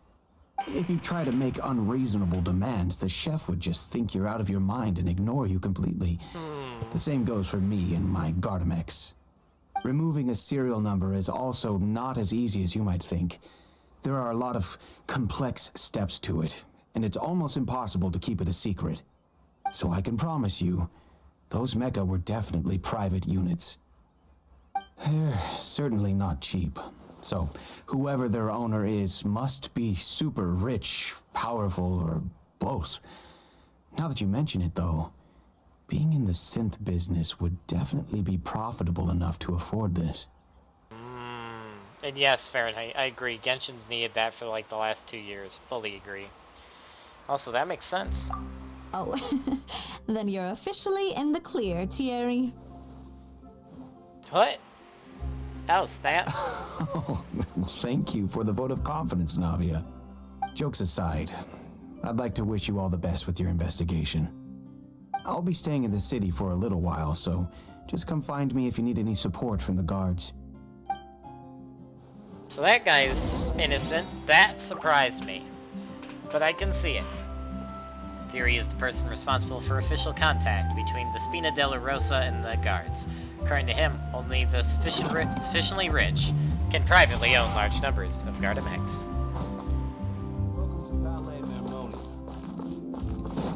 Alright, where's this last person? Who I'm very suspicious of now. Very.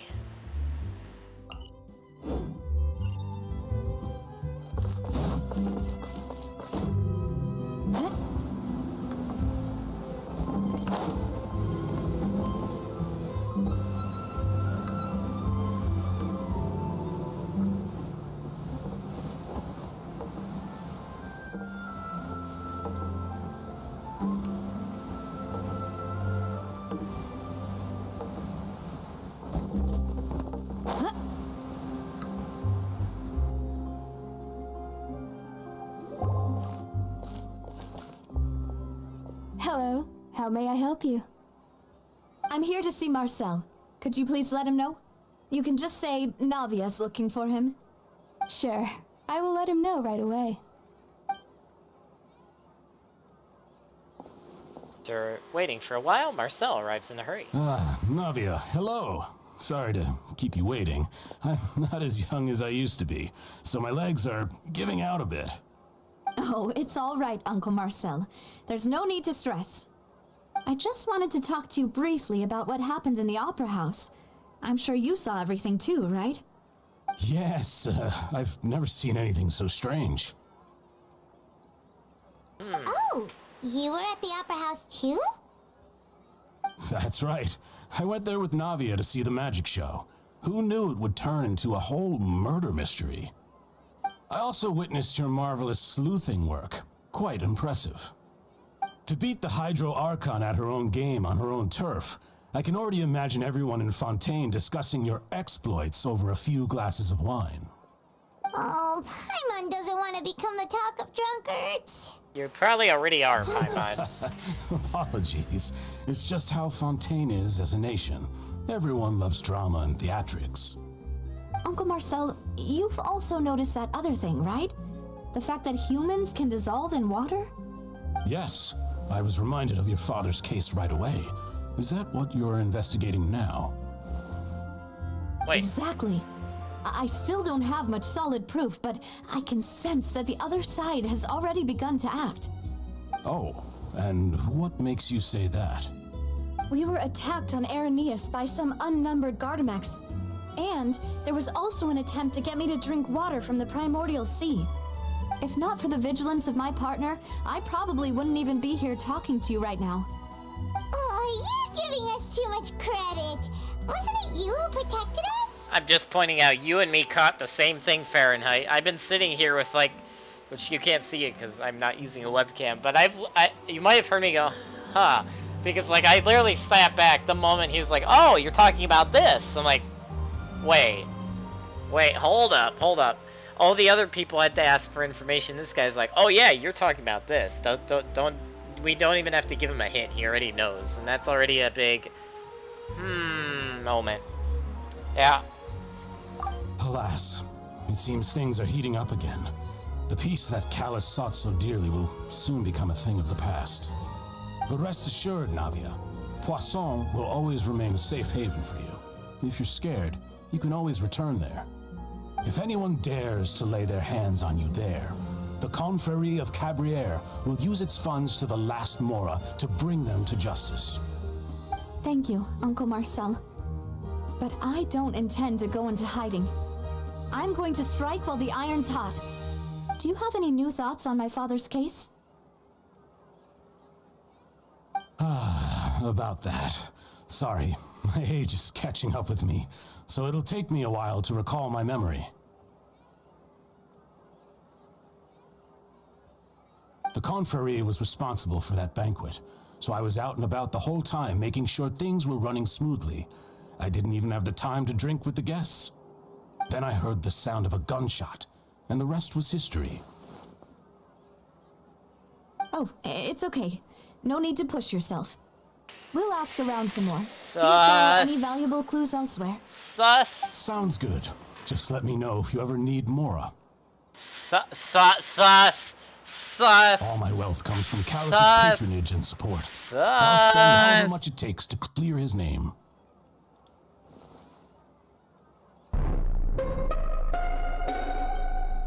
Yep. That. Yep. Yep. Mm-hmm. Mm-hmm.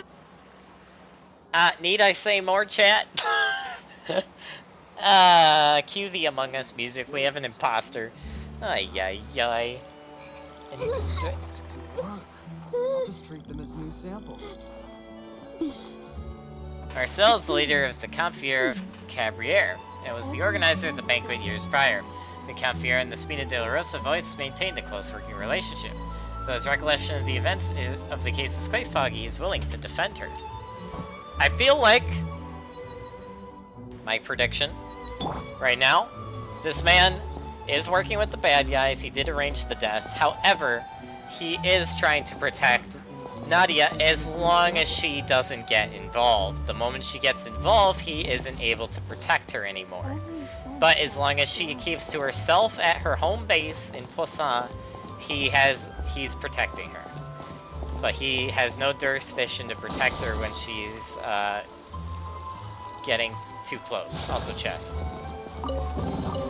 I shall treasure this good fortune. That is my theory. Now, I could be wrong, and he could be way more nefarious than I'm thinking, but I think he's more of a high-level tool being used by whoever the main villain actually is.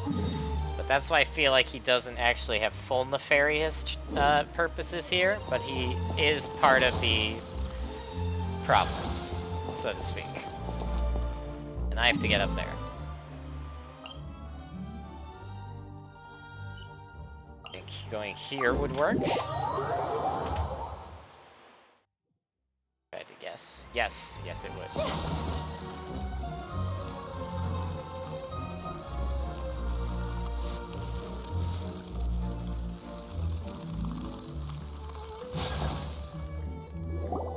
We've talked to all three suspects, purely based on their conversations with me.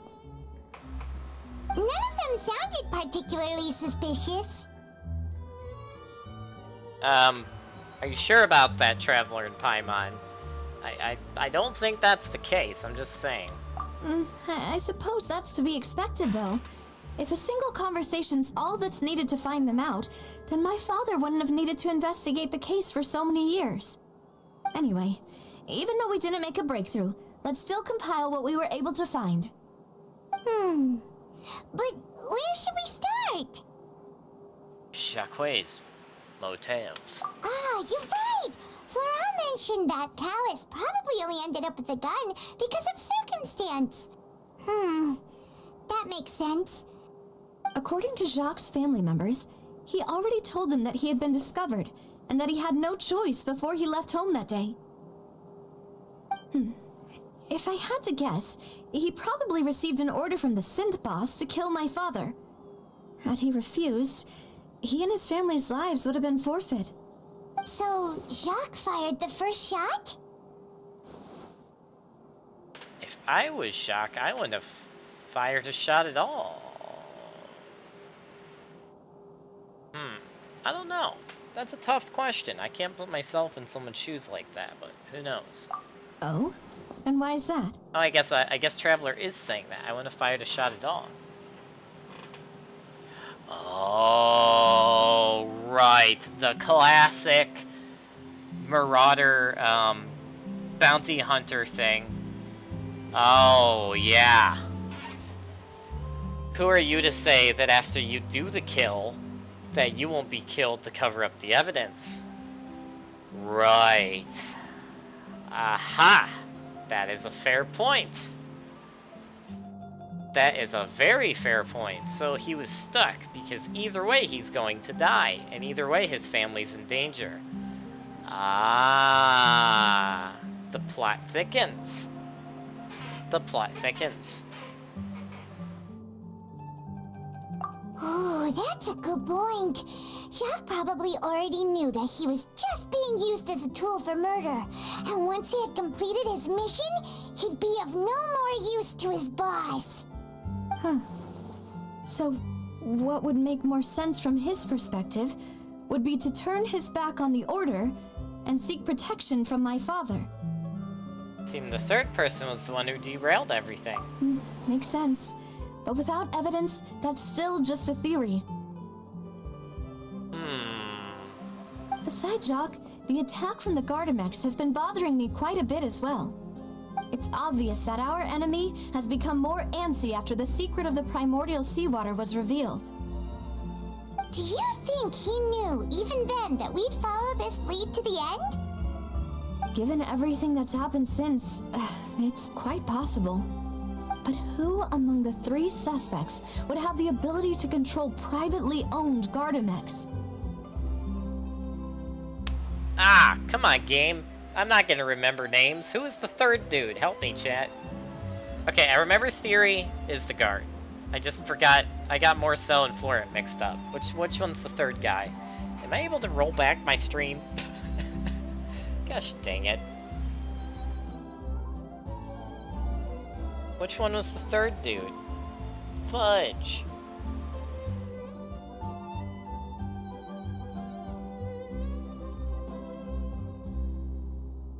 Ah, was Marcel the first guy? I'm gonna say Florent. Because I don't remember. Florent? No! It is true that he was closest to my father. Dang it. And thus had the best chance of learning about his dealings with Jacques. But as Spina di Rosula's advisor, his work mostly deals with personnel and security. So he shouldn't have much means when it comes to finances. So you're saying he's too broke to afford a mecha army? Crap, I got the Exactly. names mixed He up. can't. And even if he could, I don't think he would be able to dispatch a whole group so quickly. So someone else, I knew it was wrong, it's Marcel. Uncle Marcel? There we go, got it. My father did really trust him. And they worked together on a large number of projects. Maybe that's how he got to know Jacques. And with funds from the Confrérie, he could also afford a large number of Gardamex. Still really hard for me to imagine, though. After all, Uncle Marcel has been around since I was just a child. Also, wouldn't this mean he has been spending a whole lot of Mora and energy to fight his own synth business? That is a good point, but I still think it's him. I just don't know his motive. I think his motive might be a double agent type of thing, where he has multiple motives and he's just trying to appease two different parties and play like middleman. I still think that because of how he worded the stay there and you'll be safe part, I think he was pretty much saying that yes, I'm working with them, but I made a deal that if you stay there, they are not to harm you. I think that's what it is, and he might not be fully in control, but I do think he's the guy. It can't be Theory. Thierry, you say? Huh. It is possible that he's figured out a way to convert the Gardamex for personal use. But I didn't feel like he was lying when he was talking to us about the mecha. I also don't think he'd be able to keep that kind of tampering under wraps. Yeah, had he actually tampered with the mecha, we'd be able to prove it with a simple check of the guard's inventory. If the mecha were taken from the guards, it should be pretty easy to find out when and how that happened. Who could it be? I think...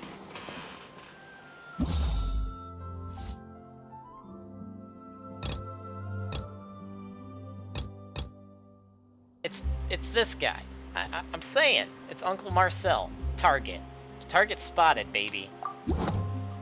I don't even need to read everything. You know, if you think everything through, Uncle Marcel is indeed the most suspicious of them all. Could we be missing other suspects? Malus didn't know about the people turning into water thing when he narrowed it down to these three, did he? Malus has always been very reliable, and his judgment of others' trustworthiness has been fair and well considered. When he laid out his case for the three, the rationale he gave me made a lot of sense as well. The suspect is knowledgeable about the Spina's internal affairs, has the means to dispatch Mecha to assassinate us, and possesses significant intellect and foresight.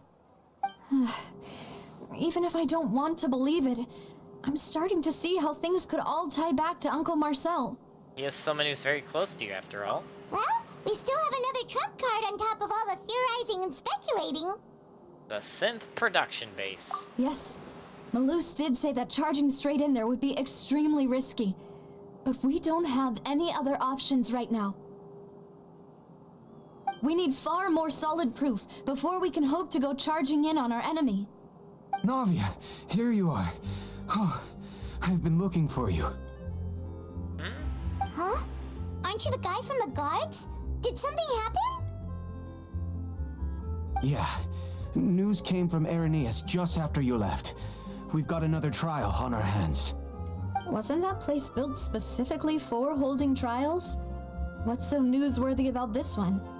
I know. But they said the person they're putting on trial is a Fatui harbinger called Tartaglia. Are you kidding me? Child? Really? What? Is that someone you know? Yeah, we know him. Maybe even a little too well.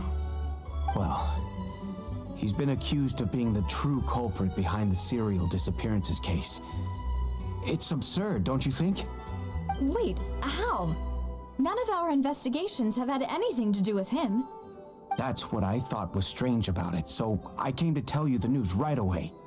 If the charge against him stands, then it'll be next to impossible to get the guards to support any of our planned investigations. Right, because they'll think they've already found the culprit. Yeah, and it'll be a lot harder then to clear Mr. Callus's name. I understand. Well, partner, what do you think we should do? We still haven't found any conclusive evidence.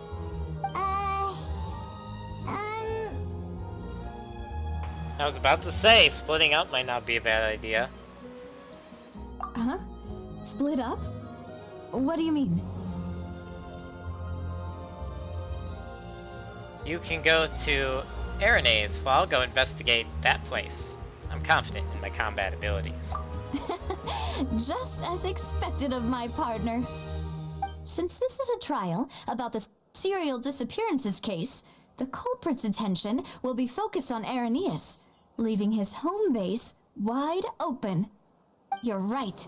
This is our best opportunity. All right then, let's do this. I'll stall them at the Opera House and charge Marcel as the true culprit. I won't have any chance of making that charge stick, though, unless we find more evidence. It'll be up to you to make it back in time and hand the decisive evidence to me. Leave it to me. We'll help you, just like you helped us in Lenny's trial. Demoiselle, please allow us to accompany you. I'm ready.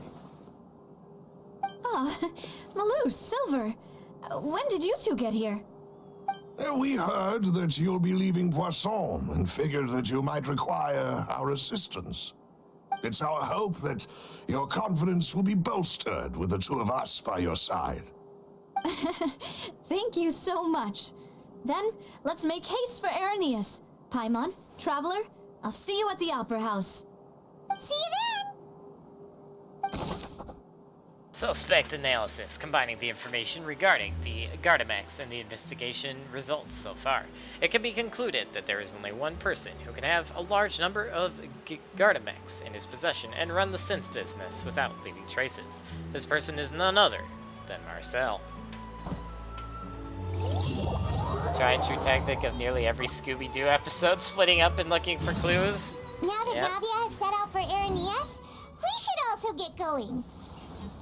The location has already been marked on the map, so let's head over. This is gonna be my first time for main story going underwater, right? Huh. According to Malus's info, the synth production base is underwater. Let's go and try to find the entrance.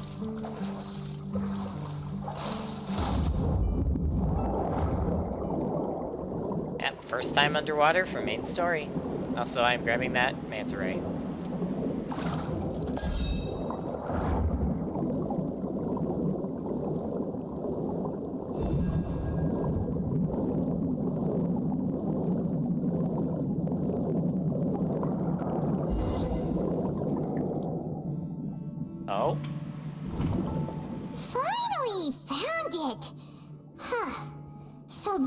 is the entrance that leads to the synth production base.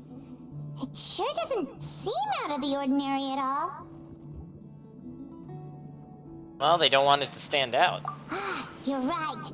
An important place like this is bound to have a ton of protective measures and mechanisms. Navia's probably arguing up a storm right now to stall for us. Meanwhile, inside the opera... Oh boy. This is gonna be interesting.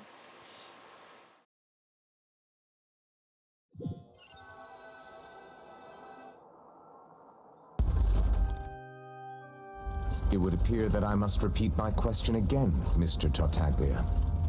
Do you accept the charge that you are the true culprit behind the serial disappearances case?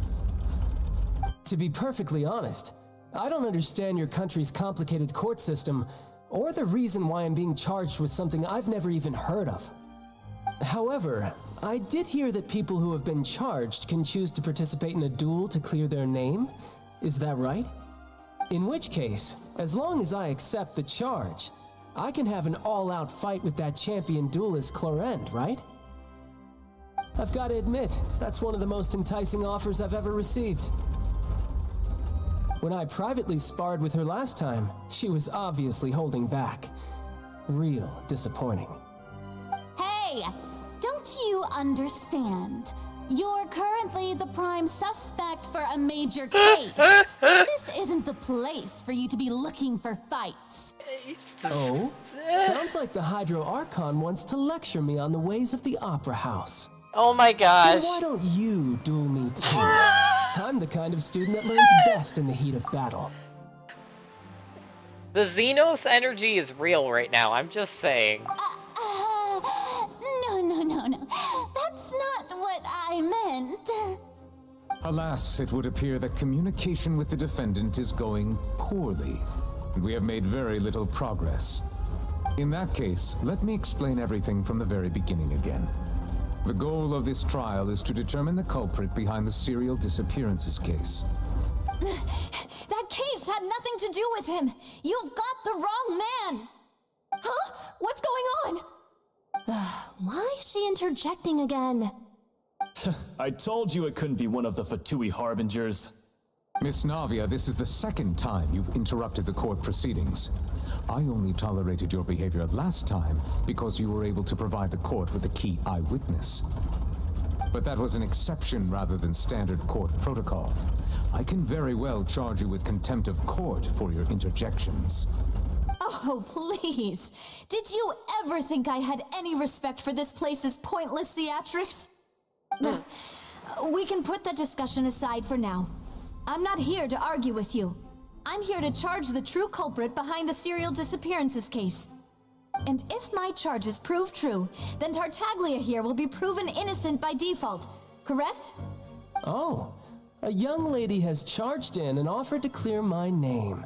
How fascinating. Well, I'd gotten half bored to death by all these rules and procedures anyway. So I'll take you up on that offer. Oh, man. So, Your Honor, is there nothing else for me to do now? You may take a seat for now in the audience, but that doesn't mean the suspicions against you have been lifted. Now then, Miss Navia, who is the person you would like to charge instead? That person is... Oh, I'm playing her now. Okay. Marcella... Wait, what's this? Yes, that person is Marcel. Marcel, the head of Confrérie of Cabriere. Huh? What confrérie? Never heard of them in my life. I've heard of them, but weren't they Spina di Rosula's sister organization? Oh, is this going to be a friends to enemies type situation? Please let me remind you, Miss Navia, that charging someone is an incredibly serious matter. Committing to the charge also means taking on the legal responsibilities associated with it. And if the charge fails, depending on the circumstances, you may also be charged with the crime of making a false accusation. Knowing this, do you still wish to charge this man? Yes, I do. In that case, I declare the charge to be valid. Miss Navia and attorneys, please take your places on the court. Members of the guards, please contact Mr. Marcel right away so that he may stand trial. Sometime a shocked and confused Marcel is brought to the stands. Mr. Marcel, you will not require an attorney. Is that correct? Apologies. It all just happened so quickly. I still haven't figured out what's going on. I think an attorney won't be necessary. This is probably just a misunderstanding between me and Navia. Very well. In that case, since both sides have now arrived, Miss Navia, please present your charges. I would like to take everyone back to 3 years ago, to the case of Callus the Unfaithful. Only through elucidating what really happened in that case can we connect all the dots for the serial disappearances case. Navia, do you really think that I was the one who killed your father? Come on, why would I do that? Callus was my benefactor, and remember both you and I only ran to the scene when we heard the sound of a gun. If that's enough to make me a suspect, wouldn't that make everyone at that banquet a suspect as well? I think there's no point in getting into the specifics right now. The audience doesn't even have the big picture yet. Even I'm struggling to remember some details of that case. Exactly correct, Your Honor. I must refresh everyone's memory about that case before I can explain my charge and reasoning. I see. In which case, I will recount the findings about that case as originally recorded by Maison Gardiennage.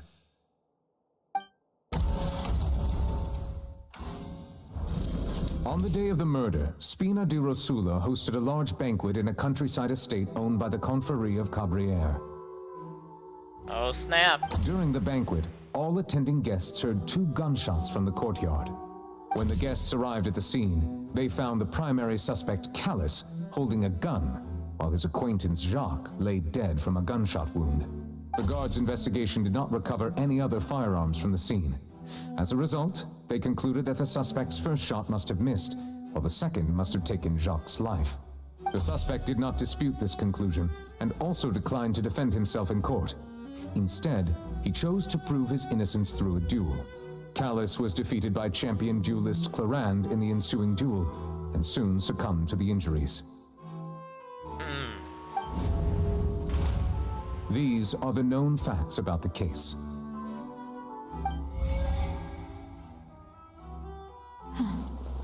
The one with the motive to kill was Jacques, not my father.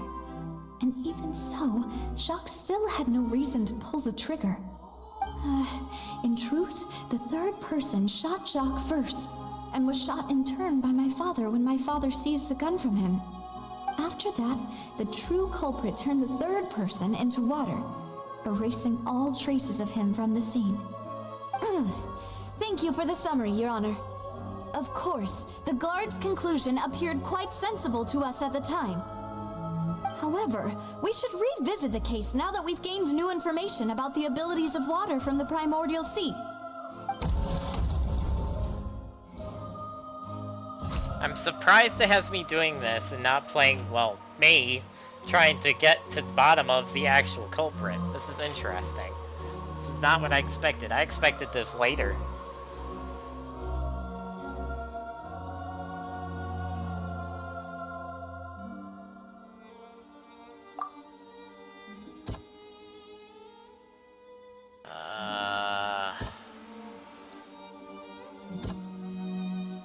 Okay, this is accurate. This is accurate. Also hosted, owned by the Confrérie. That's a sign right there. 2 gunshots. This is not true. Something's not right. Let me think for a little while longer. Yeah, I had to try, because he didn't carry a gun with him. So that's a big clue. But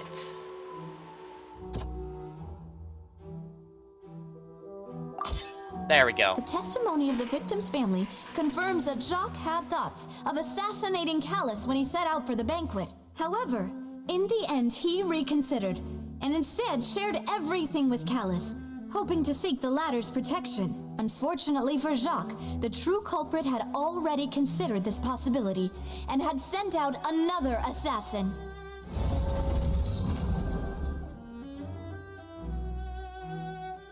Okay, that's refuted. Scene of the crime. Yes, yes, yes. He did not carry a gun. Wait. After conducting a reinvestigation, it is now certain he did not bring a gun with him. More with details of this third case point to the possible existence of a third person on the scene. Wait, do I? Okay, I guess I don't have to refute anything there. The suspect first shot must have missed. That is not true. Okay.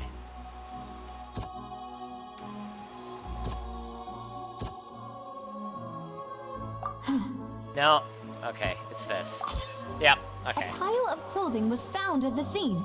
The guards once believed they were used by Jacques as a costume to disguise himself. But now, it is clear that the clothes were proof that there was a third person at the scene, and that they were turned into water after committing the murder. Since it was raining that day, the culprit was confident that they could use the rain to wash away all traces of their dissolved accomplice. Okay.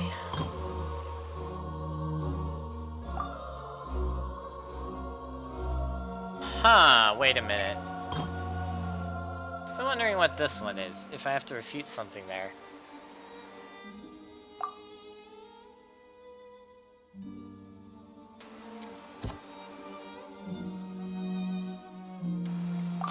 Yep. This assassin first shot Jacques, then turned to shoot Callus, only for Callus to wrestle the gun from him and kill him instead.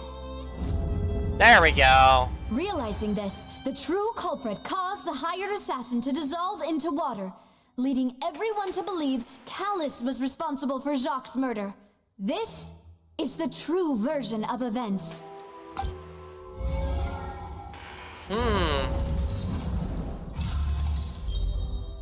Boom. Ooh. So that's what happened. Wait, you're telling me something as dangerous as water from the primordial sea has been used for all these years? What a great theory. It also explains Callus's and Jacques' respective motives. I guess they didn't shoot each other after all. Mr. Marcel, you are the one being charged with the crime. You should provide a rebuttal if you wish to prove your innocence. Ah, but I think I agree with everything Navia just said. In fact, there was nothing in her speech that directly implicated me. Then, may I ask some questions? In my opinion, we primarily need to determine two things. One, do you have the evidence to back up your claims? I'm afraid not. At least not at this very moment. Boo! If you don't have any evidence, you should just go home! I may not have the evidence with me, but I know where I could go to collect it. If we look up the deserted clothes against a record of people who went missing around the same time, we should be able to find a match. Considering the serial disappearances case, the guards probably kept careful records of all missing persons from around that time, regardless of age or gender. That makes sense to me. Monsieur Neuvillette, I would consider this to be a reasonable investigative direction. Why do I feel like Farina's acting a little differently today? Maybe she's scared of embarrassing herself again? Alternatively, she's become more diligent after charging an innocent citizen in the last trial. My second question has to do with the ensuing duel. If the truth is indeed as you described, then why didn't Mr. Callus explain himself in court? If he had testified that a person had been dissolved, he could have at least mounted a defense. I've thought about this too, and the answer is actually pretty simple. He felt there were things that were more important to him. The dissolving power of water from the primordial sea is an important secret for the true culprit of the serial disappearances case. My father could have exposed it for all to see, but he chose to take it to the grave. At that time, Spina di Rosula was in dire straits, and his reputation had already been shattered. He had no guarantee that going forward with the truth would allow the culprit to be brought to justice. What was certain, however, was that it would paint a gigantic target on my back. Boss once told me that Demoiselle had already been selected as the next target of the serial disappearances case. What? If the secret had gotten out, the culprit would have fought an all-out war with Espina right there and then. I wouldn't have been the only one in danger. All of us would have stood to lose our lives. Of course, the guards might eventually figure out the truth of the matter and determine that we were in the right. But what good would that do? How can a hollow verdict protect anyone? Had this opera house ever given my father any kind of confidence in its brand of justice, Spina di Rosula would have had no reason to exist. But by staying silent, we retain the ability to deter our opponents and continue the stalemate. I was able to become Spina di Rosula's president, which made me harder to target, as well as giving me more time to grow and learn. And once I have figured out the truth and stepped up to the challenge, I will do what this opera house cannot, and restore my father's truth and honor back to him. So, you mean to say, your father intended to die in the duelist's ring? That's right. Do you have any proof? Of course. All you need is to ask his opponent, Clarand. I don't need your apology, your guilt, or your support from the shadows. You don't have to do anything for my sake. But since he entrusted his will to you, Clarand, you should tell us the truth about his sacrifice. So, during the duel, did you believe that Callus was intending to die? Yes, I did. As a champion duelist, I've fought many battles and taken a countless number of dishonored lives. In my line of work, I've seen all kinds of people give their all for the faintest hope to continue living. Some were determined, others passionate, and some even manic and twisted. Just one look and I can tell if a duelist is hoping to live or if they're looking to die. I hereby swear on my name and honor as a champion duelist that Mr. Callus never intended to leave the ring alive. Since that's your testimony, I have no more questions. It appears there really are good grounds to reopen this case. I concur. However, Miss Navia, you still have not explained the link between your father's case and the serial disappearances case. Right? What she said was fascinating, but kind of beside the point. Wait, weren't they just talking about the serial disappearances case? Of course, Your Honor. The two cases are connected via a matter of timing. In my father's case, the culprit intended to kill both Jacques and Callus. As a result, they planned to act after hearing 2 gunshots. And at the end of Linny's trial, the culprit also only dissolved the victim in front of everyone because they realized they were at risk of being identified. The culprit could only time their actions so precisely if they were already at the scene. Coincidentally, Marcel attended both the banquet and the trial.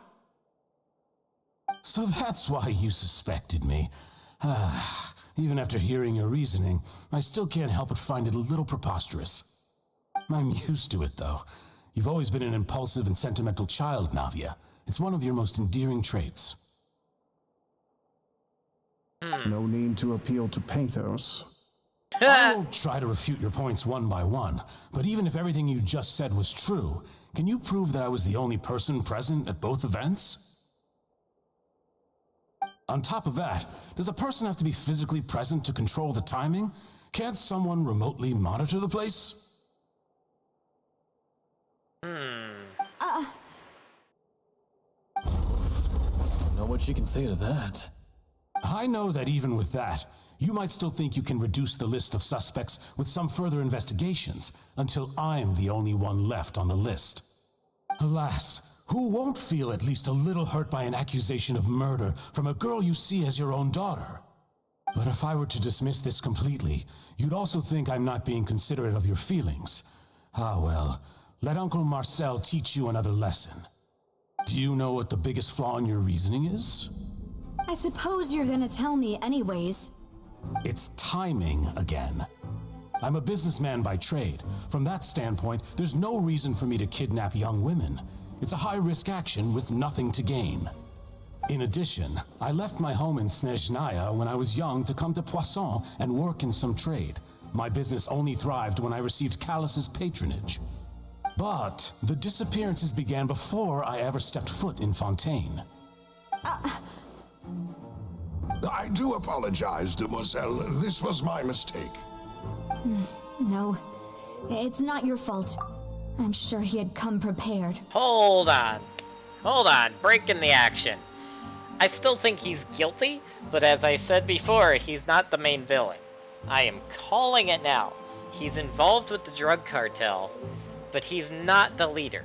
He probably, like I said, is highly involved with the drug cartel, and he probably has a deal with them involving her, but he is not the leader of the drug cartel, but he is a key witness. Is there anything else you'd like to say? Would you like to check the date of my first business license against the first known case of the serial disappearances? You can also take a look at my border entry records, or ask my friends and family when I left Snezhnaya for the first time. Could those records and testimonies do something to appease the unspeakable anguish in your heart? Seems like she got the wrong guy. At this rate, Navia will be convicted for falsely accusing him. I think you've done a superb job of dissecting your father's feelings as he neared the end of his life. But aren't you going against all of his wishes and expectations right now? He wished for you to become more rational, collected, and conscientious, instead of dwelling only on your own feelings. Once you've learned to be more considerate of others' feelings, and to stop rushing headlong into things, you'd have met most of his expectations. This isn't just about me, and it never has been. The biggest difference between me and the rest of the victims is that I still have the ability to search for the truth, while that same agency has long been taken from them. The people whose families were destroyed by synth abuse, the people who lost their loved ones to the serial disappearances, and the people who suffered tragic ends due to their sense of justice. Many people's images are flashing before my eyes. I'm sure some are coming to those of you in the audience as well. And whose image do you see, Marcel? Is it a man named Vacher? Oh! Oh, that was good. So you do know that name. Oh, that was good. I'm merely surprised you'd suddenly say the name of someone I've never even heard of. I was waiting for you to say that. Huh? While earlier at the entrance to the synth production base? Wait, is this some like crazy time jumping stuff that we're about to... Oh, hell yeah. Oh, hell yeah. Okay, yep, Okay, this just got awesome. Also, hey Storm, welcome to the stream. You came in at some pretty exciting stuff here. Oh man, name is Storm in it. Wait, what? Why does she have an old man bodyguard? What is he gonna do? Talk me to death? Actually, he is a pretty brilliant guy. I gotta give it to that man. He is surprisingly brilliant. Like, that man's been playing like some 5D chess for like over like 3 decades. Like that guy deserves more credit than he's getting in this case. Like, holy smokes. Also, where the hell am I going in here? Assume up. Okay, so this is clearly the secret entrance. We're above water, eh? I wonder if this is that tower over on the edge of the map we haven't been able to go to yet.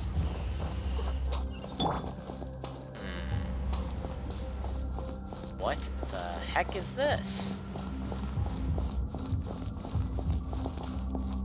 A Door of Resurrection?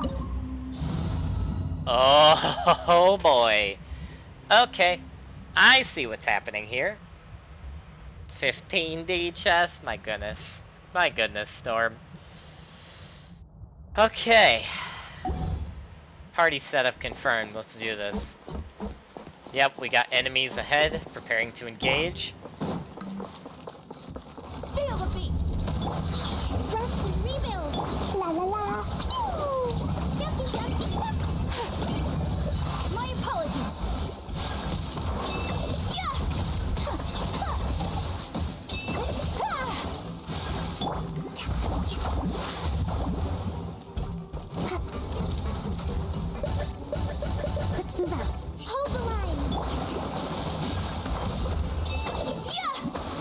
There we go. Easy peasy. Oh, I know of the Fate series, that's nothing beyond 8th dimension. Oh gosh. Now we're going into Fate lore? What is this, guys? Whoa!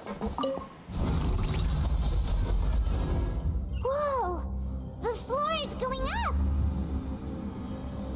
Is it because of this mechanism in the middle? That guy really prepared a lot of stuff for this place. Look at all those gears, man. Gears!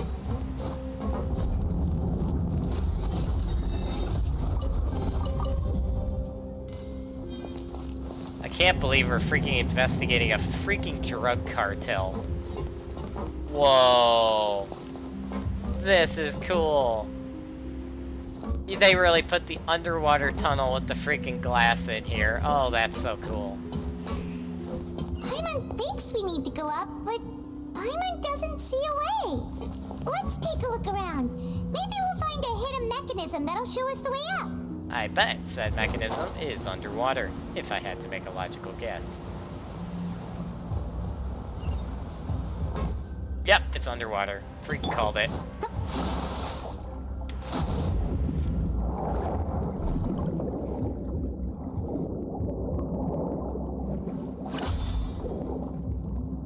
Shell ability acquired.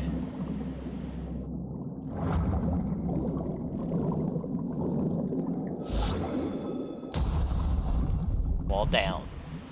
The difference between 15D and 5D is all sugar is now salt. Oh my goodness, Storm. It's great. What the heck is this statue? Really a statue. Interesting statue. Oh, it's up.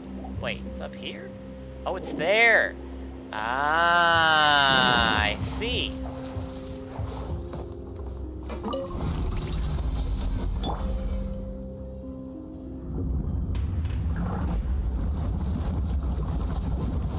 That's a fan.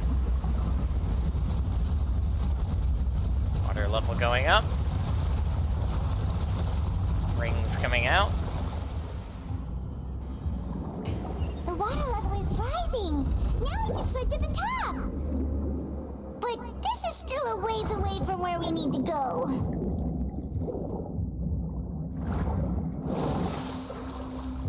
Yes, it is. Get an underwater boost going. There we go. Pretty cool underwater swimming, I know, right? Dude, I am impressed with how they did the underwater stuff for this game. Like, outside of Subnautica and Sea of Thieves, this game has impressed me with how realistic a lot of the water stuff is. It's pretty crazy. It's the Witness? Oh, jeez. If the fan is underwater, it's known as a turbine, right? True! That's actually a good point, Storm. As far as I'm aware, anyway. Evil doggos, you sour the name of true doggos. You will not stand.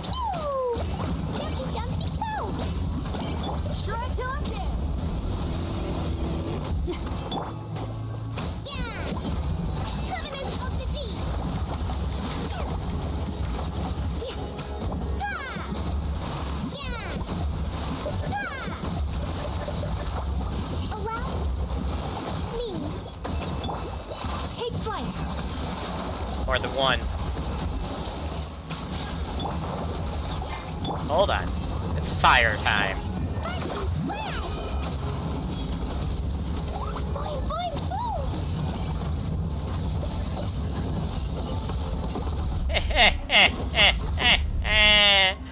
Get wrecked.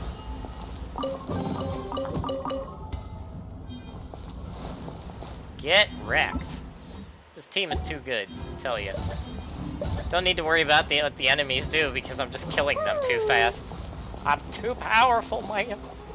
Play some League of Legends. You have fun. Alright, you too, Storm. Good luck with the League. Good luck with the salt, because you know, League has salt, as we all know. But, you know, good luck. Show those noobs what's up. Ooh. Water level still going up.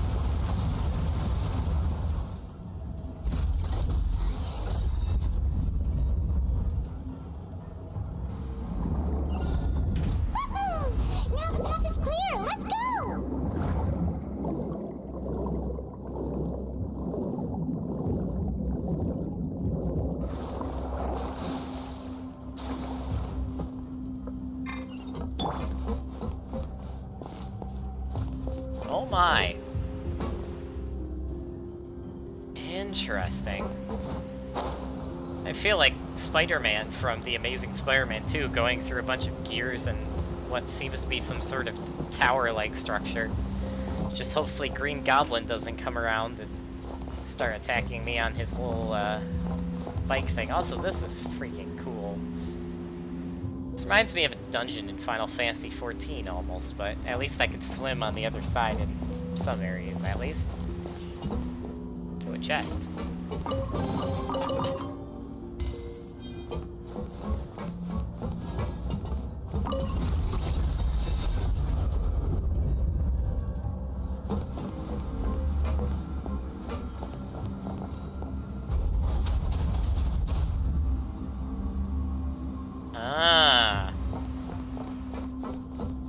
This seems like a boss fight, if I have ever seen one. Engage. Attack mode.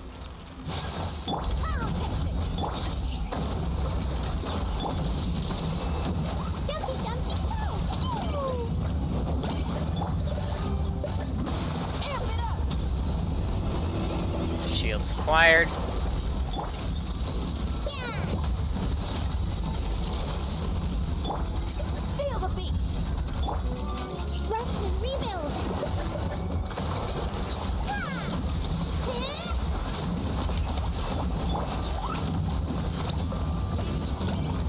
One down.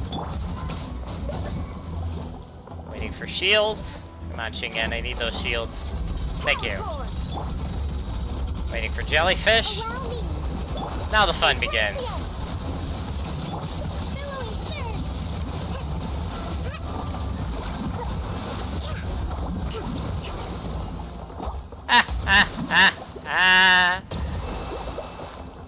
Too easy, I tell ya. Too easy. So easy. Is there anything down there that I can see? I'm not gonna try jumping though, because that could be a bad idea. Potentially. As I said, I don't even need to look at what they do. I'm killing them too fast, man. It's too easy. Too easy, man.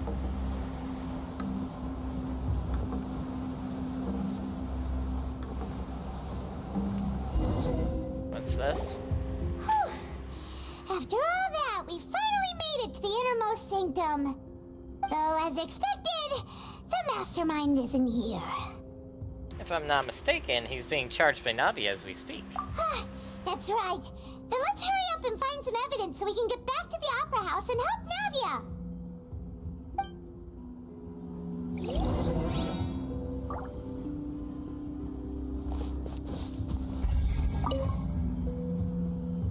What's all this? Aw, it's a bunch of really cute things. Pink accessories, a hair tie, a necklace, even a makeup box. Interesting. There's a name, too. Oh, Paimon sees it too, but why are all these cute things labeled with different girls' names? Uh-huh. They're probably victims. Huh? You mean the girls from the serial disappearances? They were brought here?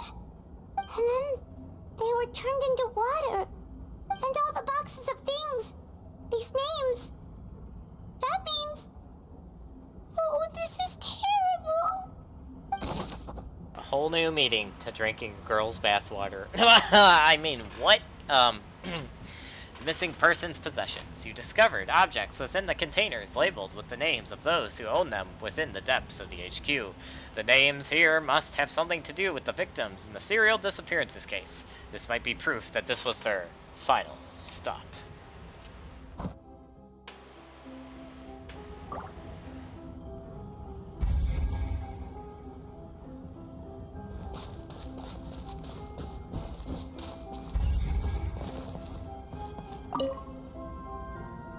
What's this over here? Looks like some kind of place for research. Experiment number 16 aims to verify Jacob Ingold's research conclusions on the primordial sea and use his theory as a foundation to achieve a breakthrough. And we're back to the Virgil quest. I'm almost glad now I did that Virgil quest already, because that ties into this. Ah. The experiment was a failure. No individual managed to resurface from the water from the primordial sea. Female specimens 22, 23, and 24 were dissolved. Paimon, calm down. It's standard murder mystery stuff, alright? Get it together. Sorry, Traveler. Paimon will try her best. It's just that Paimon's never read something so scary before. Honestly, how can someone write something that terrible in such a matter-of-fact tone? do you remember what happened in Sumeru with the doctor, Paimon? I'd say that was worse. I'm just saying. You read the rest. Paimon's too scared to keep going. Goal of the researchers to save his lover, a woman named Vignair, who was dissolved. Really? So that's why he did all of these experiments. Wait, did he really think he'd be able to find a way just by dissolving people over and over? That's just insane! There's another name here. Vashur. Huh? Isn't that the name you heard by the fountain? Paimon thought he was an eyewitness in the serial disappearances case. No, he's the researcher. Plot twist. Uncle Marcel is... Wow, that's a plot twist. Good job. Good job, Hoyoverse. I didn't see that one coming. But it makes sense. You mean Vache is the one who did all of these... experiments?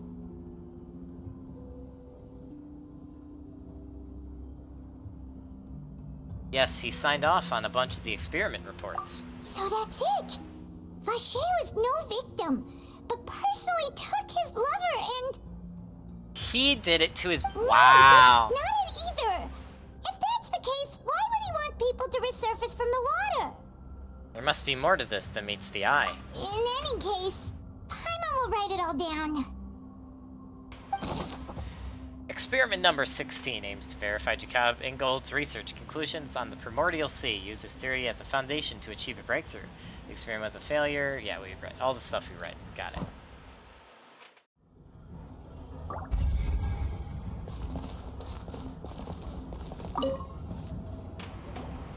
Whoa! There's so much synth here! And so many bottles of ingredients that probably just contain the waters of the primordial sea. There's so many. Mixing in progress.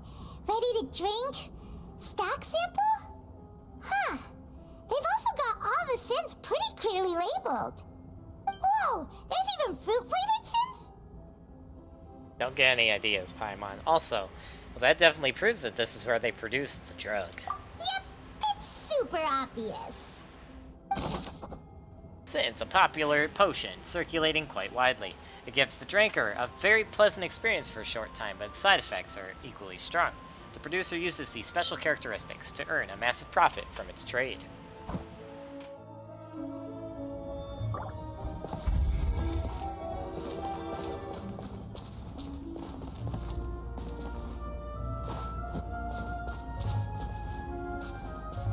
Is that the primordial seawater?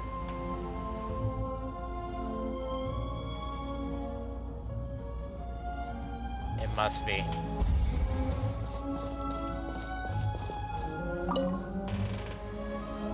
Oh, look! There's an important looking basin over here, and it's full of water! That must be the waters from the primordial sea. That means this is where they make all the synth!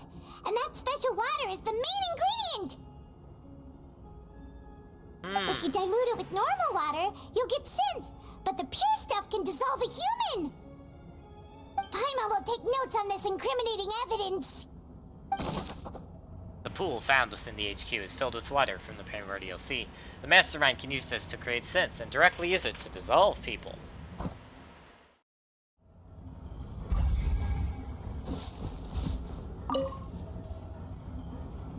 Let's see what's written here. Nothing escapes Detective Paimon's eyes. Callous. Navia's father. Oh, this seems to be an investigation report on him. It's probably related to his and Jacques' case. Yep, it's about finding someone to assassinate Jacques and Callus because of a lack of confidence that Jacques himself would go through with it. This should prove the existence of the third person, right? Is there anything else?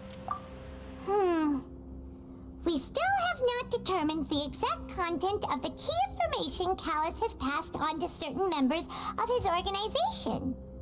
The old dog's a real menace to deal with. Even if he abides by the promise he's made to us, he will still have the upper hand. He can act whenever he wants to make our lives miserable. The only option left is to remove him from the picture entirely. I concur. Let's send someone to kill him. He won't declare war as long as we don't touch Navia. Oh, seems like we've got a bunch of correspondence between the higher-ups. They planned this well in advance. Oh, they're all just so evil. Clues concerning the Callus case that were found inside the bookshelf. The mastermind did not believe that Jacques would do the deed and thus sent a third party to ensure Callus's death. The content that followed also defied the culprit's motive to some extent. Oh snap! We've looked at almost everything here and it seems like our theories were spot on, but... Who really is this Vashur? Yeah, we haven't found anything that reveals his true identity. No wonder even Neuvillette wasn't able to find anything. Whoever it is probably destroyed everything to do with that name a long time ago. That way, even if we bring all this back to the opera, we won't be able to identify the true culprit. Clever, but not clever enough. Let's look again. Sure thing. Paimon won't admit defeat to this guy either. Oh, hey, Sword. Oh, sent you a hangout. Let me take a look at that.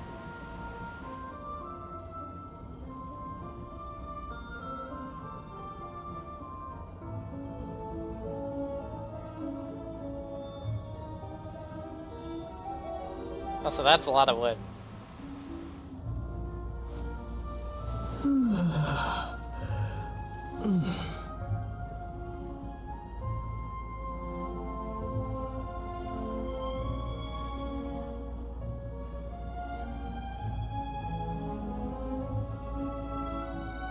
Alright, I replied to you, Sword. Also, I should get some shoutouts here, because none of my mods are here. Let's get a shoutout for, first of all, the Great Storm.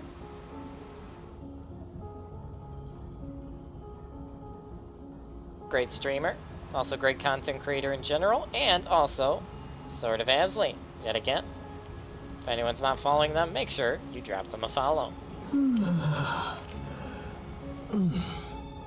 Okay.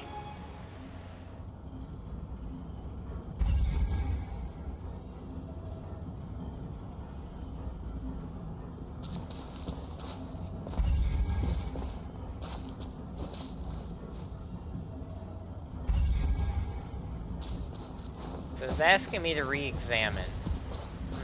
Let's check the bookcase again. Besides the investigation reports, there's also a lot of research materials here. Seems their experiments have been going on for a very long time, but nothing's here on Vashur's true identity. Pool full of water from the primordial sea. Countless sins were born of it. Nothing else here seems particularly noteworthy.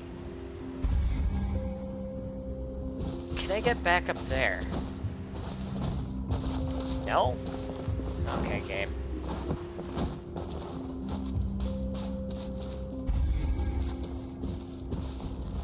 But what was that?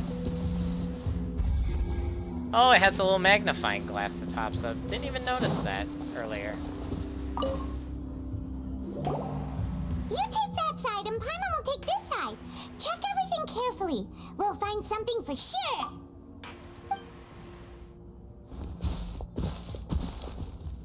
After some time. Nothing at all. And Paimon can't even find snacks either. Paimon, I found it. Oh, really? What Paimon see? Vinier. Isn't that Vache's lover's name? Then you found her diary. Let's see. Aw, it's just a normal diary chronicling their love story. She was so sweet, too. Oh, Paimon feels even worse for her now. Take a look at this page. She made a list of baby names. Wait a minute. So many! A whole page's worth! But they're all crossed out. Was she unhappy with all of them? The final name she decided on was... Marcel. Oh, he's their son. Wait. Marcel's pretty old. Oh, has this case been going on for so long that he's Vache and Vinier's grown son? Yep, that makes sense. That explains his motive in the case. Huh. Alright, Paimon, we got it. Hey! Paimon still hasn't figured it out yet. Tense Paimon moment, now of the ordinary. A notebook belonging to a lady named Vignerette. She records many stories of her time with her lover, Vache. On one of these pages, she prepared many names for their future child, and the name she settled on in the end was Marcel. After obtaining the final piece of key evidence, you race back to the Opera Epiclese.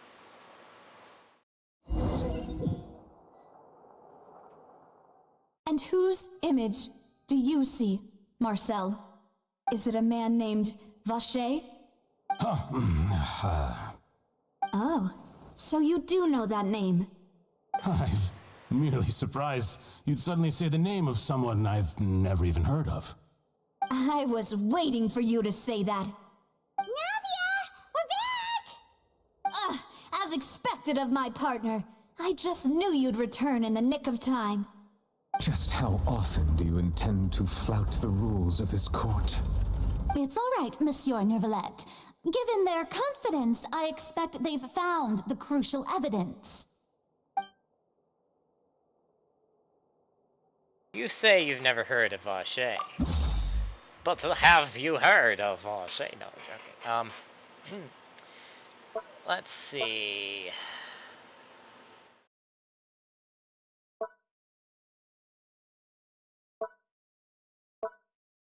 What is better, her diary or this notebook?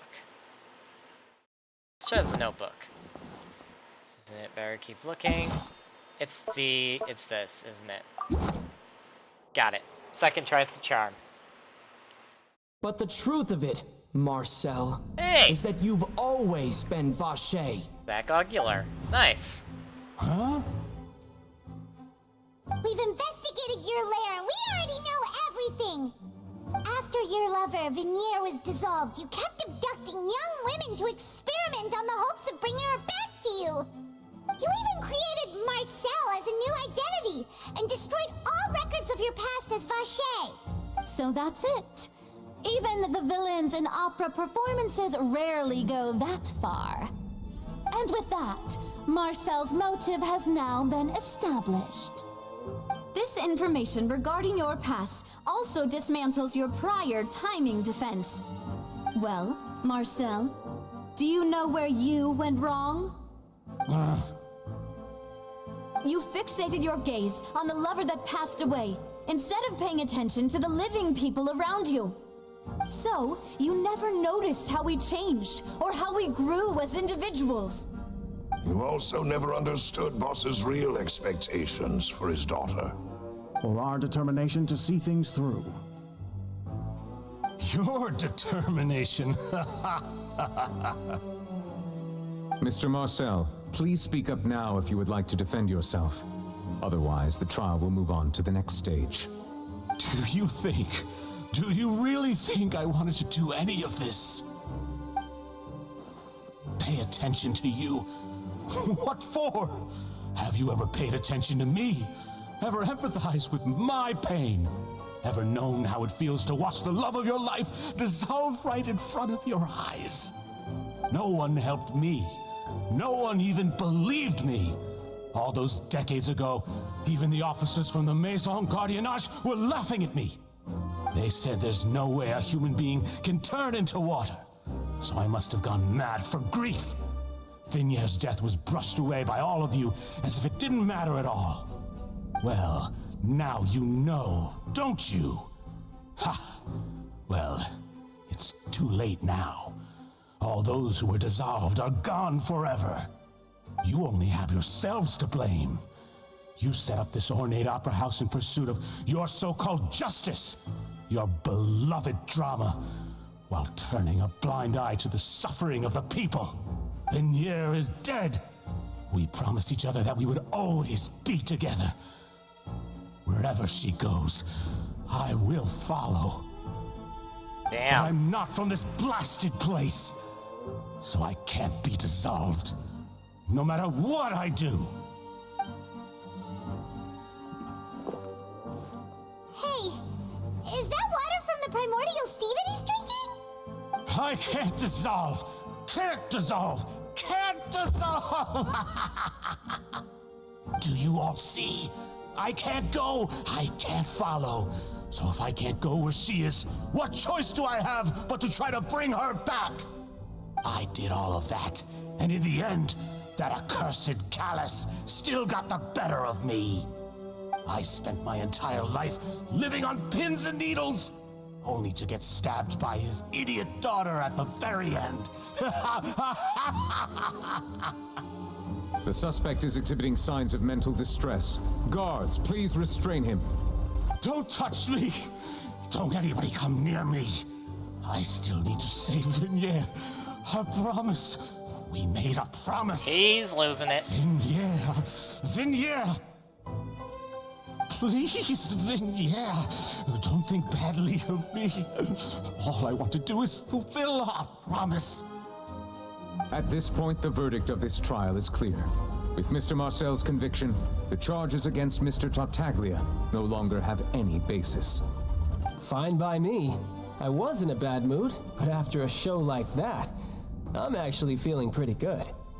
Traveler, please submit all the evidence you have collected to the guards, so that I might review and summarize the truth behind the serial disappearances case.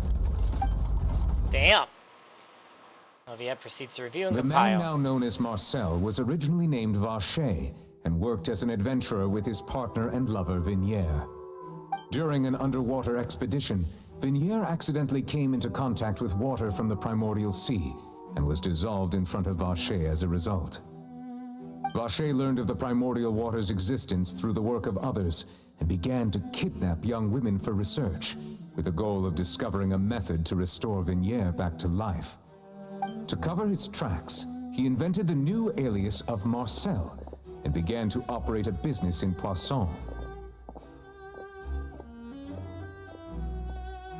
During the course of his research, Vacher discovered that a diluted concoction of water from the primordial sea can induce feelings of euphoria, and began to manufacture and market synth. However, as he accumulated wealth to fund his continued research and expanded the scope, he came into conflict with Spina di Rosula. After exchanging blows with Spina di Rosula for many years, Vacher decided to assassinate their president Callus at a banquet. Although the assassination did not go as Vacher expected, he was able to turn Callus into the murder suspect by dissolving the assassin he sent to the scene. And just recently, Vacher attempted to frame Linny as the culprit of the serial disappearances case, using a similar method. However, his attempt to frame Linny failed, and the power of water from the primordial sea became public knowledge. This case also exposed enough of Vacher's machinations that he was eventually successfully charged in court. Thus concludes the enigmatic history of the serial disappearances case, with the truth revealed to all. Damn. The Oratrice will now deliver the final verdict regarding the charges against Mr. Vacher.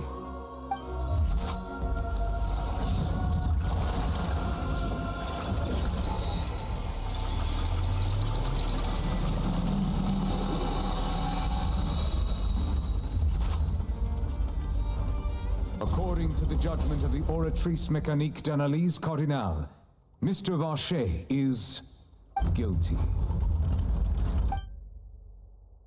Sounds about right. Guards, take Vacher away. Good. It's what he deserves. With that, the serial disappearances case is over now. We really just witnessed history. Who would have thought the true culprit would be such a polite and well-spoken guy? Yippee! We helped Navia bring the bad guy to justice!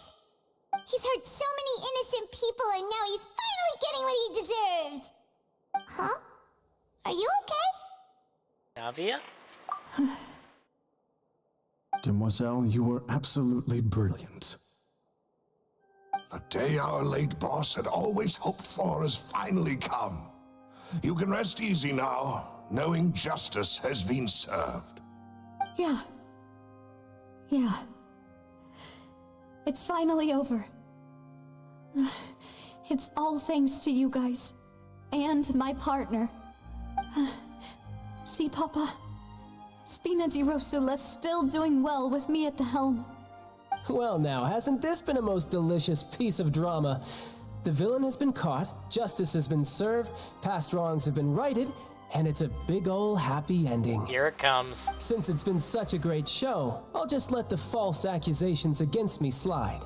Either way, I've still got some business to attend to. So, if you'll excuse me... Please wait just one moment, Mr. Tartaglia. What now? None of this has anything to do with me. According to court protocol, since this trial was initiated due to a charge against you, a verdict must also be made regarding the initial charge before the trial can conclude. Oh, come on. Is this really necessary? Haven't you already caught the real criminal? Isn't it time for side characters like me to exit stage left? Please respect the laws of Fontaine. This has always been the rule. All right, but this sure is a lot of hassle. All I need to do is stand over there, right? Let's just get this over with. Through evidence presented in the public trial that was just held, it has been established that Mr. Tartaglia has no direct connection to the serial disappearances case. The guilty party has been identified, and thus it is logical to suppose Mr. Tartaglia is innocent of the charges. We now turn to the Oratrice Mécanique d'Analyse Cardinale to render the final verdict on the charges.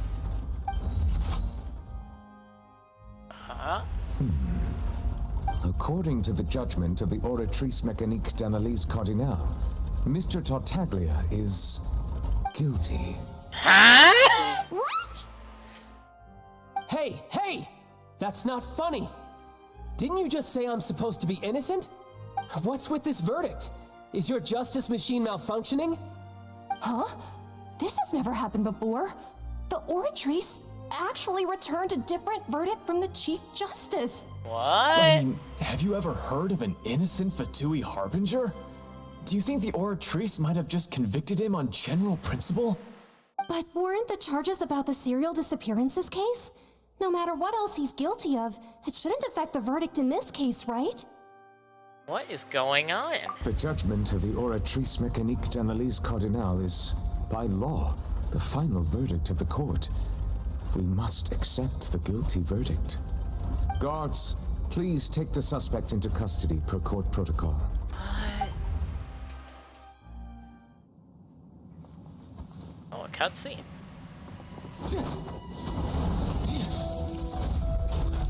So this is how justice is done in Fontaine. Uh-oh. What a joke. You've got your rules. Well, I've got mine too! Oh, crap.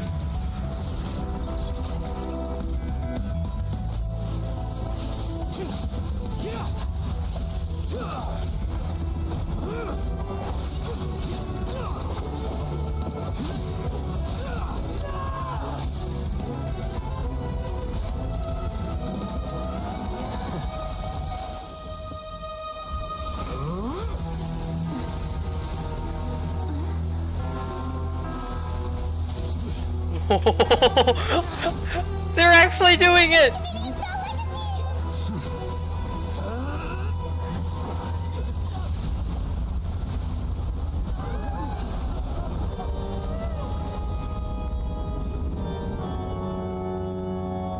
am sorry. If you have been wronged, we will find the truth. But the rules of the court must be upheld. Damn!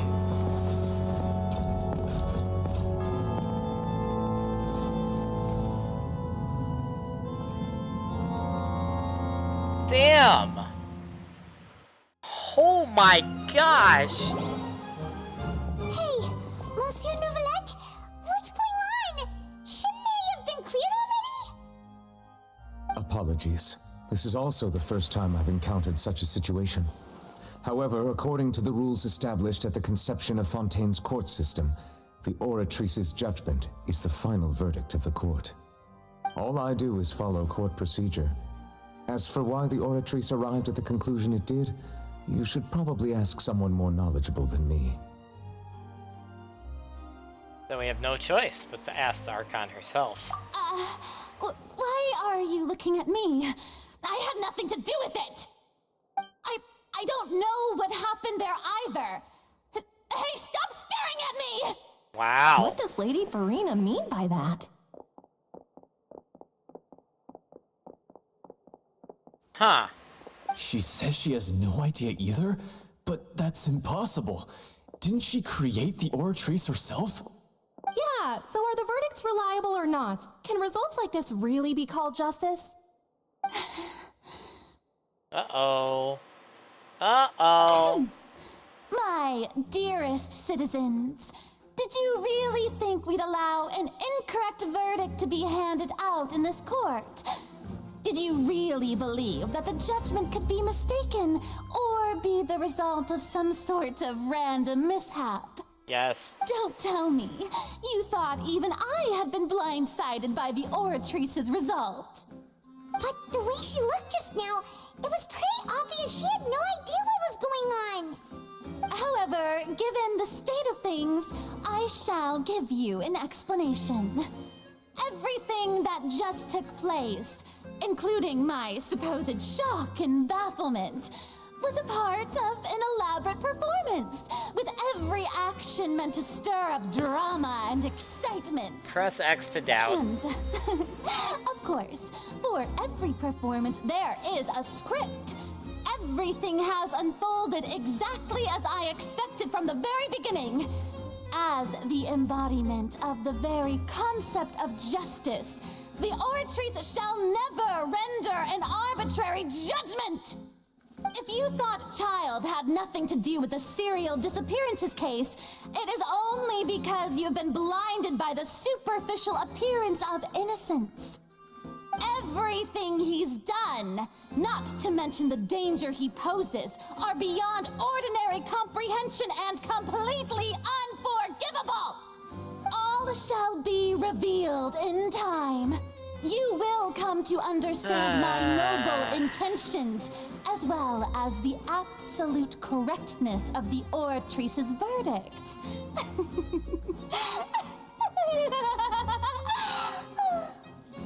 Now, having said that, although I hate to leave things hanging in suspense, it is now time for this performance to end. As the lead actress, I shall be the first to take my leave. Toodaloo! So she chose to make her escape after all, did she? So you're saying we shouldn't put much stock into what she just said? She probably just put on that performance to save face. As for the truth, it's unlikely that she actually has any idea. Way to pull the rug out from under her. However, please be assured that I will continue to investigate this case in a personal capacity.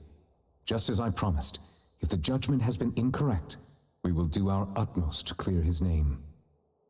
Alright. Even though we feel pretty badly for him, we'll take your word for it for now. After all, he's done plenty of bad stuff, so he should have known he'd go to prison someday, right? Oh boy, this is gonna create complications, because even with him being convicted, that opens the door for Fatui to step in and mess everything up. Yep, I see where this is gonna go. Oh, Monsieur Nervalet! That power you showed when you took him down. really? I'm the Chief Justice of Fontaine, of course. If officers of the law lack the strength and capability to enforce it, then it makes a mockery of justice. I'm just gonna say, I thought about it when I first saw this guy, but his garb, does it not look very much like a certain nation of Conria? His whole garb has a Conrian look to it. And I also don't see a vision on him. Do any of you see a vision on this? Oh, wait. Nope, that's not a vision.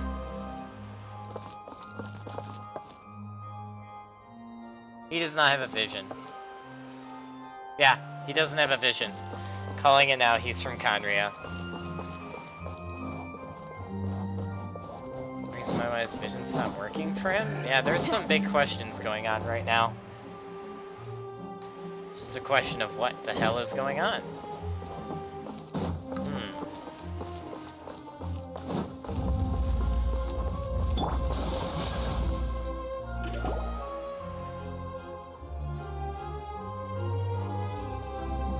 Hey, what are you doing? Quick, stop him! Traveler! Hey, Traveler! Oh boy. Marcel, what are you doing over here? Stop resisting arrest! Cease, or we'll add another charge to the list! No, wait! I just want to ask the Traveler something. I'm not looking to run away. Please, just let me ask this one small thing. Go on. Thank you. I was being led away when I finally realized something. Where did you first hear the name Vacher? I erased all records of that name. So, unless... Are you still trying to prove your innocence? Give it up. You've already been convicted. Yes, I met her. Really? You did? You're sure? You met her? But how could that be? How did you manage to do it? It was around the Fountain of Lucine, something to do with my sensitivity to the Hydra element. The Fountain of Lucine? Then she's been so close to me all along. And I just never... Please give me a chance to talk to her again. Just let the Traveler take me to the Fountain to see her one last time. This is the last request I'll ever make in my life. You can do whatever you want to me afterwards. I don't care. What? Give an inch and you want to take a mile? Do you think serial killers get to make requests like that? Paimon agrees. Why should we give him what he wants when he's only done a ton of super terrible things? This request, is it worth as much to you as your life? Of course! Wait, no. It's worth even more than my life. Humans. Will they betray the instinct to live just to satisfy spiritual needs? That answer! Yep. He is from Conria. Or he is a god from Celestia, but I doubt that. That answer, he is either from Conria or he's a god from Celestia. Just based on what he just said. He's one of the two. Very well. I will grant your request. Your Honor, I fear that... I will go with him. You do not need to worry about any escape. In that case, I shall leave him in your most capable hands, Chief Justice. Thank you, Your Honor.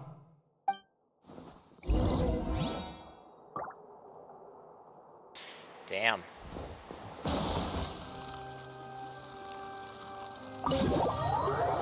Man, this case is crazy, but I am also, so far, I have literally called everything accurately.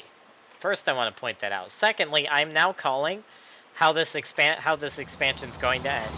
Because Tartaglia is in prison now. He has charges pitted against him. Albeit there's no evidence at all. And we know already that at least one Harbinger, if not potentially two, are in the city right now. I'm calling it now. The Fatui are going to act, and it is not going to be pretty. I am calling that now. Is this the place? You said she's here, but what do I need to do to see her? No, it can't be the previous one because Nahida confirmed the previous Archon was female during the desert quest when she mentioned it. So yeah, it's not. I can see why you would think so, Ducky, but it's not. It's not. Back then I drank water from the primordial sea. It heightened my sensitivity to hydro. Yeah, and even Paimon could hear her after drinking that thing. Didn't you just drink a lot of it on the stage as well? Oh, in that case... Vache! Ah! Yes, that's it! So you heard it too! Vignier, it's me! It's me, Vache! Vache? Vache! I'm here! I'm here!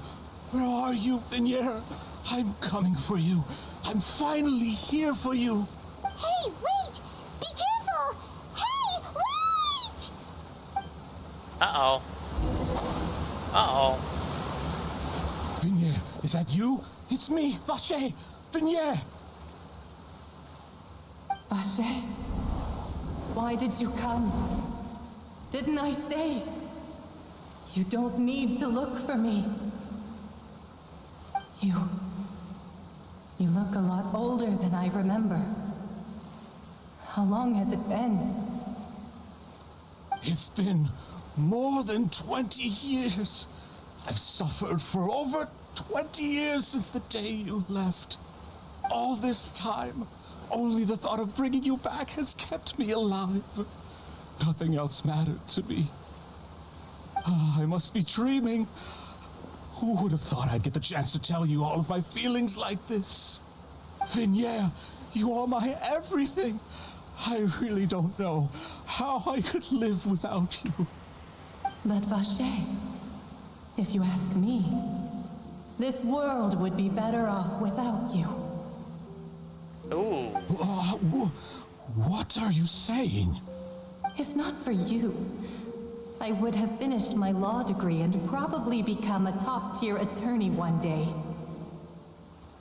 If not for you, I would have continued to pursue my love of the arts, and my works would have been displayed in the Palais Mermonia itself. If not for you, I would at least have been able to take care of my mother. And she would not have grown old and died alone, with nothing but the tears on her cheeks. It's all because of your selfishness, Vache. It's all because of you. What the hell? Wait, you are not Vignier. Who are you? You're right. I am not Vignier. I am the sacrifices. Huh? Every woman who died by your hand, as our bodies dissolved, our consciousnesses flowed back to the primordial sea. Oh my gosh, was I really right? Our thoughts circulated endlessly within the primordial sea, and we were no longer individuals, but we became one, just as streams of water come together in the sea. I'm Cressy. I'm Lemony. I'm Azine. The only one I am not is Vignier. Why? But then, where is Vignier? She doesn't want to see you anymore.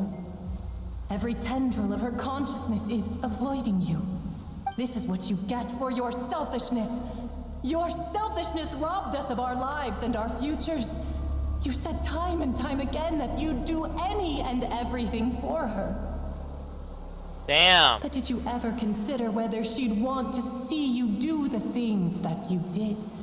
If she would despise you for what you became?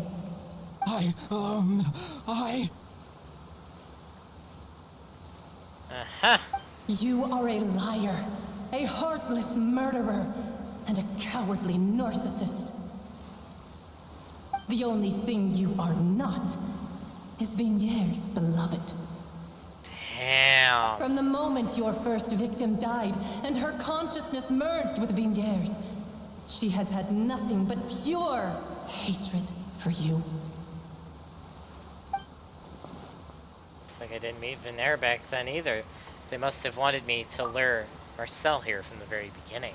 No! Vignier! She can't hate me. Let me see her, please. Have mercy. You still don't understand.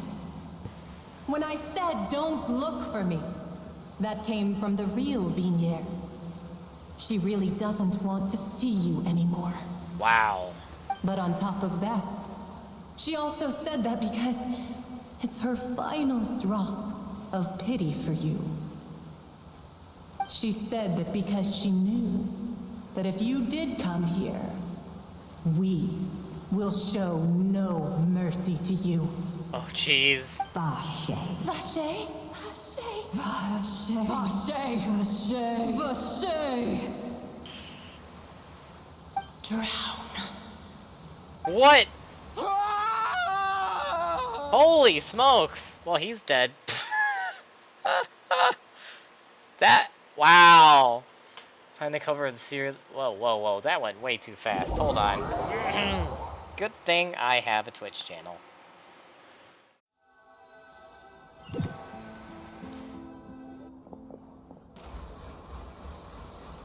I'm gonna wait for dialogue, because I know what's gonna happen, then I'm reading that text that just went really fast. Finally, we have some time to do shopping. Gosh, it's really been a long time since we've been able to relax. Before we continue, later the Gardes find that the culprit of the serial disturbances of young women case, Marcel, appears to have lost his soul.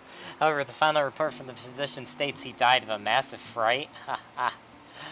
Ah, the irony. Wow. That's dark though. Dang, Genshin. Wow. Shopping can be stressful in its own way though. Oh, well met, partner. I knew something great was going to happen when I woke up in such a good mood today. Even this weather can't put a damper on the demoiselle's mood.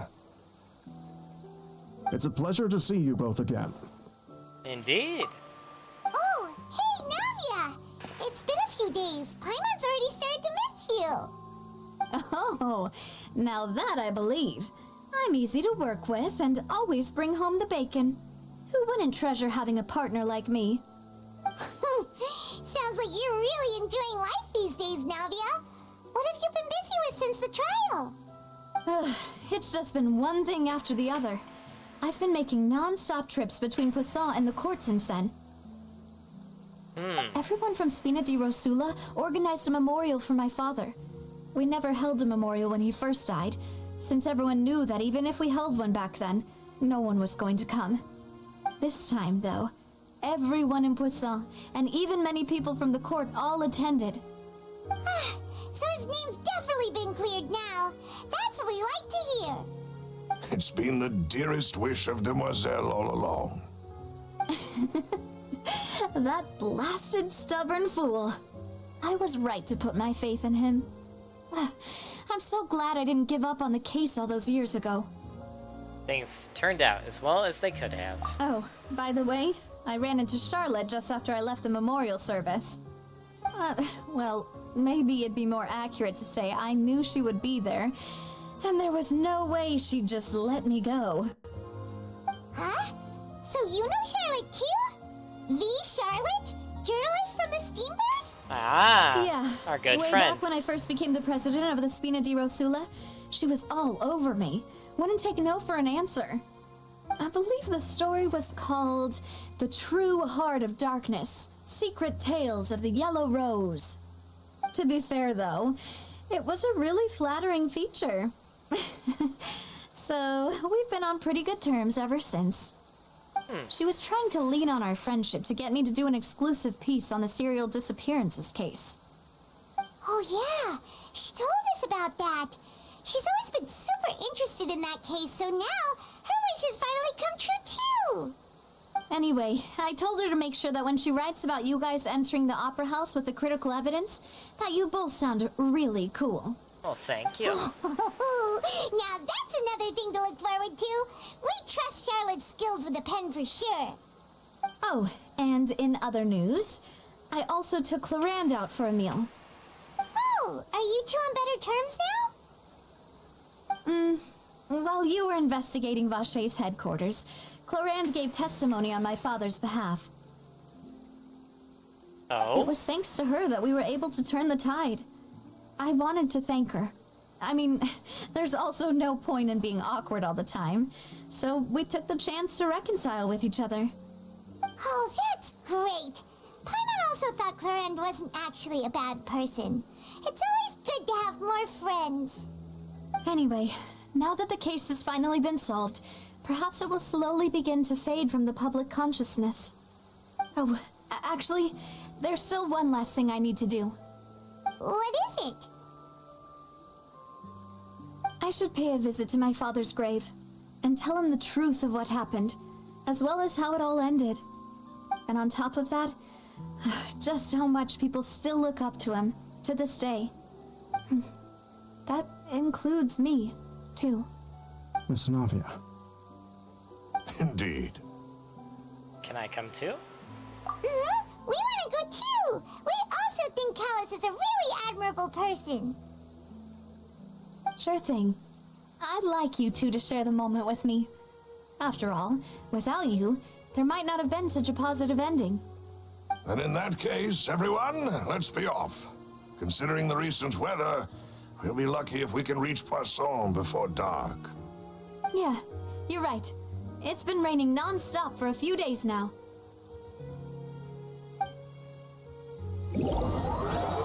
There's still so many mysteries in this.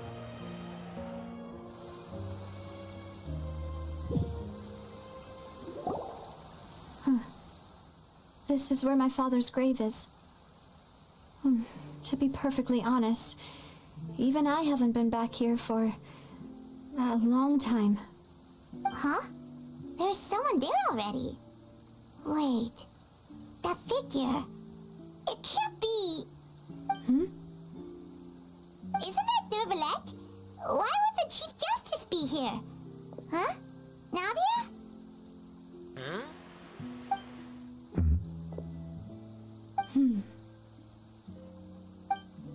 My apologies.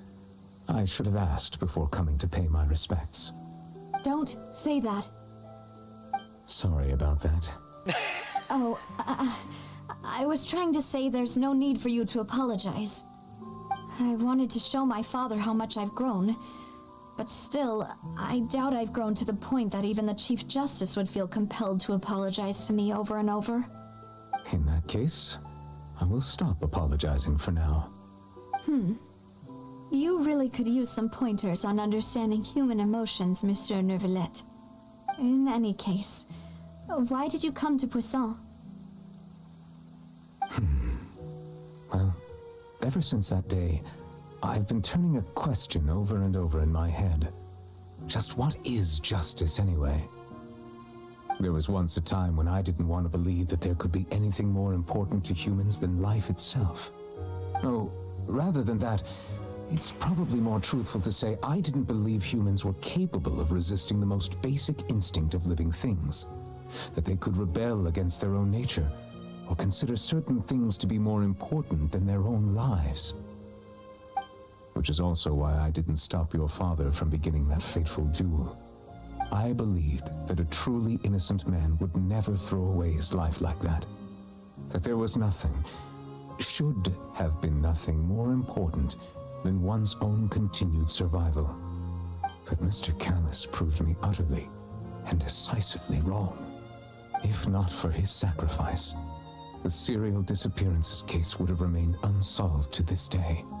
Mr. Callus made the choice he did for his daughter, for his associates, and for many people completely unrelated to him. And in the end, from a certain perspective, one could say that he did it all for the sake of justice. A justice that's higher than life itself. So, you asked me why I came here. I just wanted to say my apologies to Mr. Callus in person. I should have noticed all of this much sooner. Damn. This regret has filled me with a sadness that has haunted me for days. That high and mighty chair in the Opera Epiclese indeed insulates one from many important things.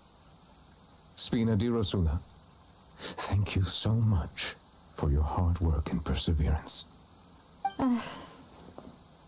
I'm sorry for being mad at you before. So you're actually one of those types that's cold on the outside, but pretty thoughtful on the inside, huh? That reminds me of Silver, one of my guys. Sorry about that. Self-expression is not one of my strong suits. Gee, I wonder why. Didn't I just say you don't need to apologize? Ah, so Navia and Neuvillette seem to have made their peace as well. Let's not disturb them for now. We can wait till after they're done. Following Navia and Neuvillette, you also pay respects to Callus. Paimon's never paid respects at someone's grave before. Did Paimon do anything rude there? Also, let me catch up on chat. Genshin nearly needs to... Oh! I didn't even see Swords come in here. Oops, thank you for shouting him out. He's probably ready. I gotta get out of this series. I'm in cutscene hell right now, though. If you're here, I'll join once I'm out of cutscene hell. Anyway. Genshin really needs to stop with these stupid fades to black. No, really. I agree on that. Trailer... Yeah. Yeah, no, Ducky, I pointed that out earlier, that he has a star eye, which is why I said that he's probably from Conria, and he can use elements without having a vision. Or supposedly, but he could be from Celestia too, based on some of the stuff he said. I don't know, but I'm calling it now he's from one of those two places. He's either from Conria or Celestia, one of those two. Guaranteed. Also, hey Auk, how's it going? Welcome to the stream. Also, Paimon, you're not usually supposed to fly around someone's grave. Huh? Oh, Paimon didn't know that was a thing. But Paimon doesn't know what she would do if she can't fly. Oh no. Paimon hopes Miss Navia won't be too mad. The traveler's face. Wait. No, I'm sorry. I have to screenshot that. That's too good. I am using that face in the future for meme purposes. That's just too good. I'm sorry. That traveler face is great. I love it. Wow, she took that seriously. Anyway, Neuvillette is still standing around there. It's not often that we can catch him alone like this, so why don't we go talk to him for a bit? If we can't talk to Lady Farina, we can at least talk to him, right? True.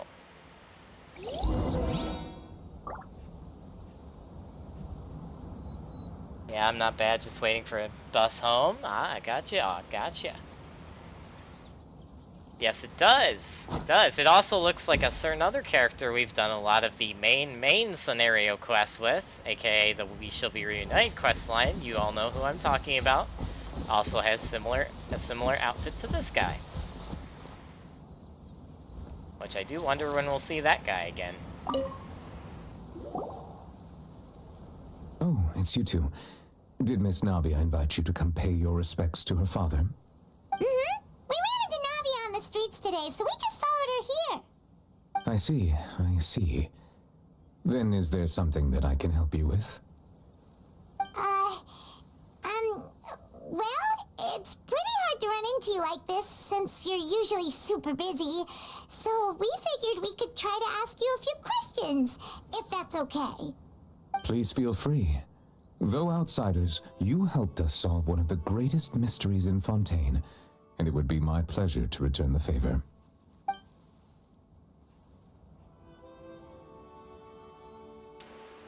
Ooh. About water from the Primordial Sea. So, at court, the bad guys referred to that special water as water from the Primordial Sea. But what is it really? Truthfully, that name is already quite accurate. I can only surmise that Vacher and his ilk only learned of its nature and existence after extensive research. There used to be a special sea on the surface of this planet. The nature of its seawater was rather different from that of the sea we know today. Most of Tevat's life forms were first born in that special sea. You could say it nurtured much of the life on this planet. That other dude was right. You gotta be kidding me. So it really was where everything began. It makes sense to call it primordial then. But today, the primordial sea no longer exists on the planet's surface. What Vacher discovered must have been some kind of special case, or a remnant from a truly ancient age. Huh. So that's how it is. Oh, you really know everything, Monsieur Neuvillette. But if that's the case, then why would people, at least people from Fontaine, dissolve in that kind of water? Indeed. Why would the primordial sea, which was known to engender and nurture life, suddenly reverse itself and devour life instead? To be frank, that also doesn't match my understanding of this world and its laws. There must still be some unknown secrets around the people of this land. Is there anything else you'd like to ask me about? Yep, so there's still room for more content, which I already know. About the prophecy that's been circulating around Fontaine.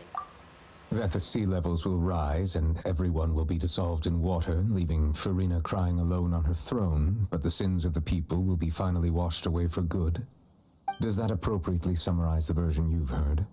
That's right! It was Lenny that told us back then. And that about covers all the main points.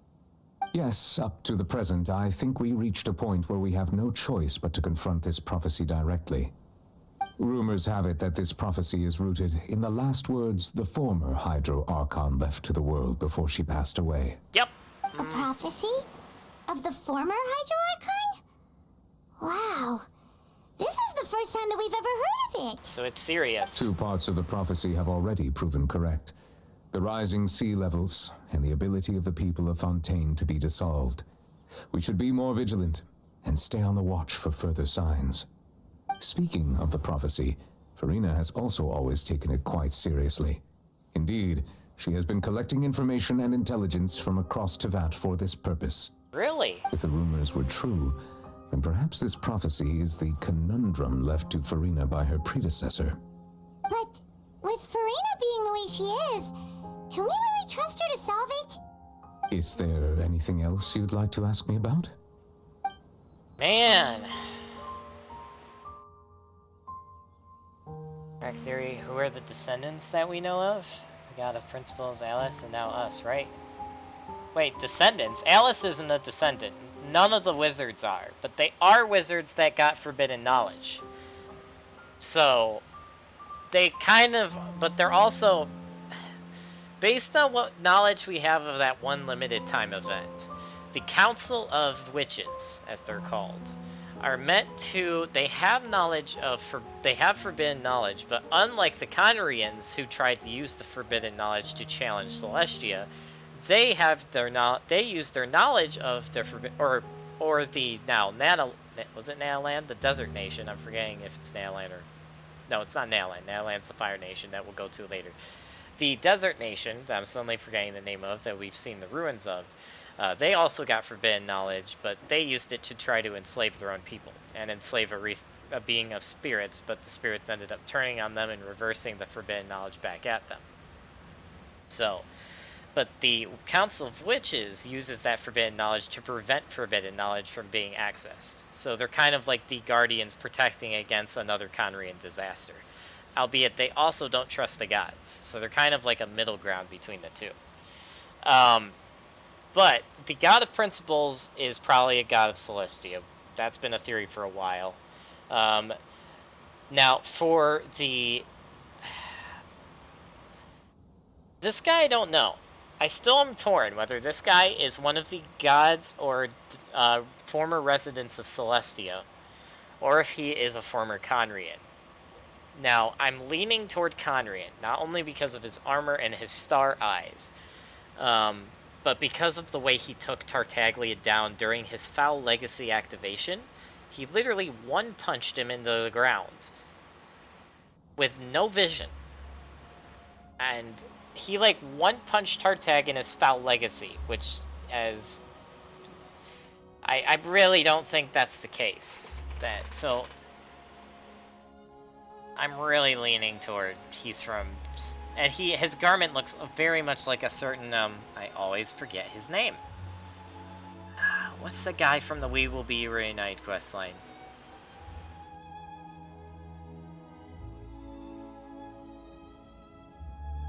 It's on the tip of my tongue, man. Oh, it's on the tip of my tongue. Is Dragonkin? Maybe. I doubt that, though. Descenders, folk, na of this world is what. Oh, na of this world. Okay, the witches are out, but all the gods. Yes, I would agree. The gods. So, like, the god of principles, yes, that is a guaranteed one. That's already been confirmed by Nahida. He could be a fourth. That is true, especially since he knows about the planet's history. That is also very true. That is a good point. I forgot about the descendants that Nahida mentioned. She said we've also met one before, we just didn't know they were a descendant, which that one's the confusing one to me. I'm like, who have we met on our travels that's a descendant? Because it can't be, again, the guy I forgot his name from the freaking We'll Be Reneged questline, the survivor of Conria. We know it's not him, because he's a former human in Conria that got corrupted by the Abyss, and also accompanied our sibling, and he's trying to, you know, help us while also doing his own thing to take revenge against Celestia. So we know it's not him, but Nahida did say we've met a descendant, and I'm like, who have we met? And she said it was someone that we wouldn't expect. My theory, and it's been a theory for a long time, is that one random fisher guy we met in Leeway that killed a group of hilly churls with a fishing pole in like the blink of an eye, and we didn't see anything happen, and we had almost lost our memory of the thing afterwards. I wonder if that random fisher dude in Leeway, way back when this game first came out and people found that dude, I wonder if he's a descendant. And it just completely went past everyone's minds because it was one little side quest that was like over and done. But that's a theory. A game theory. No, I'm joking. But yeah. Anyway, continuing on. About Tartag. My apologies. My investigation has still not reached its conclusion. However, I still believe the judgment of the Oratrice was not rendered arbitrarily. Huh? But you also said you thought he was innocent. For many years, I have been quite aware that the Oratrice does not simply mechanically repeat the verdict that I give on each case. As a divinely created mechanism, the people's unified faith in the concept of justice is integrated into it. Not only can it produce the incredible power of indemnitium, but it likely also possesses other traits, such as self-awareness. Which is all to say, I've been prepared for a situation like this for a long time. Huh. So when Lenny told us that he heard a human voice from the room where the Oratrice's core is stored...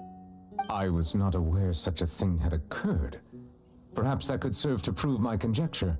I will add that to the list of items to investigate. In any case, I am inclined to believe that the Oratrice does have a methodology all its own. We just do not have enough information. Based on Farina's reaction, I doubt even she had any idea what was going on.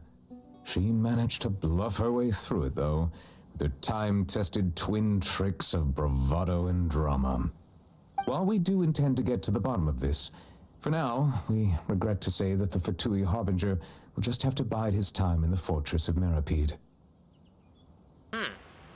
If we did incorrectly convict him of crimes he did not commit, we will most certainly compensate him to the fullest extent allowed by the law. If you ask Paimon, the only compensation he'll want is a no-holds-barred fight with you. Is there anything else you'd like to ask me about? Freaking Tartag. About my sibling. Your sibling? Another blonde-haired traveler? I'm sorry, but I've never seen anyone who matches that description. If she ever stepped foot in Fontaine, I'm sure she followed our laws to the letter, and had no reason to appear on the stage of the opera Epiclese. Is there anything else you'd like to ask me about? Not at the moment. I think I've asked you pretty much everything I am allowed to in the game. Very well. It was my honor to provide you with what answers I could. I very much enjoyed conversing with you. I want to ask, who are you, really? It will soon be time for me to leave this blissful tranquility behind and return to Palais Memoria.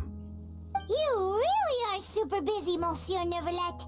Paimon thought you only came here to pay your respects today because you had the day off. Crime and villainy do not have the day off, and so justice must work around the clock as well. This is merely the nature of a justice's work. All right, you've got a point. Huh? Paimon just noticed that the rain has stopped.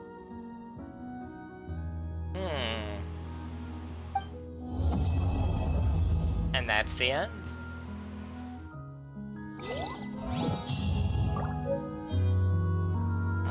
snap. Oh boy. And that is, I believe, the end of this current act of main story. Yep. So we are waiting on the next big update. I only wish life could be as leisurely as this a little more often. So we are waiting on the next big update for more main story to drop, which will probably be knowing Genshin within the next 2 to 3 months. So, and I already know how that's most likely gonna go. Also, we have now unlocked Linnea's story. So we have lots of game to play through still. Oops, hold up. Forgot to claim that. But anyway, we have a lot of stuff to do now, but that will not be till next time. We're actually going to... Well, hold on. I gotta double check something before I say I'm ending stream, because I can't end stream and raid Sword if he's not live yet. So give me a second, folks. I have to confirm that. Also, hey Soul, how's it... or Silver. Why did I say Soul? Anyway, Silver, how's it going? Welcome to the stream. I hope you're doing well. It's good to have you.